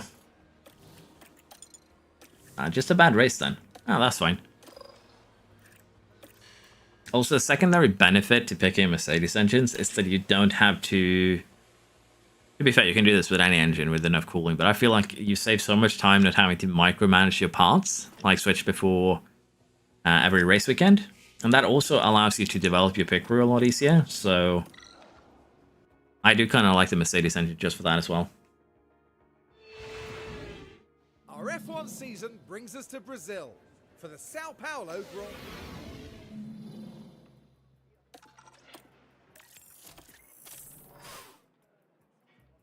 Does negative mentality cause performance loss? Yes. They lose some stats, and you also lose a lot of development because mentality is also a buff to driver potential.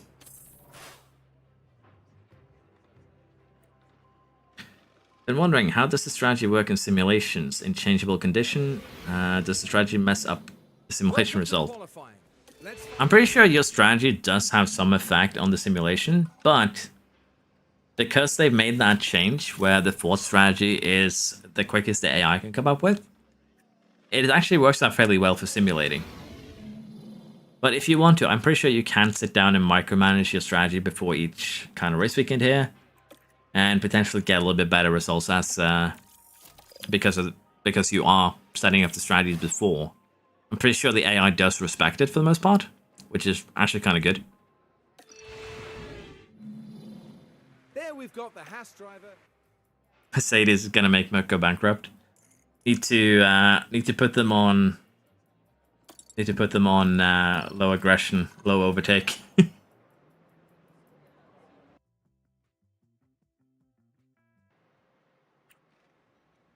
Try setting up a soft medium. Problem with simming though is that they usually don't have any soft mediums to use. We can try and set up, say, a 2-stopper here in Las Vegas to mess around with. Don't tell me your ERS has evolved. Yeah, you're gonna need a new ERS before the end of the year, or we accept that you're gonna be finishing very far down the grid order.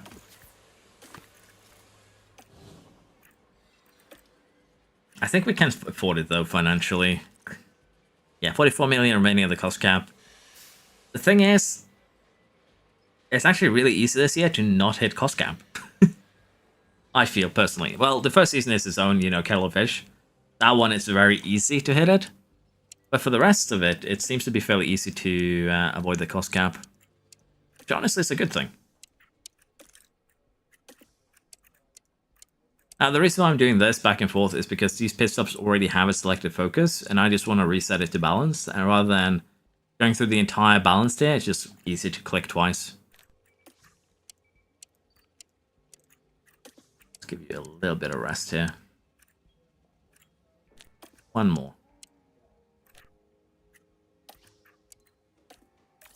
There we go. That should be good enough.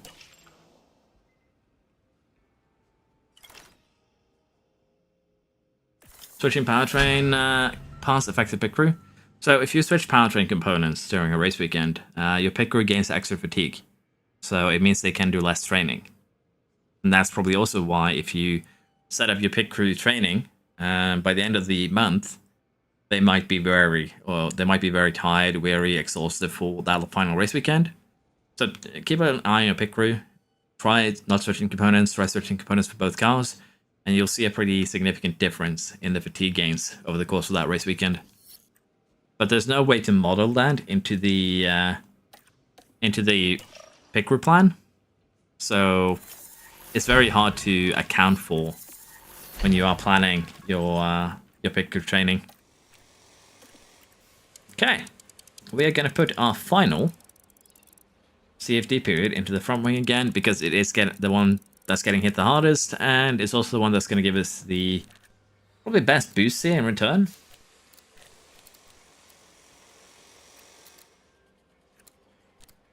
I think we do this. 60, 20, yeah.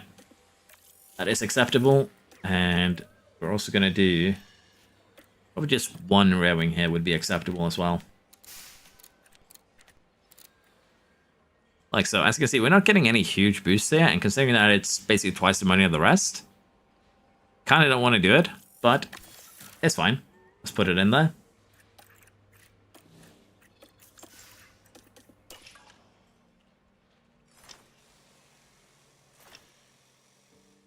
Development feels a lot better now, yes. I don't understand this, why can't we fix faults? Well, the thing is, the game has faults that are fixable and faults that are unfixable. But it doesn't tell you if it doesn't really tell you if they fixed a fault.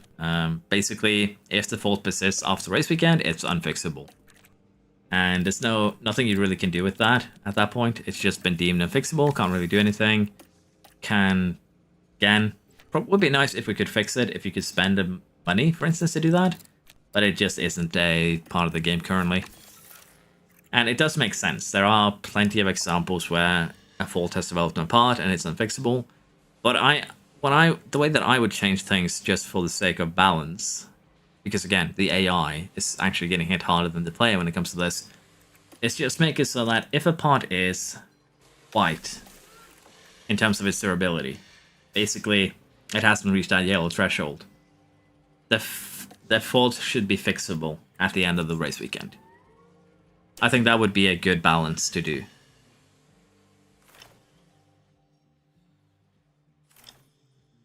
Not every issue can be solved during the race either, and is the problem. Like, some of them just straight up come back as unfixable. You also have ERS issues where just a simple restart is enough. So there is actually quite a bit of variety when it comes to the faults, which is actually a good thing. But it's also kind of hard to judge, really. Okay, building upgraded.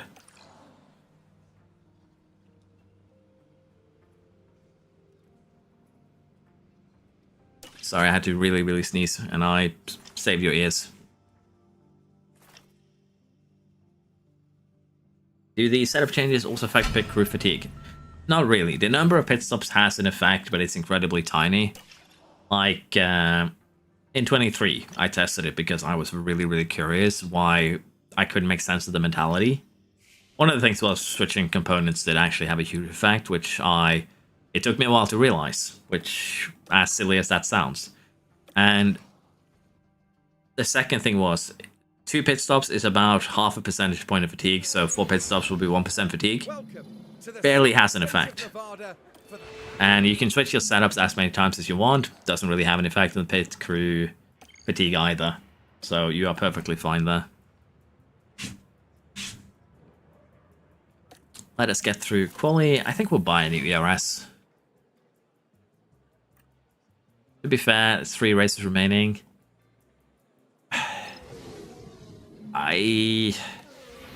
It's not financially worth it to get a new ERS because it's going to cost 2.5 million.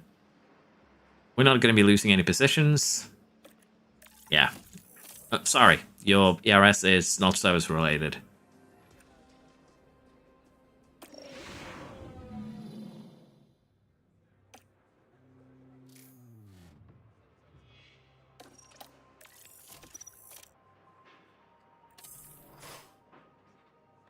Fix the fault at the cost of wear?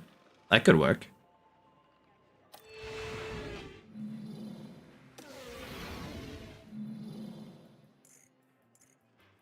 You ended up basically lost. But again, 3 races. Could turn down the expectation there. That works.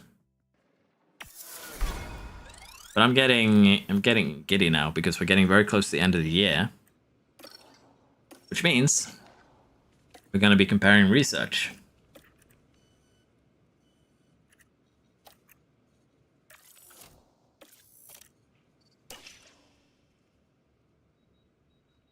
So the patch seems very good so far. We're about to get to the end of the second year here, which is going to give us a good idea of what we can expect in terms of the AI doing research in the second season, which is, of course, the regulation change season. So this is going to be give us a good pointer, if you will, at whether or not they've fixed research or not.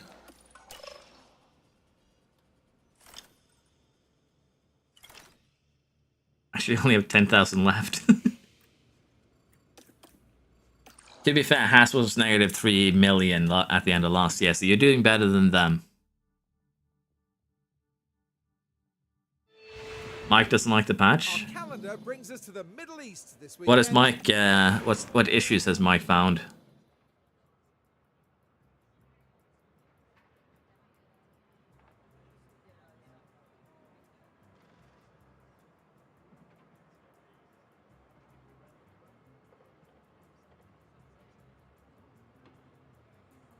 Might have to jump on Discord later and have a look at that.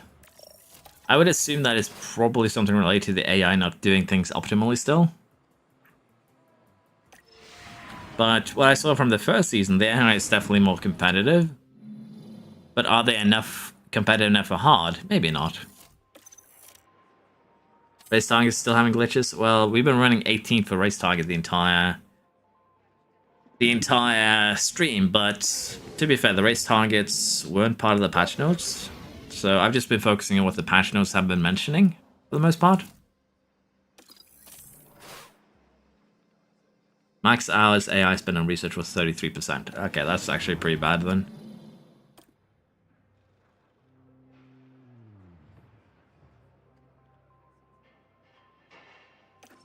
Okay, so the AI is still basically running on the same logic it did for 23 and 22 then.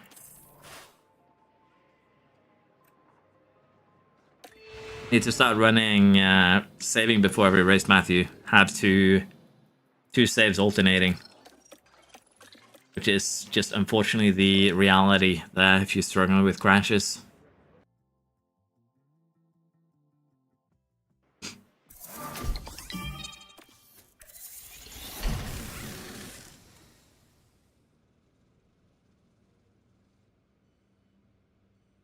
It decided 20th as the target, but after race says the target was way higher.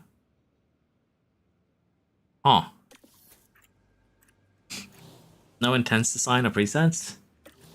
To be fair, intense design, personally I'm happy that the AI isn't using it, because the AI is already struggling financially. If they start using intense designs, which is triple the cost, then they are going bankrupt. Like, let's be perfectly honest, the AI is already financially compromised, to put it lightly. And the only thing you would get with forcing them to run intense designs is that they're just gonna be even more financially compromised. And to be fair, the best way to improve the AI right now, the AI dev, is to just have them actually do proper slider placements. That is literally the easiest way to make the AI more competitive. So, yeah, I'm fine with the AI not using intense. But I would definitely like them to add presets where the AI has at least some chance or will use somewhat good sliders. I understand that the game is made for, you know, different audiences. Probably a more casual audience, but simply make it so that, let's say that the AI on easy development will spend 25% of its time researching. Let's say the AI on standard difficulty will split it 50-50. I'm only talking the regulation season here. And then on hard difficulty, let's say the AI splits the design research. 25 design, 75 research. Basically have the difficulties are there for a reason. Have them actually affect how difficult the AI is. If you are scared about scaring away the more casual players by making the AI actually competent and able to design and research properly, then put that into high difficulties. And if you are prioritizing casual fan base, go do easy first, do standard first. Make the AI, you know, develop there. Have the AI develop balanced designs, design only on easy. Have them do 25% research, 75% designs with some presets on standard. And have them just split it 50-50 even on the hardest difficulty. It's just kind of hard to guess at what they're trying to get at there. It's kind of weird.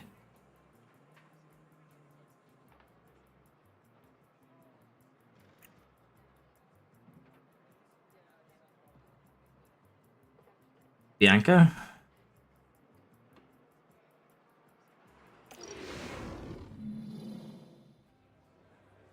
Only 58 laps stand between the drivers and the checkered flag as they prepare to duel it out under the... Yeah, it's just a lot of weird choices, I feel, with how they handle the AI at times. Like, they tried to do something different this year with how the AI does stuff. But apparently the guy that was in charge of handling the AI logic got either let go or moved to Planet Coaster 2. I'm not sure which one it is. And then they just never fixed it before the game got released, which is obviously not a good thing. Okay, let us now speed along till the end of the season, and then we'll take a look at the editor, see where they spent their money. But development has definitely slowed down. Like, Piastri was 87 at the start of the season. He ended up 88, signed with Heike. So development has definitely had a little bit of slowdown. So I assume that the huge boost to development probably came from the mentality boost. That's the only thing that makes sense to me, that the mentality boost somehow was insane for development. Should probably test this with Antonelli, but again, Piastri being 88 as second season, I'm pretty sure it was a little bit higher when I did kind of try and push, so a little bit weird.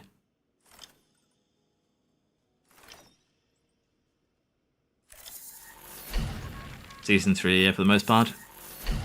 Water.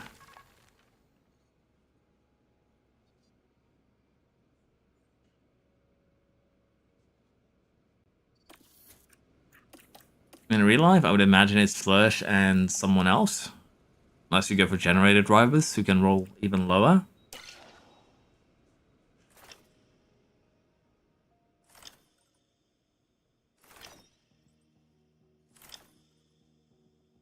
Hello, if you modified a save with the website that you presented in one of your videos, the Frontier patch reset the AI tweaks. No, you need to go in manually to turn the engineers back. And you need to go in manually and reset if you made the changes to what's it called? To internal and safety.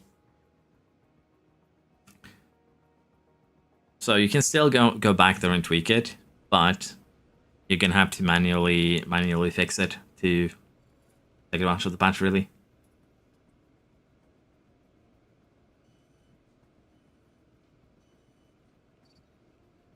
And also, this bug is still there, by the way. This confused me for a while, but the race target funding does not reset between seasons. Which is funny, because if you play 5 or 6 seasons, you can get this number up in the 400 millions. Which is hilarious. So do keep that in mind. Okay, we're going to go through DHL. 4th in the fastest pit stops gives us 8 million extra, which is good. I'd say this is an acceptable season, finishing 3rd. With minimal designs. Let's face it, the AI is still kind of easy to manage, but it's better than what was before the patch. That's kind of what I'm making my judgment on for the most part. And I have saved, we're going to go ahead and compare on the editor, but before we do that, I just want to see where our car lands at the start of this year. If it's first and everything, then yes, the AI needs a little bit more of a research boost. And this has been a problem in every game, where the AI just doesn't prioritize research in the season where it needs to do so. And we actually fully counted the chassis and changes for airflow and top speed, which is hilarious to me.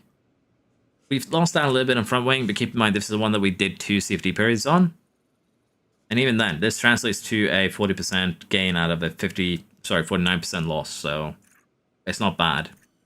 Rear wing, pretty significant loss, kind of as expected. Side pods, didn't get enough done, we're going to lose some cooling. Underfloor, losing out a little bit here too.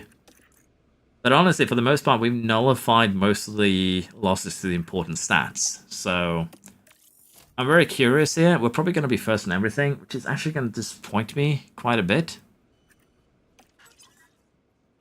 Yeah, first in everything but dirty air and the effectiveness, which also does kind of hint towards the AI not focusing the important stats. Yeah, the AI just needs to... Yeah. Now I'm disappointed. Like, this was fine on the first game when it was, 22, 23, 24, 25. You had 4 seasons before you got to the regulation. The 5th season was when it happened. Most people didn't play that far. Now it's the third season and you can sim. You need to get this right. Like, it's not rocket science. You just need to force the AI to... Like, they said they changed how early the AI is researching. The easiest way to fix this is very simple. AI develops... Make a script for the 2025 season. But the AI develops with the help of the first 2 CFD periods, designs. Let's make it like so. The first 2 CFD periods, the first 4-5 months of the season, designs only. The remaining 6-7 months, research only. Research opens up in April. First 4 months, design. The remaining 8, research. It's that simple. Now, I understand that the devs might be scared of the fact that the AI just doesn't care about cost cap. But here's the thing. Force them to use 1 engineer while they research. And they won't break cost cap. They'll be doing basically the exact same thing the player is doing. But they'll be doing it worse. Purely if they aren't using sliders. This is a problem on several different levels, which is unfortunate because it's a mistake they've made 3 times now. And 3 times we told them what the fix is.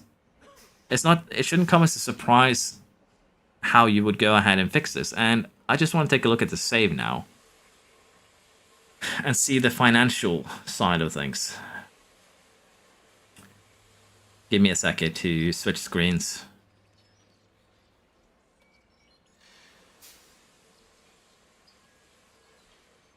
Here we go. Actually need to zoom out a little bit, I think. Maybe just move it over. Let's see.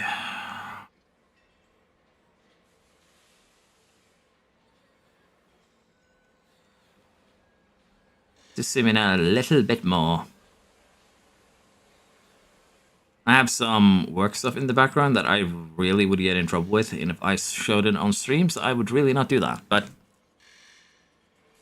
you can probably not see the names. Let's go ahead and do it like that. Now you can see the names. Do you see something funny here? In terms of the investments. It is what Mike said. The AI can only use 1/3 of their time on research. And this is exactly the same as last year.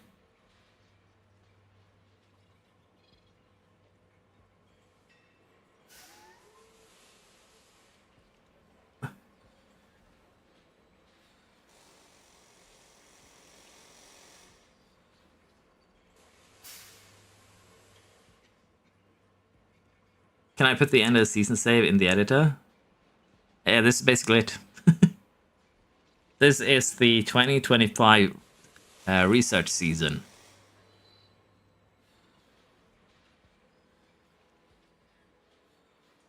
We can go and have a look at the driver movements. I'm just going to still have a quick look at this and see what the AI has done.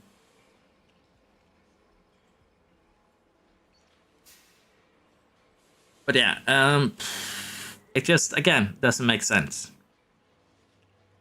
Again, this is kind of the same thing that we saw in the first season, but they did spend less money then. Most teams spent under 50 million. And we spent even less than that, to be fair. But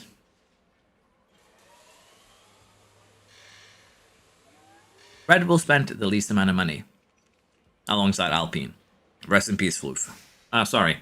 Williams spent the least money on research.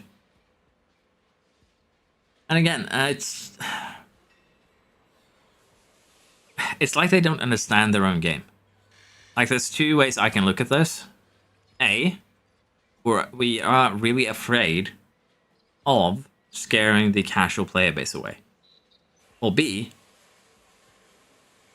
players aren't going to min-max. There's no way players are going to actually do anything min-max in this game, ever. And I don't know which is the saddest mentality. Because, again, this is something that is fixable. I'm pretty sure they could get someone who understands the code. Someone who's made one of these modding tools, for instance, to just sit down and write something that would work out a lot better. Like, I can't do it because I don't know coding. But it just feels lazy to me, is all.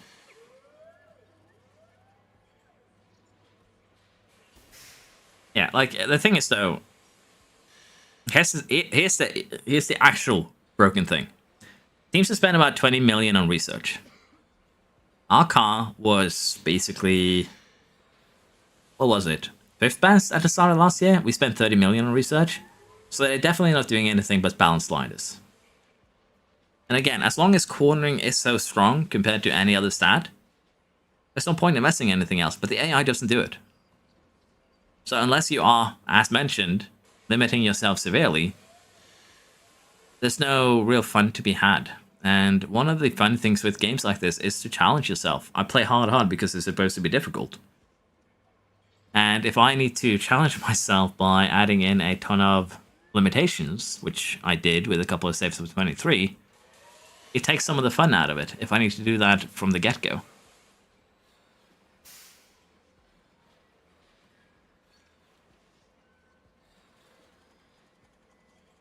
Yeah, that's what I'm saying, Dean. They shouldn't be scared of scaring the casual player away. They should just, again, make the scripts of how the AI... Like, you can tailor make. I'm pretty sure you can if you just sit down. You can probably tailor a design plan and research plan for how the AI is going to use all of their, research, all of their design, all of the CFD, the entire thing over the course of the season. Just make a plan for the 2025 season, because that's the most important one. Last year, the AI did something similar to this, honestly, in the first season. That was fine, because it was a 5% regulation change. It didn't do anything. So the AI was still competitive at the end of that. But yeah, with this, I kind of have to agree with Mike. It's a pretty bad band-aid, fortunately.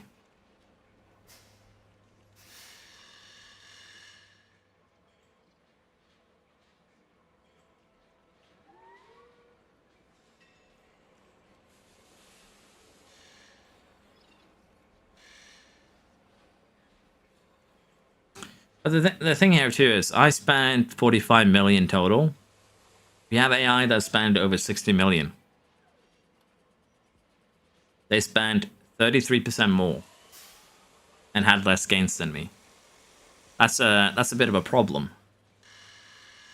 And I'm curious here, how are they looking at in terms of cost cap? We spent 100 million. Sorry, you can't actually see that proper. If we look at the cost cap here... Oh, sorry. I can't actually see all the teams. Okay, so Mercedes spent 153 million, but then we spent 100 million. We spent 50 million less than them. And that's also the other thing. The cost cap isn't really a concern in the CS game, for the most part. It's just that first season, because you're so limited. The patch helped something, let's be honest. The AI is more competitive in the first year. The AI is also far more competitive in the second year. But any player that knows what they're doing is going to be able to run circles around them. And that's kind of the problem. Like, the AI is infinitely better, but when the starting point is 2 projects at any given time, there's not exactly a lot to compete with, let's be honest. You don't need to do a lot to get ahead of that.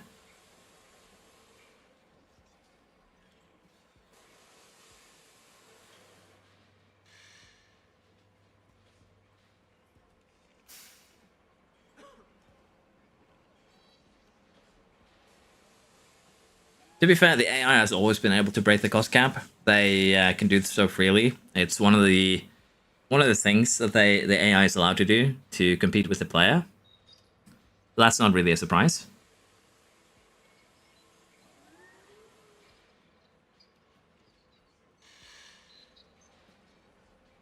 Like, the thing is, again, all of these things are just a tad sad. That's the best way I can put it. Financially, no surprise here really with the pace. Facilities. No real investment here. Honestly. At this point, we're kind of catching up with facilities. Staff facilities. They're not really investing into their team hubs, their race sims either. Team hubs should be one of the top priorities because of the mentality buff. And the same really with the hospitality area. Sorry, not the hospitality area. The memorabilia room. At least 4 teams other than us have maxed it. But that is still a concern.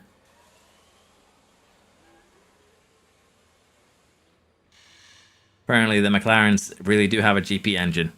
No power. But yeah, 10 chassis designs for the McLaren boys. Not installed. They made a design they can't even use.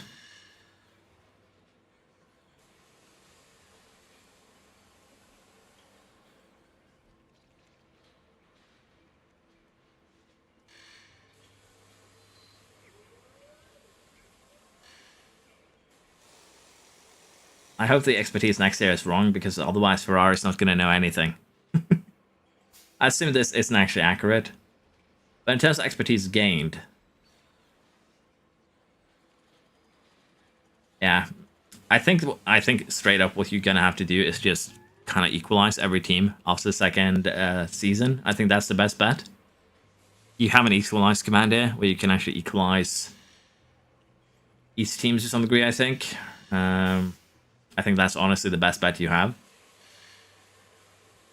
It's just weird. And financially here, fair enough, teams did better than last year. There's actually no teams in the negatives right now. But that isn't really an excuse. Just makes things weird.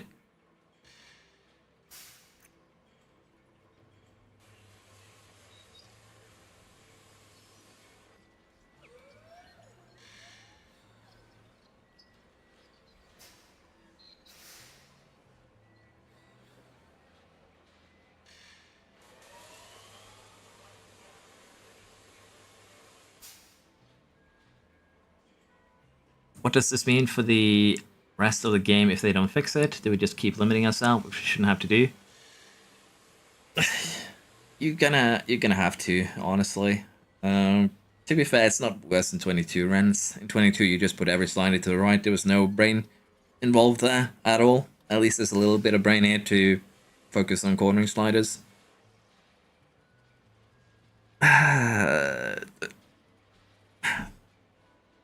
There needs to just be a... If I go into the settings here, give the player another setting here that is design/research split. And let the player set the research versus design split for the AI themselves. That's honestly the best way you can fix this right now, in an easy way. That way you can set the split to whatever you want, 1090. Oh, the AI is going to do 90% research this season. Let's go. They'll put aspect. Not only that, but let them do as many design projects as they want and have that count until research opens, and then research until they caught up. That's honestly the easiest way to do this. And again, there's so many easy options to solve problems for this game that they just don't want to do.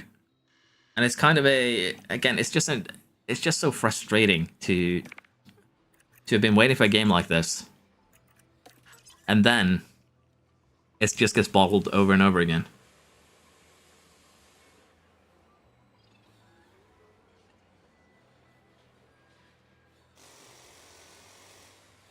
It is a 4-year deal. Your limitation, man, never move the sliders. I don't know what to say, honestly, and that's kind of also one of the problems here. And I think I'm going to do this, although it's getting very late. I'm going to do this as just an added example, if you will. Yeah, let's not do underfloor. Let's do chassis this time around. Again, I just want to do this as an added example of why the current situation is bad, and the best way I can do this is just to show you the difference going to the first race this season. I think we're still going to be able to lap some cars. And that's a problem, as you might be able to imagine. Let's design the car real quick, like we usually do. I had hopes. I had hopes when I saw the... Oh, I don't have money. Oops. Hey, sponsor man. I need money.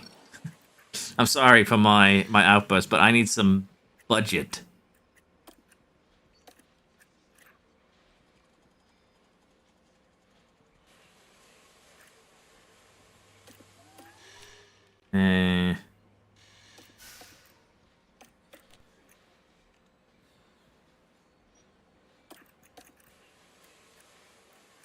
See ya. Let's just put it into the race. It's better that way. I need some budget to make components to prove my point here a little bit. I'll get back to chat in a second. I just need to get the research done here while I'm still at least a little bit thinking straight. Sorry, not even the research, just the designs. And again, this is going to be funny going into the first going into the first race of the season. And again, it's just a I'm just disappointed, honestly. I'm not even angry. I'm just disappointed. It's like I'm back in class with unruly kids. Like kids who know what they should do, but decide to be unruly because they think it's funny, because they are bored. Just kind of a weird mental picture, I'll be honest, but still, kind of how I feel about this situation.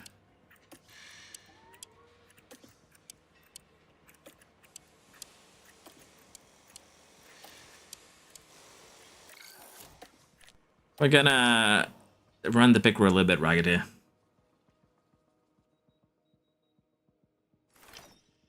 It's like being a McLaren fan. Expecting...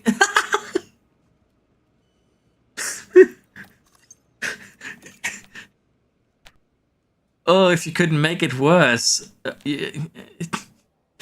We're expecting better results. We didn't like Yas.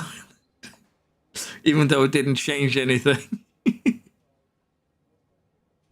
Oh. That's actually hilarious. Hilarious thing to get. Okay, taking bets. Who has some new seats here? Let's have a little bit of fun. It fell down to 7 right now. Yeah, I'll be honest. It fell down to 7. Yeah, we are gonna have a look at the new team rosters. Don't worry.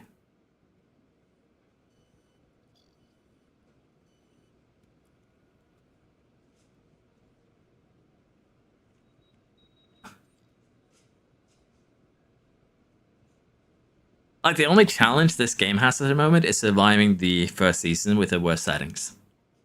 That's genuinely how I feel. Okay, let us start with Mercedes. Sonoda. Who had Sonoda to Mercedes on their bingo card? I see a Sonoda to Alpine. Do you want to switch up your Alpine choice there?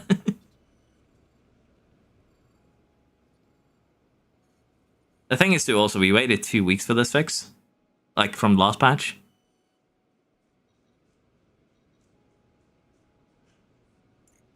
Bottas is still at Mercedes.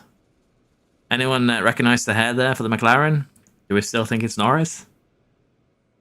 Oh, Bottas is also out of the picture.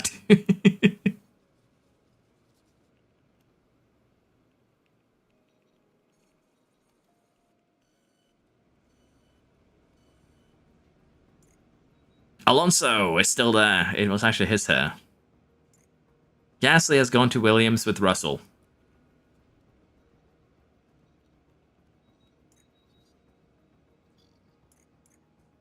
Haas boys is still in RB. Rick and Show have taken over Aston. Mansell? Who had Christian Mansell to Haas in the bingo card? Car's cooking a little bit too much. Okay, so I got my hopes up for nothing last season. Fittipaldi and Mansell to Haas, and they actually had a better budget this year to get better drivers, so that's weird. Stroll and Ivasa at Sauber. To be fair, it's just Haas doing weird shit, so I guess I can tolerate that. Maybe. Still though, it's not exactly great. The car looks amazing. Too amazing, really. Because the only thing we're losing out on is dirty air and DRS.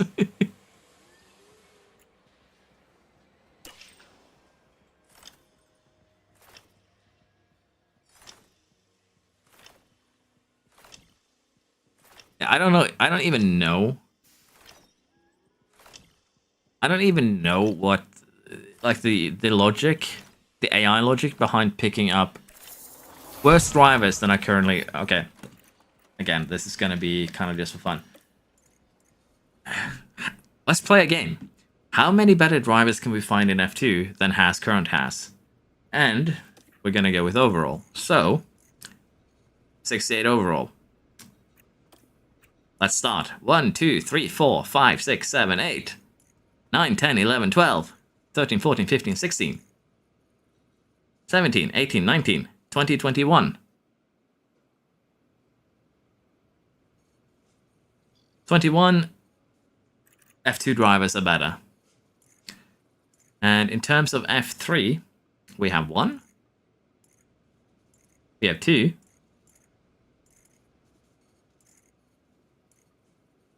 2 F3. 23 drivers currently that it would be better choices to put in that seat. Now, if it was weighted, say, to pace stats, I could understand it, because a 68, you know, that has most of the stats in pace, get that around 80, can still outperform an average 70. Or even 75, for that matter. And let's be honest here, completely honest, a lot of these drivers probably don't have an F1 license yet. But it's just such a weird choice.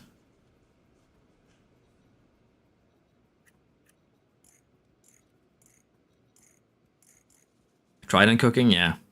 Better lineup than Haas.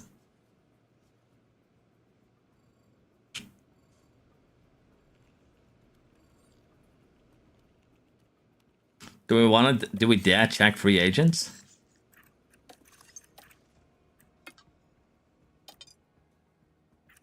Okay. That is 1. Albon. Orson, Porsche. 3. 4, 5, 6, 7, 8, 9, 10, 11, 12, 13, 14. You get the idea. There's so many more free agents that are better. And again, it's just frustrating because it doesn't make sense. There is no logic that should compel... I need to stop and get another design going. There's no logic that should compel Haas to picking up these drivers, but they do. I'll be honest, I can somewhat understand Haas picking them up for financial reasons. That would actually make sense. Like, we can't afford anyone but these two. That would make sense. That would actually be a good reason for why Haas are using 70 rated drivers. But in this case, they have the money. We checked. They had money in the bank before the start of the season. And I think the thing here is that it's somehow the poaching is breaking it. Like, the poaching forces them to pick drivers that are already, you know, have their contracts running out. But it's just weird how they pick what driver to go for. Again, it's the best way I can describe it. It's just weird to me. There's nothing that makes sense about the choices that they're making. And that is a concern. So I don't know.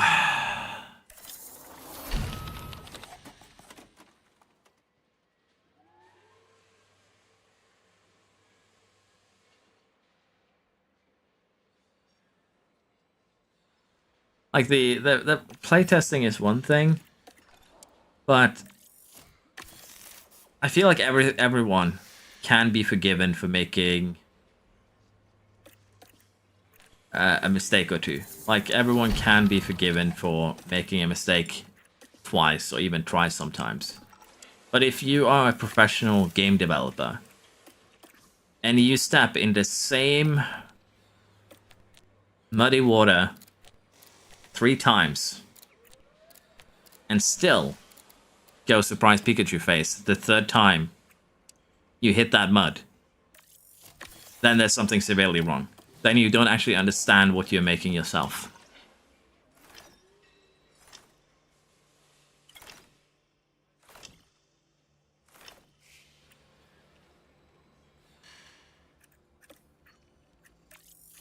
Okay, this is the bug that I was talking about, by the way, in Discord, for those of you who might know. And the way that this bug worked on Discord was that by paying overtime, I actually extended the time. So right now it's supposed to take 22 days, which is fine. And in 22 days, it would be the 19th of February. So let's check, because if this actually works as I expect it to work, it's actually going to be hilarious. Hey, it worked this time. So the way that it worked last time was that it added days to it, even if I paid the overtime. So there's probably some weird bug that I ran into there, but at least I've sent that one in. But yeah, that was a weird one, and hopefully it's not something that comes back again.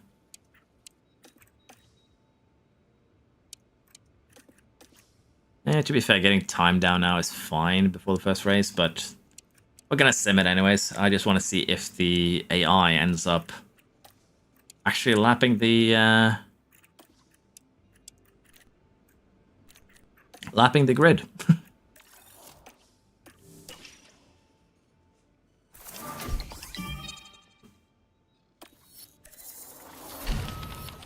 Okay, we need slots to... We'll actually just have enough time here once that underflow is done. So this has been timed to perfection, although I didn't intend it.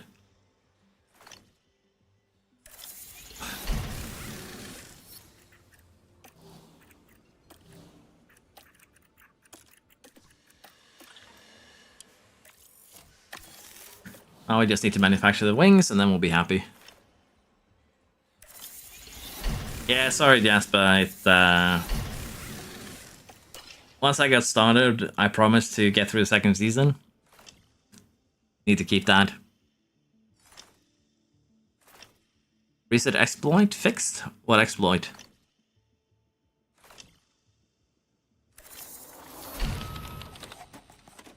To be fair, the license runs out next year, and if we are to trust Frontier, this has been like a complete lost project for them. Which isn't that surprising when you... Again, I wrote a rather lengthy Reddit post about this that was probably a little bit on the aggressive side. But you can't complain about your game not performing as expected when you release a buggy mess. Like, I can't go to a store, make a product that has severe flaws that makes it a bad product, and then complain to store management when my product is not selling because it is a bad product, because it has flaws that hasn't been addressed. Like, the way that I feel Frontier is doing this is, at this point, they're blaming the consumer for not being willing to play test a game for 2 months before it becomes playable. And again, I said this the first... I think I said this the first year. But F1 Manager, to me, it just feels like it doesn't know what it wants to be. Do I want to be a game for casuals? Do I want to be a game for the actual interested motorsport community? It just can't decide its identity. It tries to cater to everyone. And when you cater to everyone, you cater to no one. And again, that has a negative impact on not only the game, but sales, everything like that. And I did actually research a little bit, and this is again the fun part. Frontier is a big studio. They have 800-ish employees, probably less now since they've cut down. They are the 65th, I think it was, biggest studio in terms of employees. But they're only the 100th studio in terms of money, like money brought in. So they're an inefficient studio, straight up. They made Space Sim in Elite Dangerous. They made F1 Manager, which is again race management game. They've made the Planet Zoo, Jurassic Park games, both kind of zoo type games. They're pretty similar. And they made a Warhammer RTS. They're dipping their feet in too many different types of genres. They're dipping their feet into many different types of games. And the devs aren't given enough time to get familiar with the code for each game. They aren't given enough time to understand what is needed to make an RTS game good, what is needed to make a management game good. And as a result, they become very inefficient. Because I'm pretty sure the teams aren't locked into different projects long enough. And that's an issue.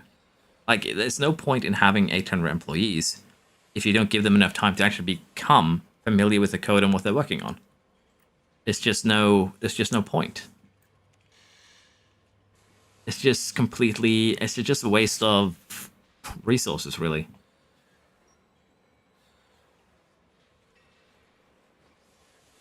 If you want it complete, get Paradox the license. It's gonna take 10 years. Like, you can get Paradox the license, they'll release basically a similar game to this, and then you wait 5 years, and then it's good.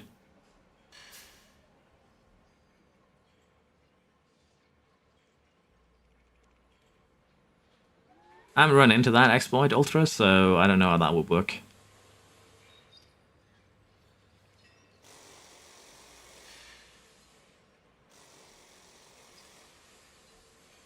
Cut down to 650 employees? Yeah, that's not going to help.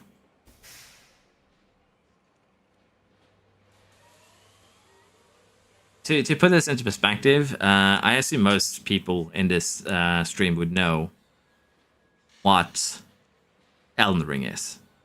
Most people probably know what Armored Core 6 is. And the game studio that made both of those games has 400 employees.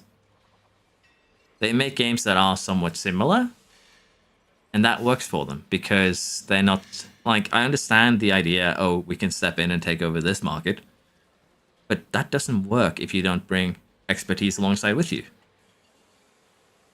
And things like that takes time, which unfortunately it seems like they aren't willing to give them. It's what happens to game studios where the guy on top, the marketing people, take control. They want this for this price at this time, and it just isn't viable. That's honestly how it feels. And this is our car now. Very similar to pre-patch cars. And the reason for that is also very simple. Even though the AI is doing research now, the regulation change is just so big that it won't make much of a difference. Apparently there is a car better than us though. So let's see what happens. Kaz's belly and aerobanks. Nah, more like a pretender rises. Rebellion has risen up.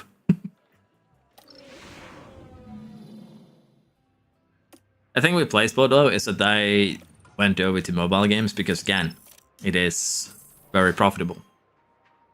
What's Elden Ring? Just this huge game that recently had a DLC. Okay, so we almost lapped the Red Bulls. We lapped everyone else. Not much different then. Unfortunately.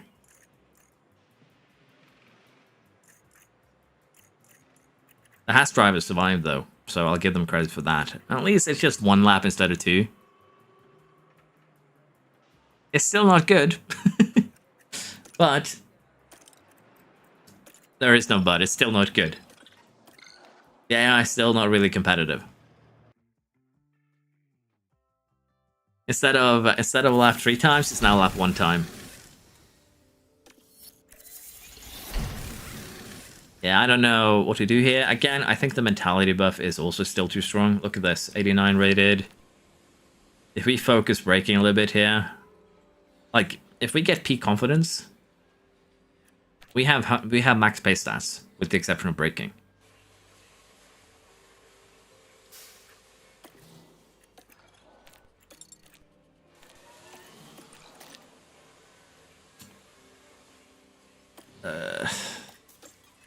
it makes me sad. That's the best way. That's the best way I can put this patch. I was so hopeful after the first season that this has almost broken me. Like I just want to go to bed, and I don't want to be negative. I really don't. I don't like being negative. I try and look at things from a positive side of things most of the time. Because and that's probably something I bring from my work most than anything else. Being negative in front of the kids is not a good thing. But this is kind of giving me a mini depression.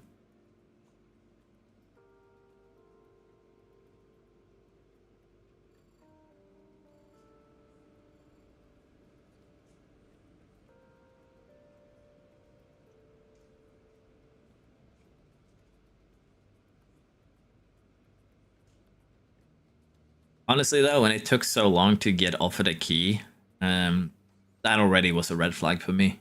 That's the sad part. It's like they didn't want to give me enough time to really delve into the game before it released.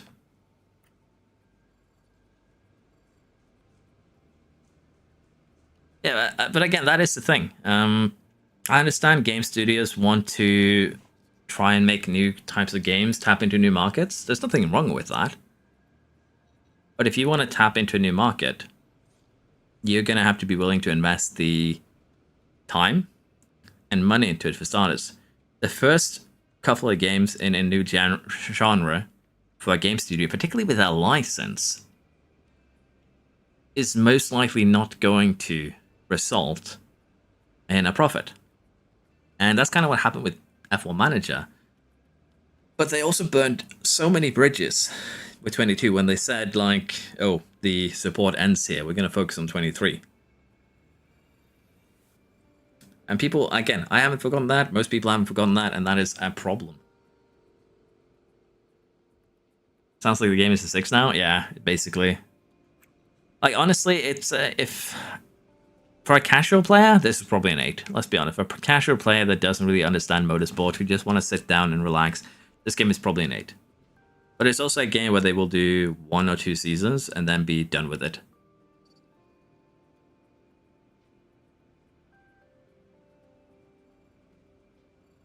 I think 6 is generous, to be fair. Yeah. Like, the way that I've described a lot of Frontier games in the past is straight up this. They look very, very nice. But if you try and see how deep they are, it reaches the depth of a puddle. That's the problem. There's no real depth to their games. They look really pretty. But they get boring real quick because there's no depth. There's nothing to challenge the player there.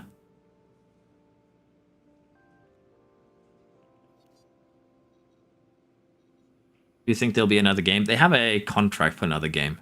But are they going to honor it is going to be the question.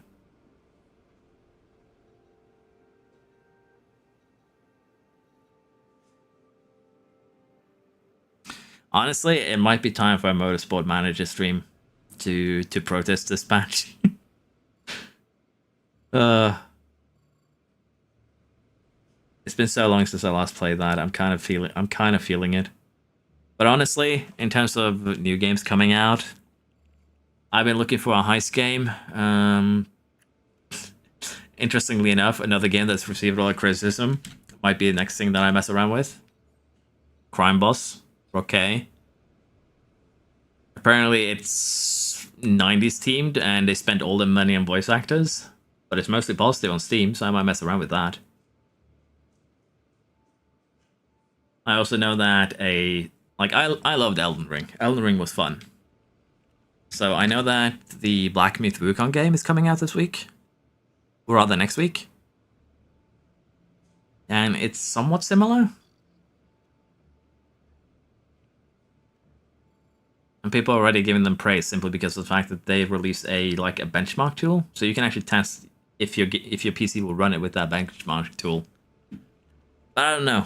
Might just be one of those games that I play on the private.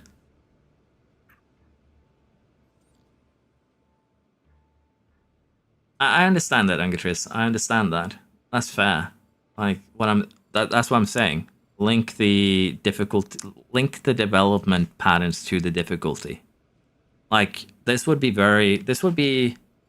how the AI has developed here, with how they research and everything, it would be acceptable if this was on standard difficulty, on easy difficulty. But this is supposedly the hard difficulty, the thing that is supposed to be hard, and the AI is not offering a fight at all. That's the problem.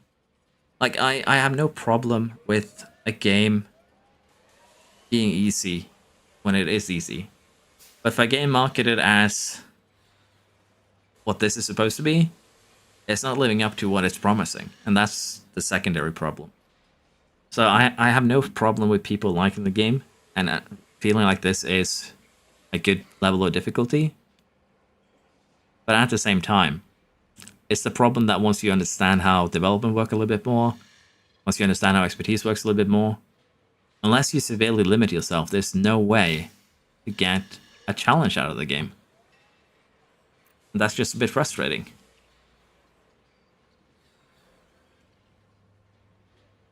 Yeah, Payday 3 has been quite disappointing, which is why I'm looking into other heist games. Been playing some Hitman Freelancer too, which is kind of funny. Glad I picked the Path of Exile's new seasons in this. I was tempted, but Path of Exile is one of those games that if I start playing it, I'm not going to play anything else.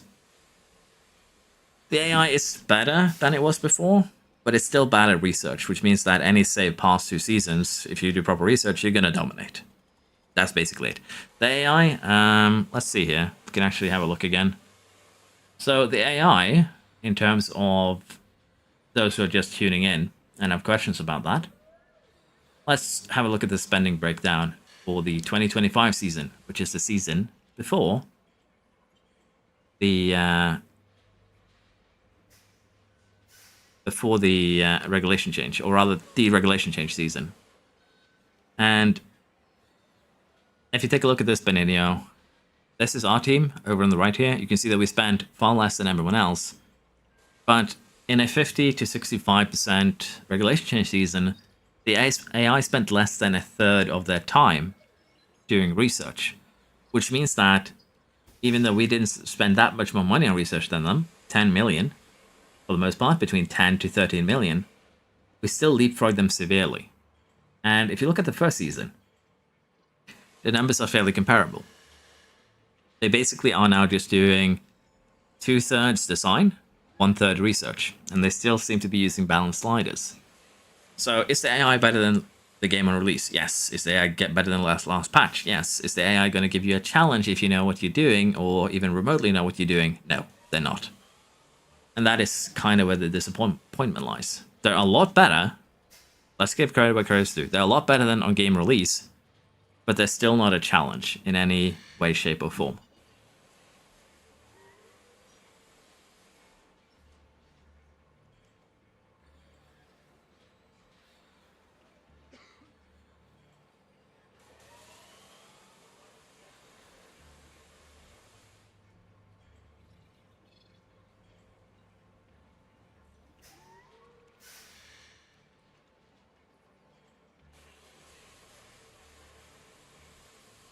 Do you think I could keep up by only ever doing design as player? I would think so, because you have the advantage of sliders. And if you can hit the AI with the correct regulation changes that don't affect you too much, then yeah, you can probably keep up. I did the design only challenge in 23. I'm pretty sure I can do it in the current state of the game, as it is right now too. Can I compare before and after the recent patch on the website? Let's see if we can find a save that would be a good comparison. This one maybe? It's the Iron Dame save, so this one would actually be a good one. Let's remove everything that isn't research or design. So this is the Iron Dame save. We can go to 2024 season. Maybe not. Apparently the 2024 season isn't in there. But the 2025 season. So this was pre-patch how the AI would handle regulation changes. And this is the most recent video where I did Sophia Flourish. Gave her the championship. It's on the previous patch. And this is our team here. Unsurprisingly, we spent 30 million on research that season. the AI spent far less. So in terms of how much more the AI spends on research, it's about 4 times as much, which isn't bad by any means of the imagination. But it's also not good when you consider that we're still spending more and we're doing better in terms of sliders. And for 2026, didn't really change much. And here again, we just went all in to get the championship. But it's not really anything that, again, we need to be too worried about. My friend's firing up games in the corner. Let's hide him. Let me just log out of Steam altogether. But yeah, the AI is better at research. They're better at development. But at the same time, it's not by much. And that is the main complaint here. Like, the fix is a fix. It is an improvement. But it's not the improvement that a lot of us hope for. I understand that people who are new to the game is gonna love it. That's fair, honestly. It makes sense. Like, for new players, it's actually a pretty good change.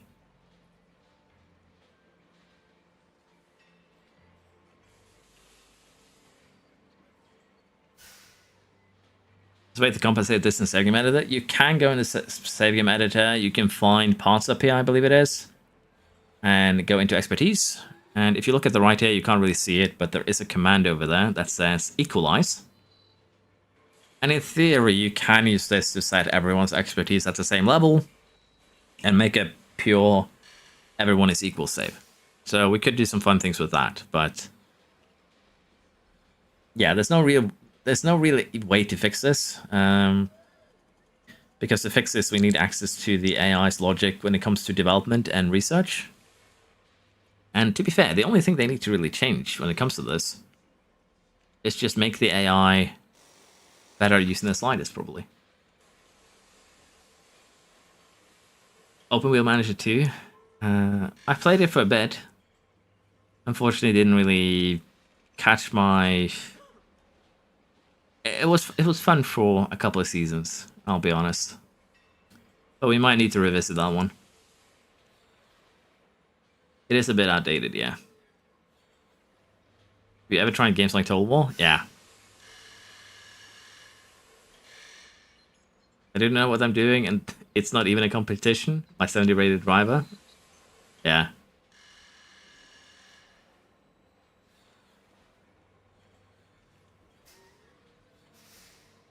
You think this makes a difference with 20 engineer fix? The only thing giving them more engineers would do is probably have them spend even more money.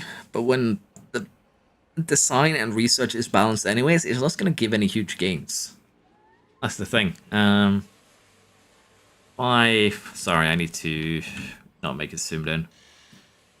If I go into here, the way that the AI does things is that it just does this. This is what the AI does. They will tweak this one. As far as I know, that's all they do. They tweak it a little bit to the right or to the left, but not enough.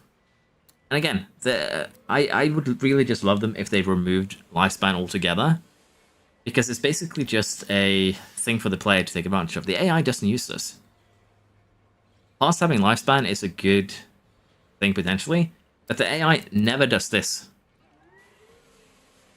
They never take full advantage of it, meaning that you as a player have a huge advantage. And to be perfectly honest, this right here is probably the actual difficulty slider. Like, this is reality, the difficulty slider. I tried a maximum weight challenge with Alpine in 23.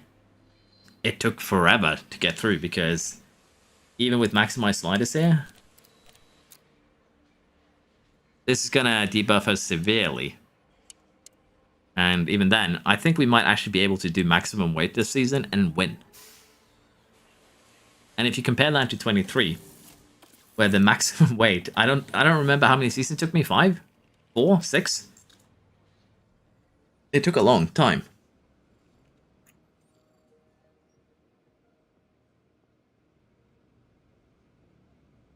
Well, the AI has always been allowed to break cost cap.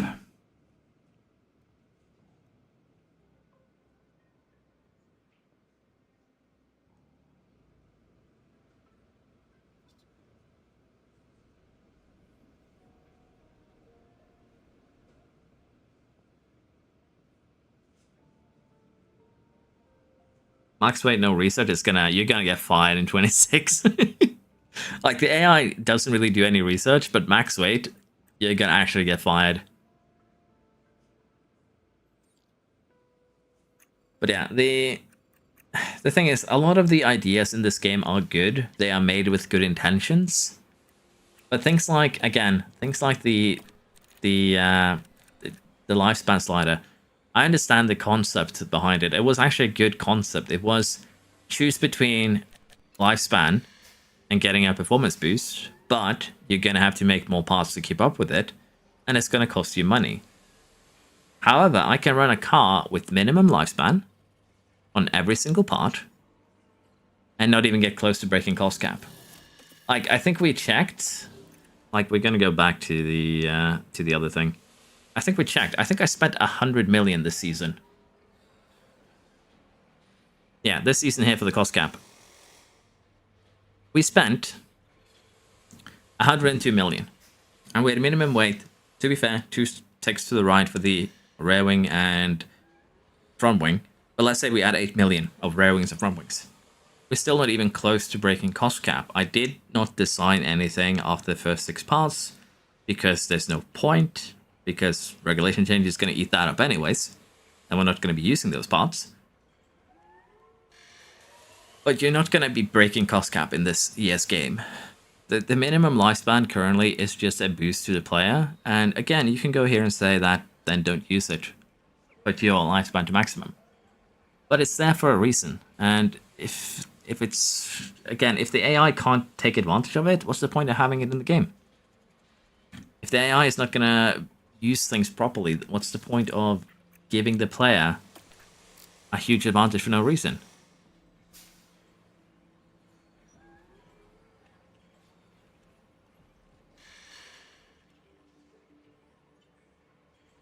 You should try those stacking machines. Contracts haven't been fixed as far as I know.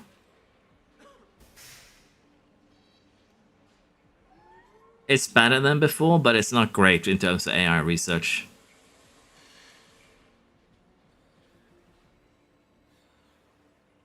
The AI does a lot more work now in terms of remaining competitive, but the second you hit the 26th season, they're no longer competitive again.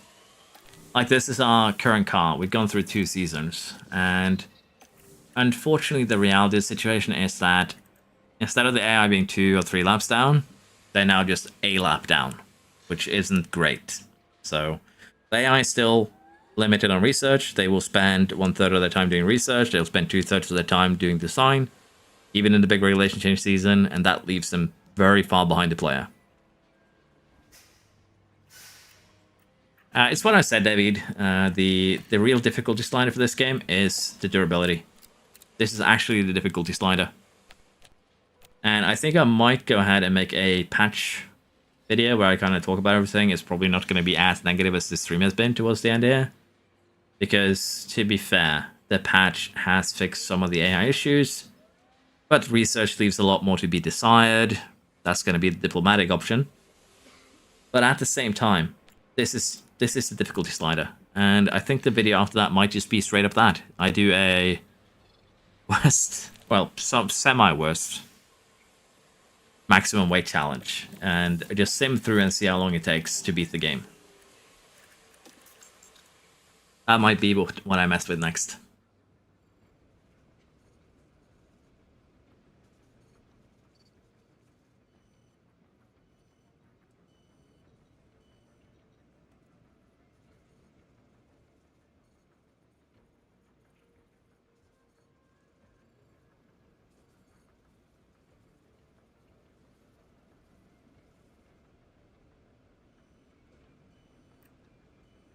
Yeah, I don't know what they can do to fix this. Honestly, again, the easiest way to fix the current issues that people are complaining about is just to make presets.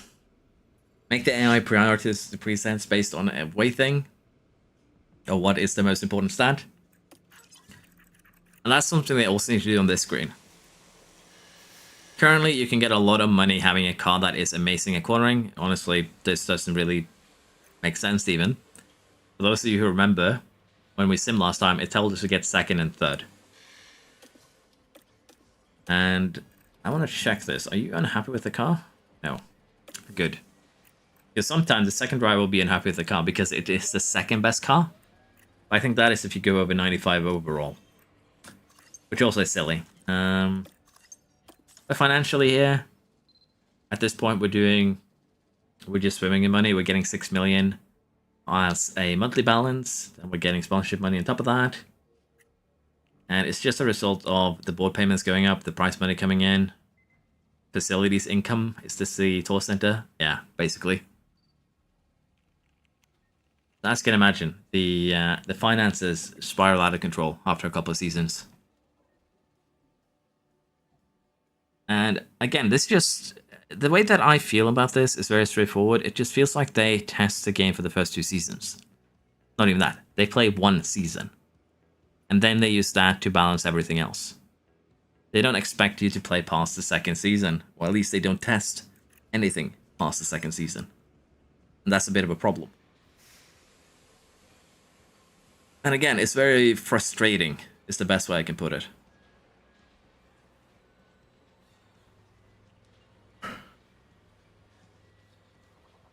The weight isn't cumulative from each design, is it? No. The weight is independent from each design. So, if I were to make a chassis design with an extra 10 kilograms, and then go negative, it would still be the same. Like, the only thing that the lifespan slider does, this thing doesn't have. This thing is just an individual stat. It doesn't have expertise, it doesn't have anything. It's basically just buff, debuff. It doesn't do anything other than that.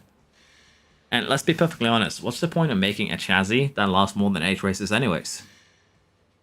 Like, there's no point in making a chassis that lasts 8 to 14 races, because most drivers would shred it far before you get to 8 races. Like, if you were Haas, with your 68 rated drivers, and you made this chassis, you're just weakening yourself even further. You have bad drivers. I'm going to give you a chassis that is very heavy, that you're going to wreck over the next 3 races anyways, but it can survive half the season, in theory. So again, difficulty slider, player advantage, real difficulty slider really, and I'll be testing it out for sure at one point, how far we can push that, like how quickly you can do a maximum weight challenge. I'm pretty sure it is going to be the 3rd season.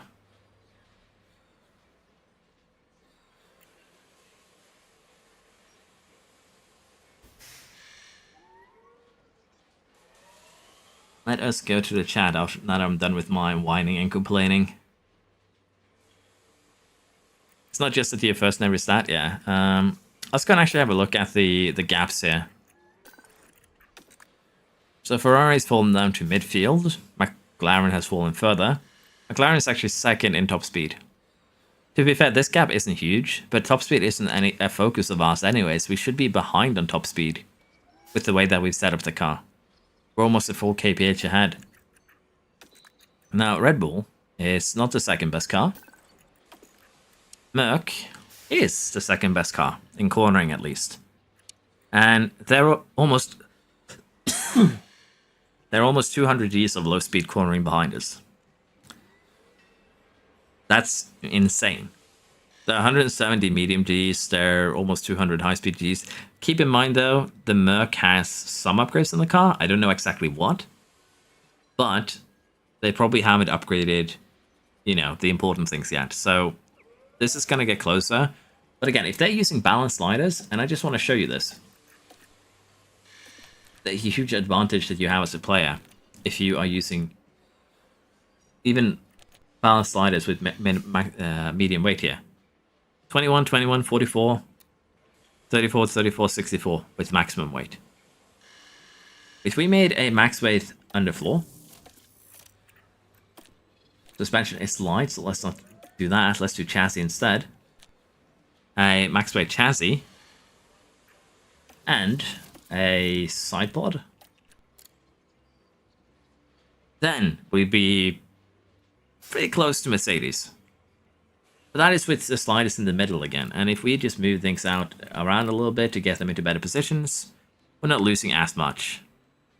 And at the end of the day, I might take this save and just use this to test out maximum weight, go back to the start of the season, make every part max weight, and just see what we can do, because it will be kind of fun.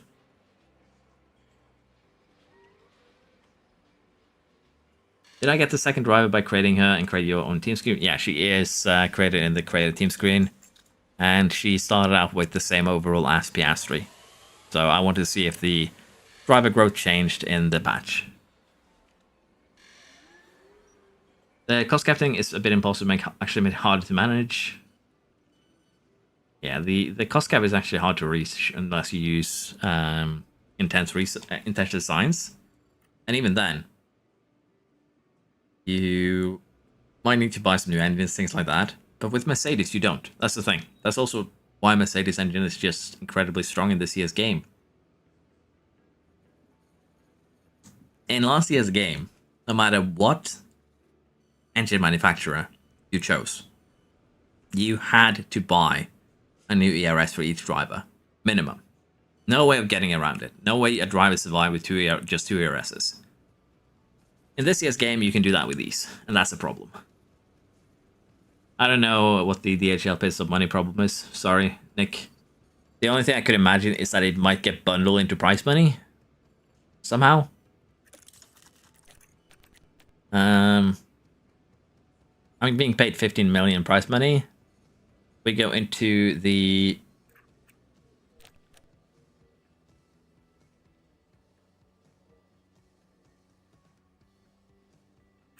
okay, if we go into the rules and regulations of the board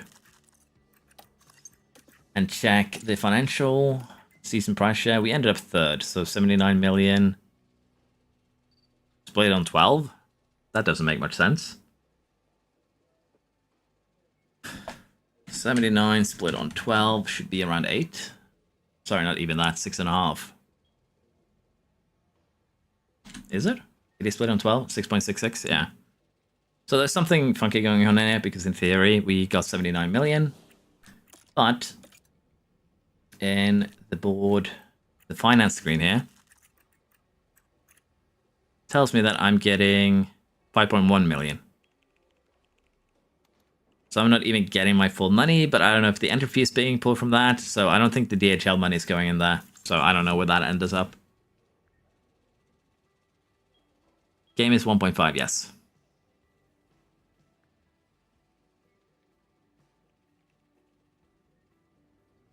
Yeah, that's the thing. You can very easily survive without extra components this year, which means that in this case, again, we have 40 million of cost cap.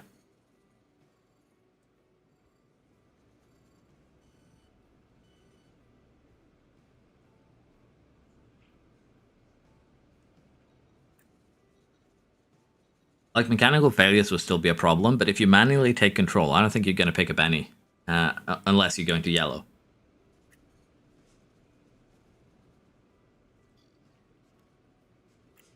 I think that's fixed for the most part.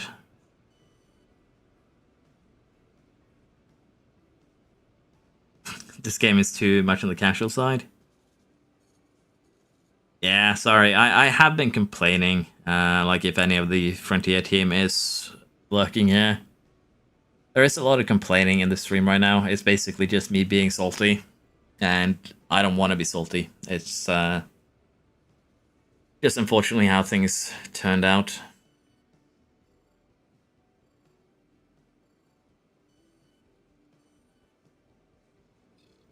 Optimus said you should do 2 designs of a piece at the start of the year. The first in Intense without any safety or wind tunnel, and the second with everything. Does it work actually?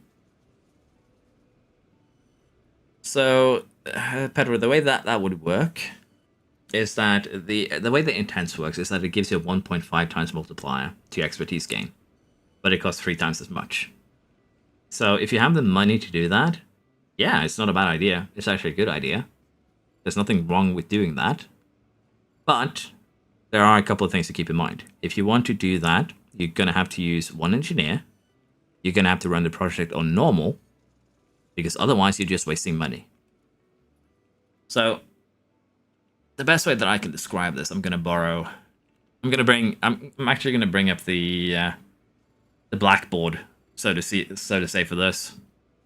Let's see if we can actually set this up properly. Yay, it worked. So the way that Intense works is that it's a 1.5 multiplied to expertise. And basically, the way that expertise can work is that it's daily. And by the best way to get the way you get the most out of it is by using one engineer. If you use more than one engineer, you're going to be losing expertise, and you're paying 3 times the cost. So this is the only way you're actually going to make any sort of benefit from that. If you do anything other than this, you're going to be very, very sad, because you're wasting even more money for even less expertise gain. So if you can afford it financially, yeah, go for it. It's a good strategy from Yano, but it's costly, and it's going to stop you from doing facility upgrades, and generally it's not needed. That's the main problem. It's not something you need to do to dominate. You're just wasting money to waste money, which is kind of sad. Overall, I think this update was beneficial. I think this update was a step in the right direction. If they now can actually make the AI do proper research in 2025, then I'll be very happy. If they can now use this update to add 2 things: proper research in 25, AI, proper use of sliders, and even better, tie this to different sorts of, how can I put this? Tie to the difficulty levels. Make easy. Easy can be even easier than what's happening right now. That's fine. Make this a standard difficulty. Make hard, again, the research 20% design, 80% research, 2025. That's basically, I think, what we did. We can take a look at that. Give me a second.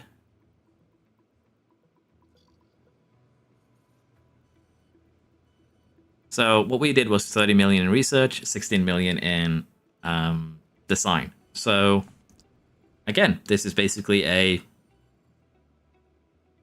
1/3 in design, 2/3 in research. We basically did the opposite of what the AI did. And this did it for us with correct sliders. So all the AI needs to be competitive is proper slider placement. That is number 1. And number 2, just flip the current design to research ratio in 25. And again, you can keep the current setup, put it on standard, make an easier one for easy, and then make again, what I'm suggesting for hard. And again, what I would love more than that, if they would just go into the settings here, and here you get another box that says AI designed to research ratio, where you can kind of decide that for yourself.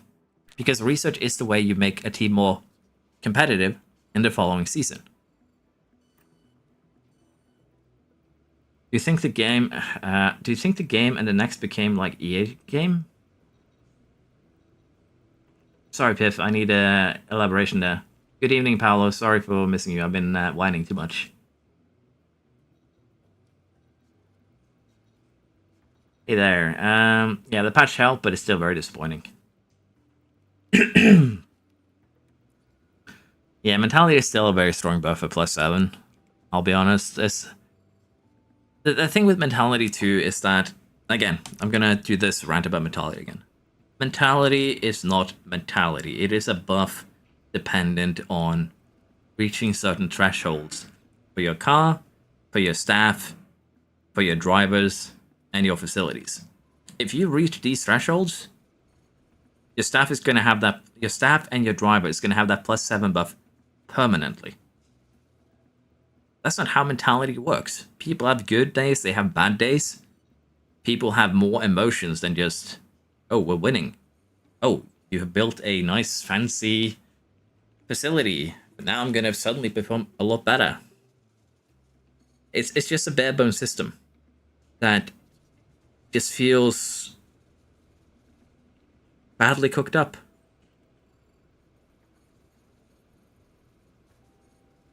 And yeah, the AI driver allocation is kind of funny. I got my hopes up there too. Sadly.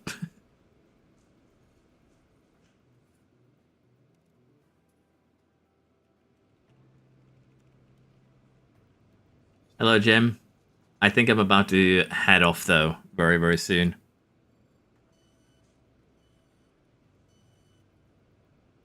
The mentality system also way too skewed on the negative side. I think you are confusing mentality with confidence. They're two different systems, fisherman.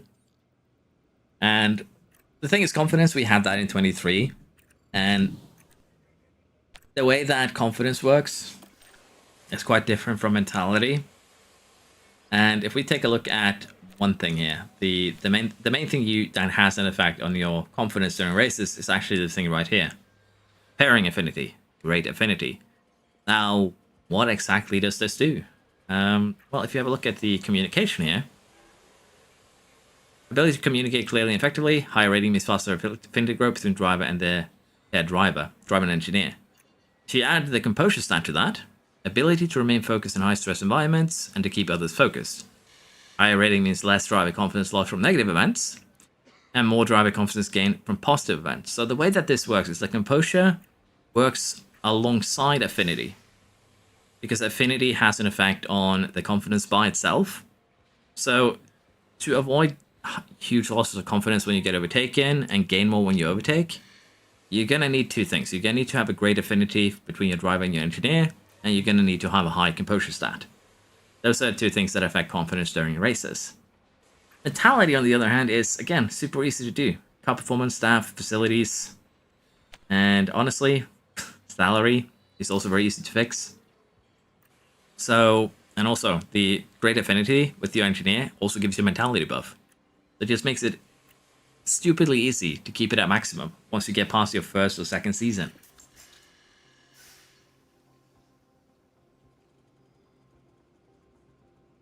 What's the opinion on the patch? Great for casuals, disappointing for everyone else. Expected more from the 25 season.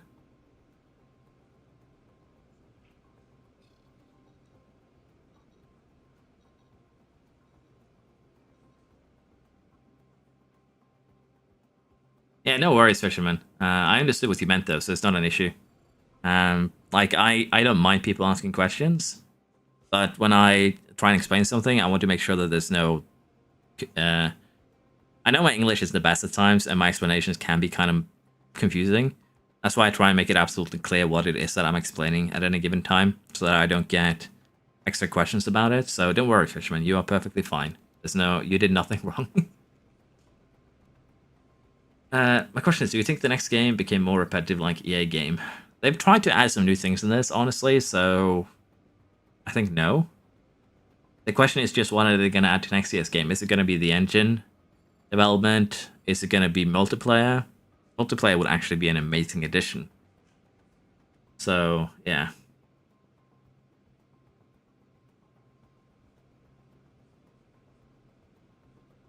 Yeah, I was also disappointed by the F1 game, sadly. See, I can't wait to see Motorsport Managed with current roster mod. I think, honestly, at this point, next that I might stream might just be the maximum weight challenge with these two.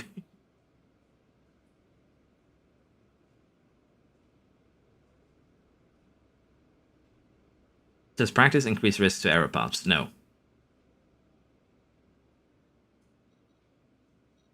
Might be a bit much to ask, but I'd say 40-year-old driver should have more stable mentality than a rookie. I'd say there's a lot of things that should affect mentality, but there just isn't in this game. That's the issue with mentality again. It's a buff or a debuff, and the buff mainly helps teams that are already at the top, and the debuff harms teams that are already at the bottom. And the bottom teams just gets a negative feedback loop where they just can't improve because, let's face it, not only do you already have worse drivers than the teams above you, but you get hit with a negative to your driver stats, to your staff, to everything, simply because you aren't the best, which is sad.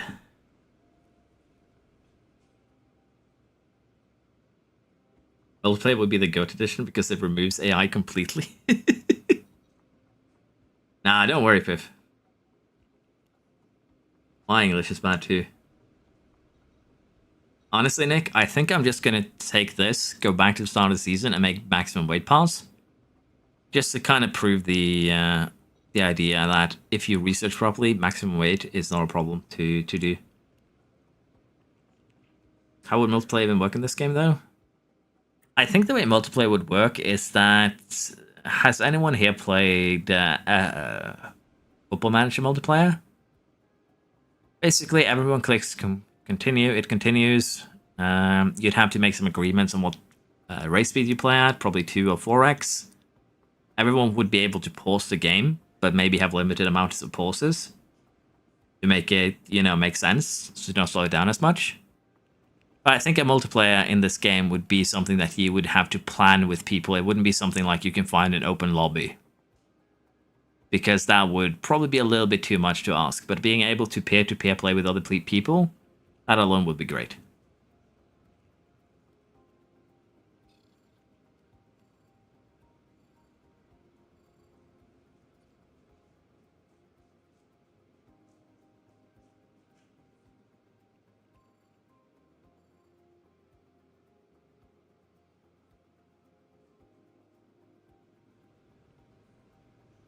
Yeah, there's a lot of places you can find. At this point, I should just change it to just chatting this stream, because that's basically what I'm doing at this point. There's a lot of things you can do to make it better, honestly.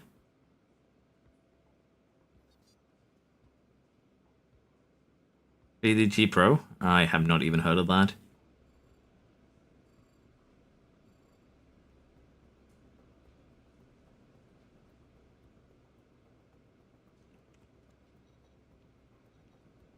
The thing is, though, Anthony, a redesign of the development system would also take a lot of time. That's one of the issues.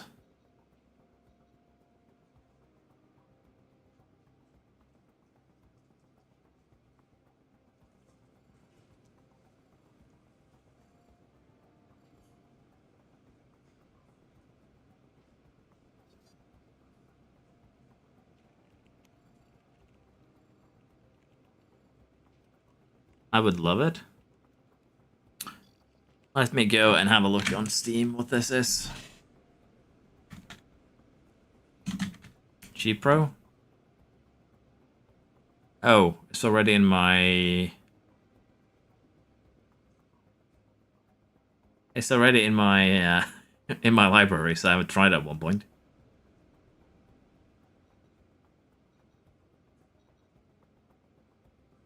Classic Racing Manager, a free-to-play game. It's one of the old school games, is it not? It is on Steam, indeed.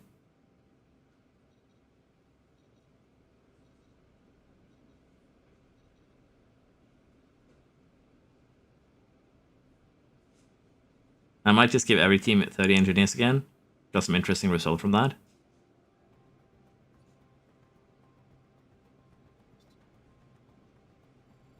I think I might go ahead and dig through the files and see if I can find the event that gives you 2 extra slots.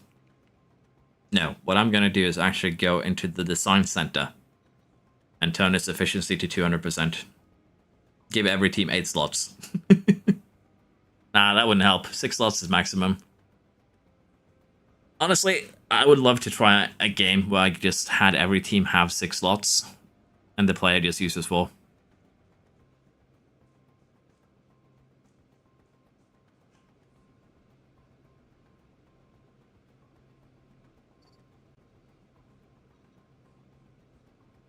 I think it's supposed to kind of reflect the fact that you're kind of limited with your staff in F1 now because of cost cap. And to be fair, the way that engineers work, there's no real point in using them. Unless you kind of need to at the start of the season to get parts out quicker and to make the cap, if you will, for the regulation change. Because you get less expertise. Unless, again, you can run it 24/7 if you have the finances.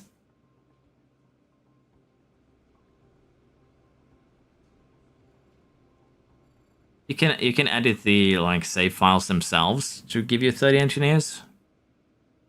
Now we might as well go a little bit digging here now while we wait. So the way that it works is that you can go into modding here on the manage to save browser. You can find a table. Which one was it again? Is it? I don't remember. It's team something, some team ownership.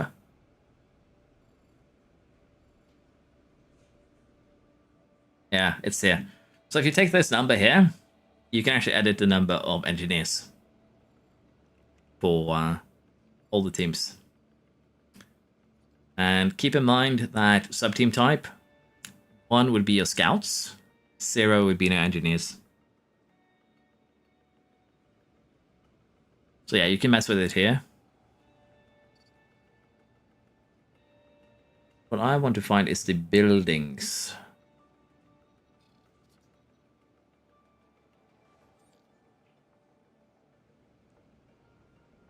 And just need to figure out which one of these would be the design center.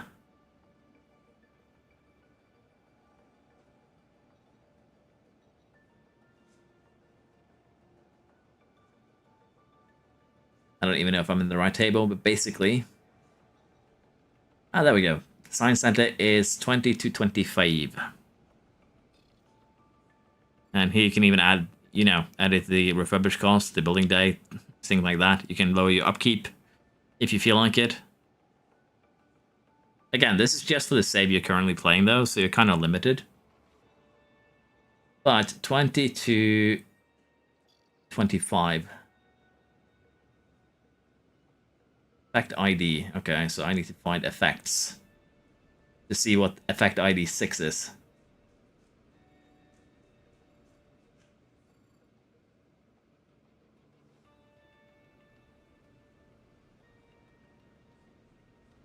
Yeah, basically you're gonna have to do a lot of digging to find what you're looking for, but it is doable.